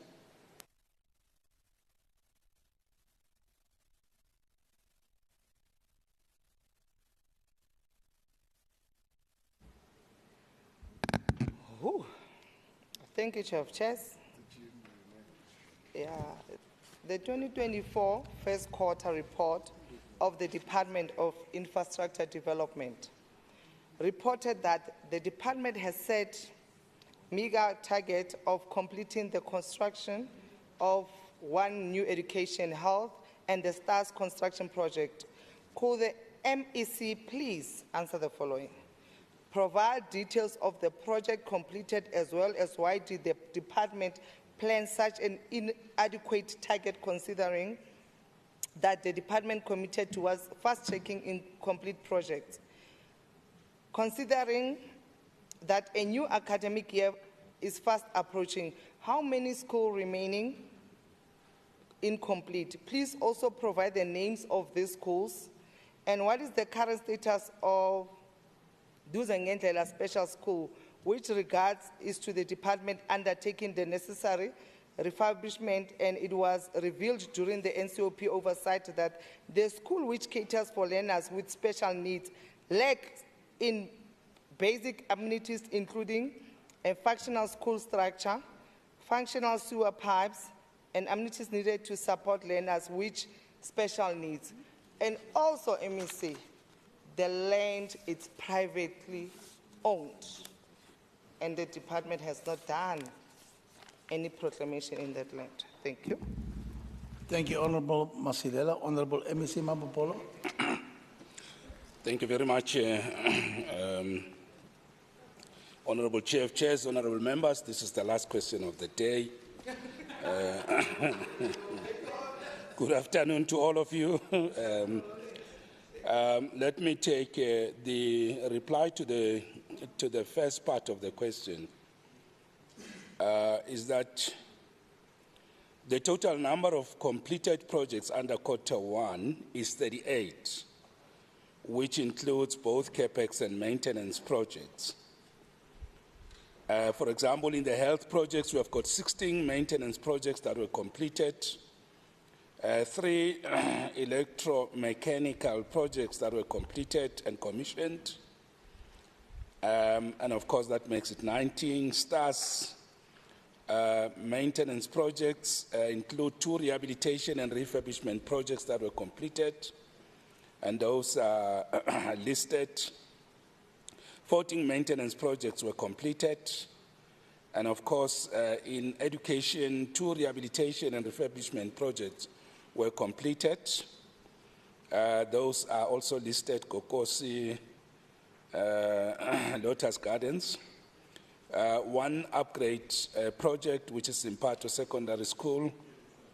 That's what is stated here, sectional completion. Now, with respect to, and of course, we have attached a detailed breakdown of all these projects that are set to be completed. Now, with respect to the second question, the total number of schools that are not yet concluded, it's also listed, and I think it's about almost 9 of them. And we also provide the name of the school, the progress to date, the category, and the comments. For example, Ribani Laka, it's at 95%. Dr. Duplessis is at 93%. Simunye, 64%. Simpato, 31%. And so on and so on. We do provide a breakdown there. We'll give it to the honorable member.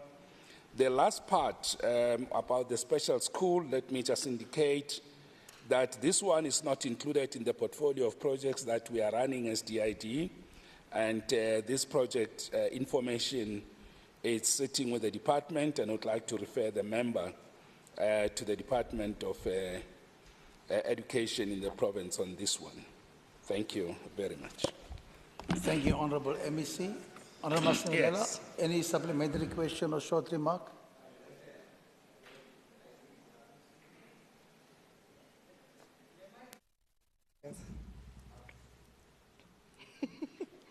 Thank you, MEC of Infrastructure. I will differ with your answer when it comes to question 2 with the percentage of incompletion of Semonia and the other schools. I think you need really to make your own research when it comes to, before you come to answer us in this House sitting. Thank you. Thank you, Honorable Masilela. Honorable MEC. Well, in the absence of alternative facts, the fact stated stays. Thank you. Thank you so much, Honorable. Finish. Can we have the third item? No, after the MEC has spoken, it's finished. Third item on the order paper, please. Can the Secretary please read the first order? Thank you. Thank you, Honorable Chair of Chairs. The first order of the day is consideration of Petition Standing Committee, second quarterly performance report for the year 2024-2025. Thank you. Honorable Vicentile, Chairperson, please read your report. Sihlalo bekomiti zendlu yowiso mthetho yephondo laseGauteng uNkulumbuso in absentia umbhexeshi oyinhloko uChief Whip wombutho okhokheleyo amalungu onke alendlu abahlali bonke kwimbombo zone zinhlanu actually zephondo laseGauteng ngalenjikalanga molweni kuyalidumedisa jwale limpatla ke bue Sesotho. The Petition Standing Committee presents its second quarterly performance report in accordance to the Rule 61 of the Standing Rules of the Gauteng Provincial Legislature. Chair of Chairs, we request that some parts of this report that we do not read are considered that they have been read. Thank you so much. Asizogqiba Chair, because selihambile, we'll stick to the 10 minutes.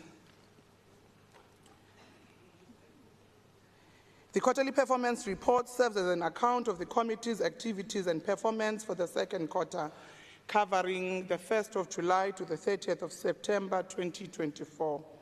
This report provides an overview of all activities undertaken by the committee during the reviewed quarter to address the concerns raised by petitioners in this province and fulfilling its mandate effectively.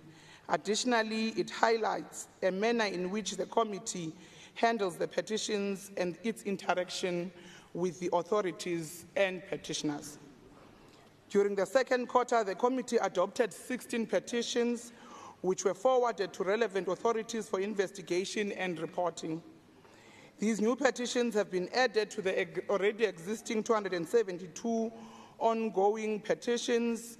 Now the number has increased to 288, and we want to indicate as a committee these are the petitions that are referred to different departments, and we have not gotten responses to them, so they remain open and ongoing. The report evaluates the responsiveness, efficiency and effectiveness at which the petitions referred to the relevant authorities were resolved. It also identifies areas where there were potential efficient improvements that needed to be made in processing of these petitions, including alerting authorities on all new petitions received. Lastly, the report looks at the challenges of the committee that we have encountered with authorities in responding to the petitions, and in addition, the systematic weaknesses related to the entry and handling of these petitions from municipality to provincial departments. On adjudicated petitions, the committee is responsible for receiving petitions on a wide range of issues related to service delivery and ensuring that communities' voice are acknowledged and that their issues are systematically addressed. In this reporting period, a total of 27 submissions was prepared and tabled before the committee for consideration. After thorough consideration and discussion by the committee approved only 16 submissions, and they were formally adopted and approved and sent to different departments. The 12 were rejected, and they were found to be inadmissible, and some of them were then rejected, as we're indicating. And below in the table, we're indicating all the petitions that have been adopted, the 16, with all the departments that they were referred to, the reference number and the petition's title per each petition that has been approved, or rather adopted by the committee. On the 12 admissible petitions that we had rejected as a committee, petitions assessed by the committee against the format and content criteria as suggested by the Gauteng Petitions Act of 2002, those that do not meet the requirements are found to be inadmissible. And during this period, there were 12 submissions that were rejected by the committee on the basis that they fell outside the scope of the committee and that some of them did not have sufficient information even after follow-up. And we're providing a table below of those petitions that were rejected, and mostly of them were labor-related matters. The committee activities, the committee presents its performance information in accordance with the monitoring methodology, and therefore aligned these activities with the approved annual performance plan. The activities for the quarter included the committee meetings. We've had 4 committee meetings in the previous quarter, and the meetings focused mainly on the induction of new members into the committee, on objectives of the committee, but also to deliberate on new petitions, to review prior resolutions, and several resolutions passed before or during the 6th administration that remain open. The committee has begun a reviewing process on resolutions and will be consolidating them as per the Rule 63 of the House. The committee will be issuing follow-ups on executives that have not responded on House resolutions that were sponsored by the Petition Standing Committee of the 6th administration. We've done public participation in the previous, public engagement in the previous quarter, where we went to Mfuleni Municipality to do an oversight and make a follow-up investigation on issues that were concerning walls and reinstallation of sewer pipes that were raised by a petitioner, and this petition was also referred to us by the public protector. We'd given Mfuleni 30 days to respond from the time we're there, and to this date they have not responded. Chair, on petitions analysis, on the graph below, we're indicating the departments that we would have sent with percentages to the petitions, 16 that were adopted, that of the 16 petitions that were adopted, 31% of them were referred to human settlements, 25% of them were referred to the city of Johannesburg, which by default then interlinks COGTA, and 18.7 were then referred to the Department of Health. But we want to indicate as a committee that most of the petitions that we receive are mostly housing related and also investigations on municipal mismanagement and requests for support on any other issues.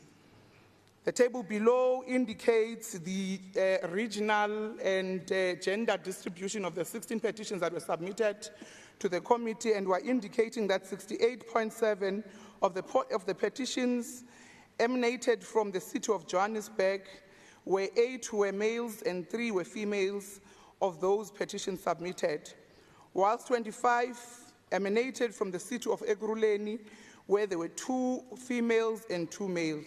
And overall, the petitioners that were male were over 68.7, and those that were females were just 31.3. So this must then indicate to ourselves, Chair, that there is more other regions that are not then petitioning as we would expect them to. Honourable Chair of Chairs, on evaluation of responsiveness, and I think this is a challenge of the committee, Section 6 of the Petitions Act provides that the committee can evaluate the responsiveness and efficiency, timeliness, and with which the petitions referred in terms of the section must then be resolved. The table below provides information. The table below provides information that is extracted from the Gauteng Province Department's second quarter reports under their petitions management section, comparing them with what we would have submitted in this particular quarter.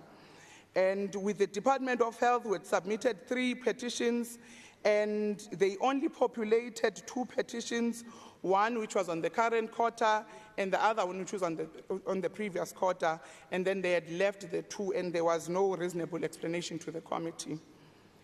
On economic development, the department did not populate this management section, petitions management section at all, even though there were petitions that were referred to the department. On human settlement and infrastructure, the department populated 2, one from February and October 2003, and the 2 under the quarter that we are now reviewing, which was the second quarter. And there was then no account of others from that particular quarter. Department of Environment, Agriculture and Rural Development, they reported that they did not receive any petitions over and above what we would have referred as the committee.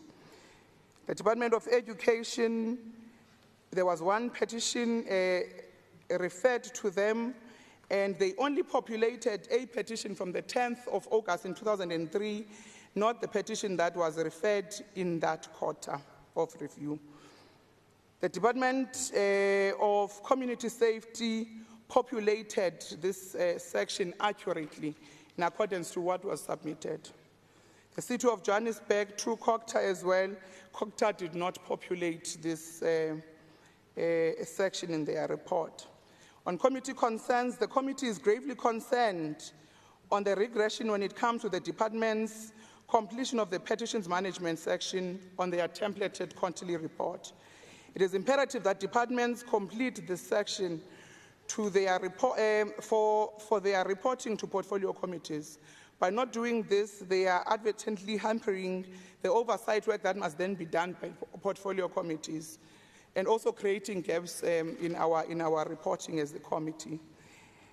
And this blindsides the factualities of petitions landscape.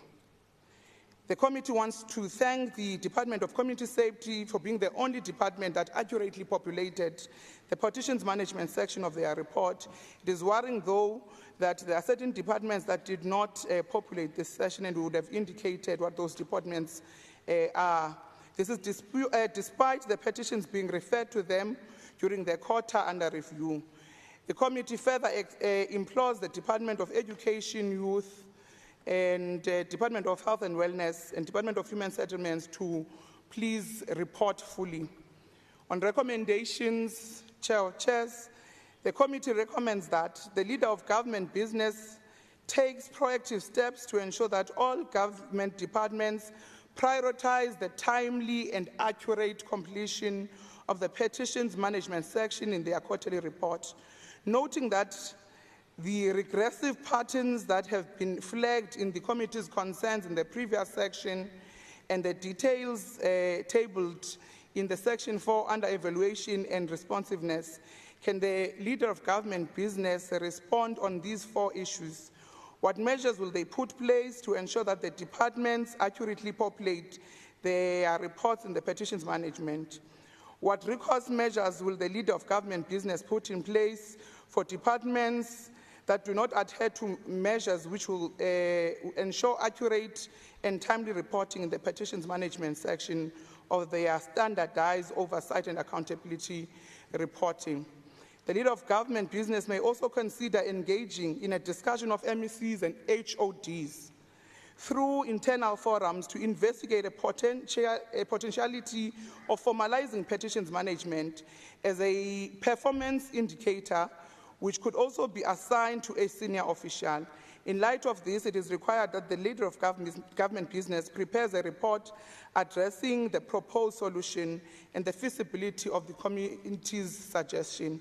And a progress report would appreciate if it can be provided to the committee by the 28th of February of 2025. In conclusion, Chair of Chairs, the committee continues to mainstream fairness and consideration into its work to ensure that the petitions process is made accessible to the wide range of people, and will continue with its commitment to strengthen transparency, accountability through the most effective tool available to resolving service delivery. On acknowledgements, I would want to take this opportunity to acknowledge the following committee members: Honorable Member Ndlovu, Honorable Member Schneemann, Honorable Member Buitumelo Litswalo, Honorable Mhlongo, Honorable Chabalala, Honorable Miller, Honorable Maluka, Honorable Sitika, Honorable More, Honorable Ali, Honorable Nkani, Honorable Makane, and Honorable D. Yaga. I further want to acknowledge the contributions made by the support staff of the committee in making sure that we are able to do our work coordinated. In accordance with Rule 164, the Petition Standing Committee hereby presents the report for the House consideration and adoption. Slalo, Gabule. Is there a seconder? Thank you, Honorable. Is there a seconder for the report? Member Ndlovu, I rise to second, Chair of Chairs. Thank you, Honorable Ndlovu. I now put the question. All those in favor say yes. Yes. All those not in favor say no. The yes have it. The report is adopted. Oh, Honorable Moriarty. Thank you, Mr. Chair of Chairs. Point of order. In terms of Rule 137, subsection 5, this is the rule that requires MECs that have not answered questions for written reply to actually stand and give an oral explanation in the House. We did cover that once before in your presence, and you dealt with it very effectively. Subsequently, it has been less effective, but that's another subject. But I did refer that to the Rules Committee. We're still waiting for a meeting in the Rules Committee for that. But what I want to point out, Honourable Chair of Chairs, is the ATC for Monday did include 37 such unanswered questions. Could we get an understanding as to why this is not on today's order paper? Chair. I would also... can I finish and not be interrupted? Finish? Yeah, thank you very much. So, Chair, in terms of the rule... Yeah, let him just... Yes, Honourable. Let him finish, please. I rise in terms of Rule 89. Yes. I think the issue that Honorable Moriarty is raising has nothing to do with what we're busy with now. He can refer that matter later, not now, please. You're confusing us. Thank you. Sorry. Okay, can we, Secretary, read for us the second order, please? Sorry, Mr. Chairs, I'd like you to rule on this because, you know, the point of order can be raised at any particular time. And this is in respect of the order. It's in respect of the order paper, which is alive at all times. This isn't in connection on any other item. So I would ask you to rule that we should have had the questions for oral explanation. I'd like to know why they are not here, and can we get assurance that in terms of the rule, which says if it's out of time, they may have submitted it in the meantime. It doesn't matter. If they've missed the deadline, they still have to stand up and give an oral explanation. Can we have it on the order paper for Tuesday, please? Thank you. According to the desk, that it has been submitted and it has been answered. It has been received by proceedings, all the answers, Honourable Moriarty. May I ask that your ruling be submitted to the Rules Committee, because the rule actually says if they were not submitted in time, if they submit after time, it doesn't matter. They've still got to come and give an explanation. Thanks. Okay, can we go to the second order, please? Thank you, Chair of Chairs. Committee for the Scrutiny of Subordinate Legislation, second quarterly performance report for the 2024-2025 financial year. Thank you so much. Honourable Member Mfikwe. Thank you, Chair. Sometimes you must save us from the abuse from Member Moriarty, honestly. Thank you very much. Let me acknowledge you, Chair, the leadership in absentia. We are tabling the CSSL second quarter report, and parts that I'm not going to read, can they be honest, please taken as read. Committee activities, we will pass. Committee activities talks about lawmaking, oversight and scrutiny, including stakeholder engagement. Overall performance of the committee, Chair. The committee has managed to achieve its quarterly objectives, namely on lawmaking, oversight and scrutiny and stakeholder engagement, as set in our annual performance plan for 2024-2025 financial year. On lawmaking, in the quarter under review, there were no regulations tabled and referred to the committee by the executive, which is a concern, Chair, of the committee, that with so many things happening in the institutions and in government, we don't understand why is the executive not referring the regulations to be made. On oversight and scrutiny, the committee considered matters relating to the post-legislative scrutiny on the Gauteng regulations on domestic and international tours for learners at our public schools. On stakeholder engagement, in the quarter under review, the committee had engagement session with the Department of Education on the domestic and international tour regulations for public schools. The activities of the committee were well supported and attended by most members of the committee, except for Member Bosch. And I'm putting it on record, Chair, that in all the committee meetings that have been held, we've never seen her. Only she attends only virtual meeting, and we've only had 2 virtual meetings. So as a result, we are not even acknowledging her in the activities of the committee. On conclusion, the plans which were set out on the second quarter of 2024-25 with regards to the implementations of the committee's strategic objectives have been met, Chair of Chair. So on acknowledgement, we want to give our special thanks to the following honourable members: Honourable Anne Mukhobe, Honourable M. Sope. She also is getting right as well. She was not really attending meetings, but we do acknowledge the improvement on her part. Honourable Sisedinyane, Honourable San, Honourable Boho, and Honourable Skosana. It's a pity they are both not here. Chair, Boho is here. I must say their contribution to the committee overwhelms me all the time. you know, they've got into committee, improved, and they are honestly trying their best in the committee. I acknowledged, Honorable Paul. I thought the rates have gone and you left as well. The committee would also like to further thank the following support staff for their dedication and commitment to supporting the committee: the Group Committee Coordinator, MVAS, Senior Researcher, and Lamini, Committee Coordinator, C. Sinoko, Committee Researcher, S. Butelezi, Committee Administrator, L. Lamola, Manager Proceedings, R. Tshwane, Principal Table Assistant, K. Khositebe, Manager NCOP Legal, S. Mngube, Senior Information Officer, N. Klebi, Communications Officer, T. Mashifane, our Hansard Recorder, Mr. S. Baloy, and our Service Officer, P. Klimba.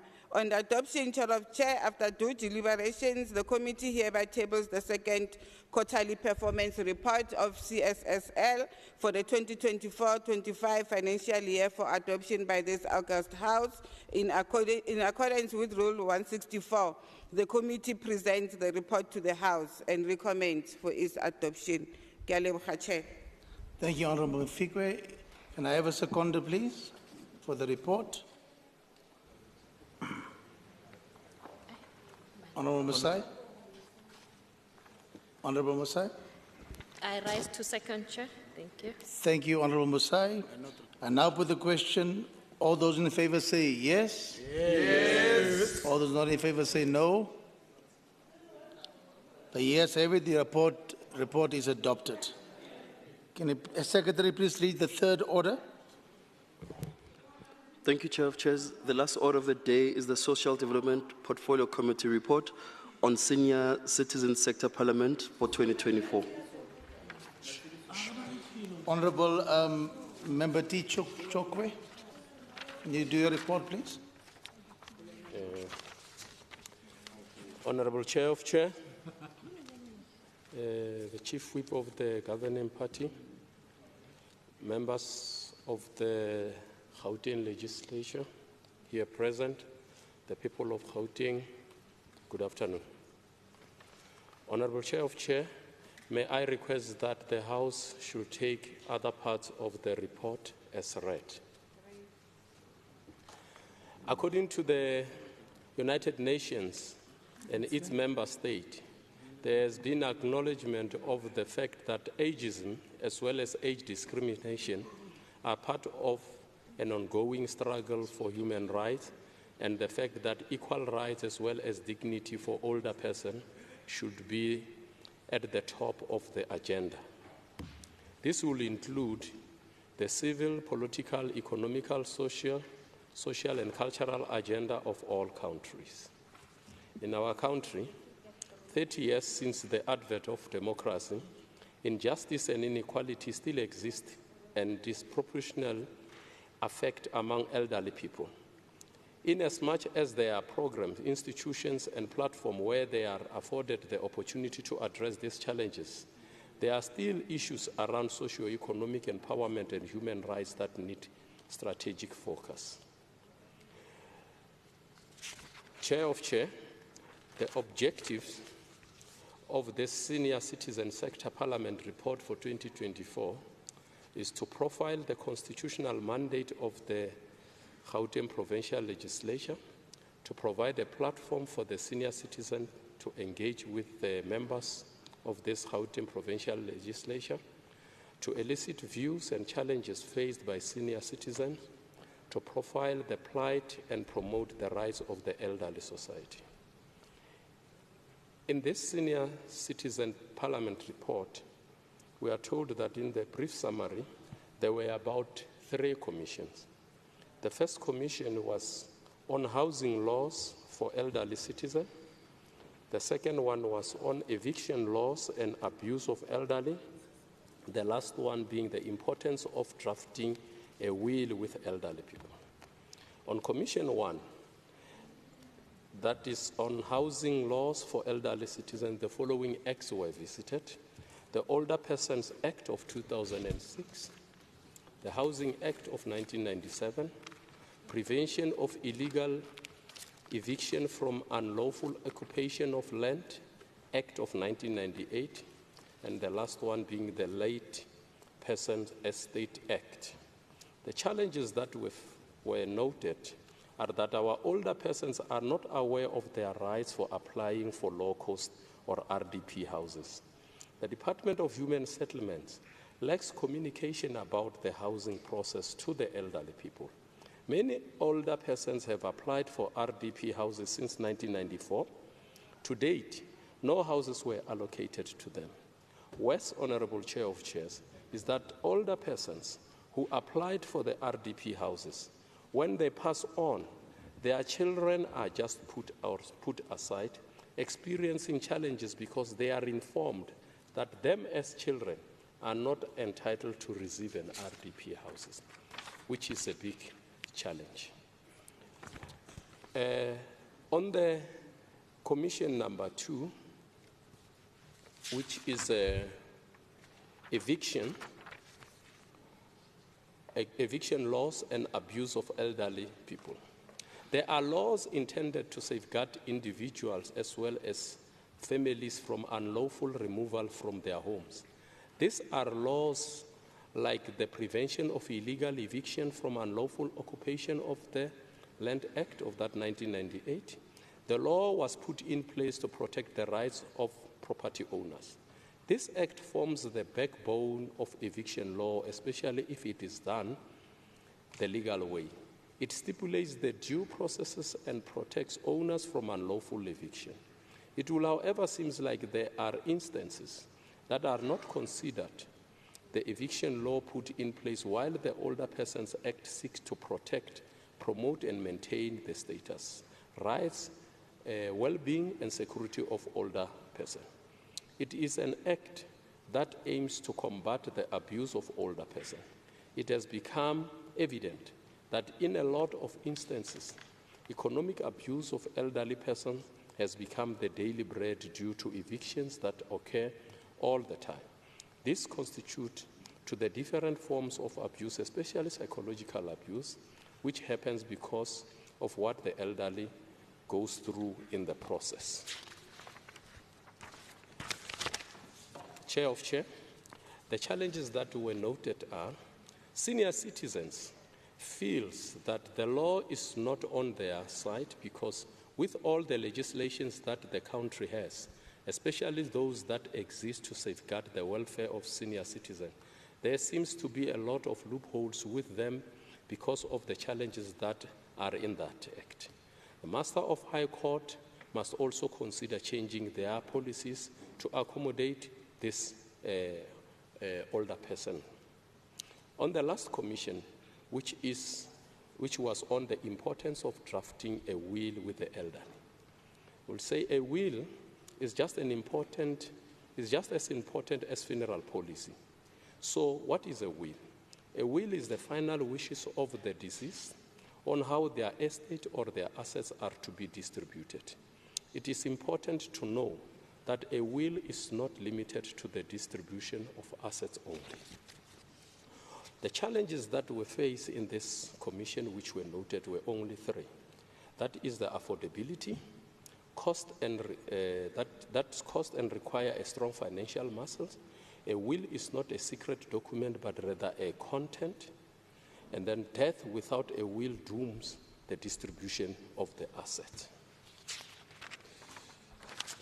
Honorable Chair of Chairs, there are a few recommendations which I will read and then I will jump to the recommendation for the committee. The 2024 Senior Citizen Sector Parliament made the following resolutions to be responded to, and they are giving us a date of the 25th of February 2025. Government should appoint trained functionaries or officials to address issues with proper care, understanding of escalation process.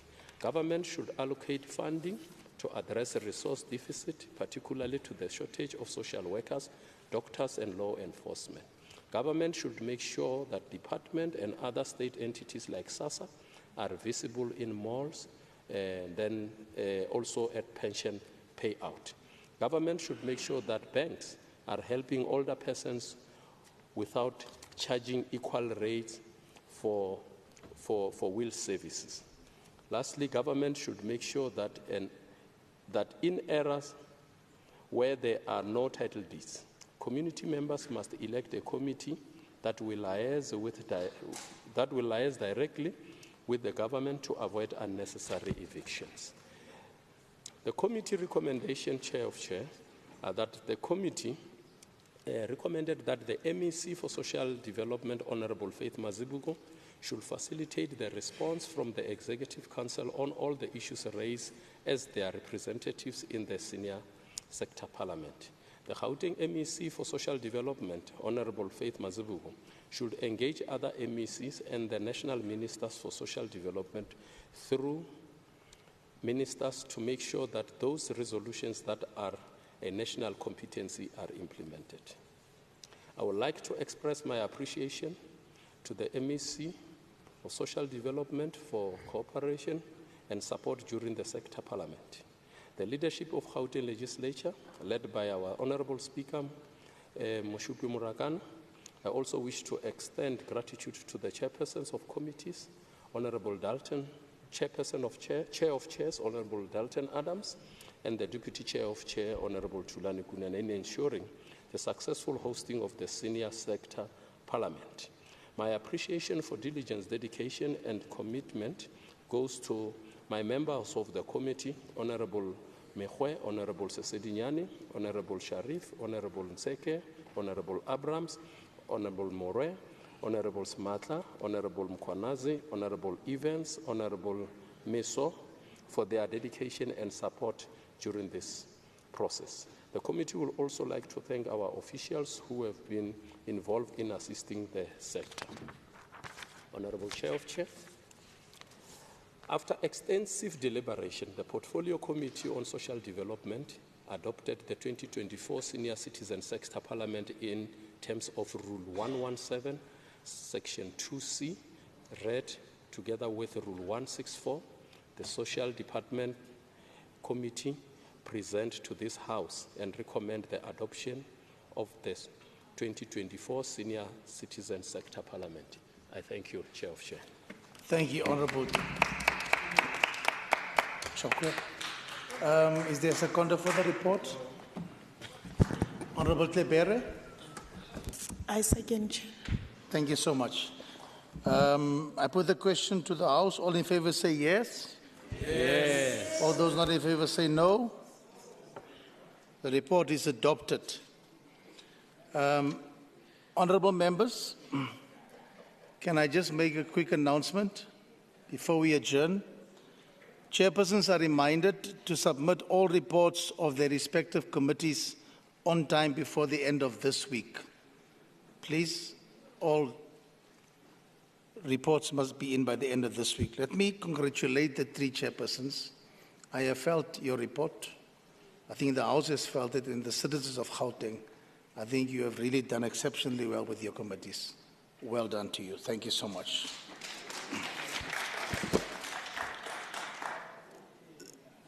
Honorable members, those in the House and those online, that concludes the business of the day. Our next sitting will be on the 2nd of December 2024 at 10 a.m. sharp here in the same chamber. The House is adjourned. Shall we stand, please?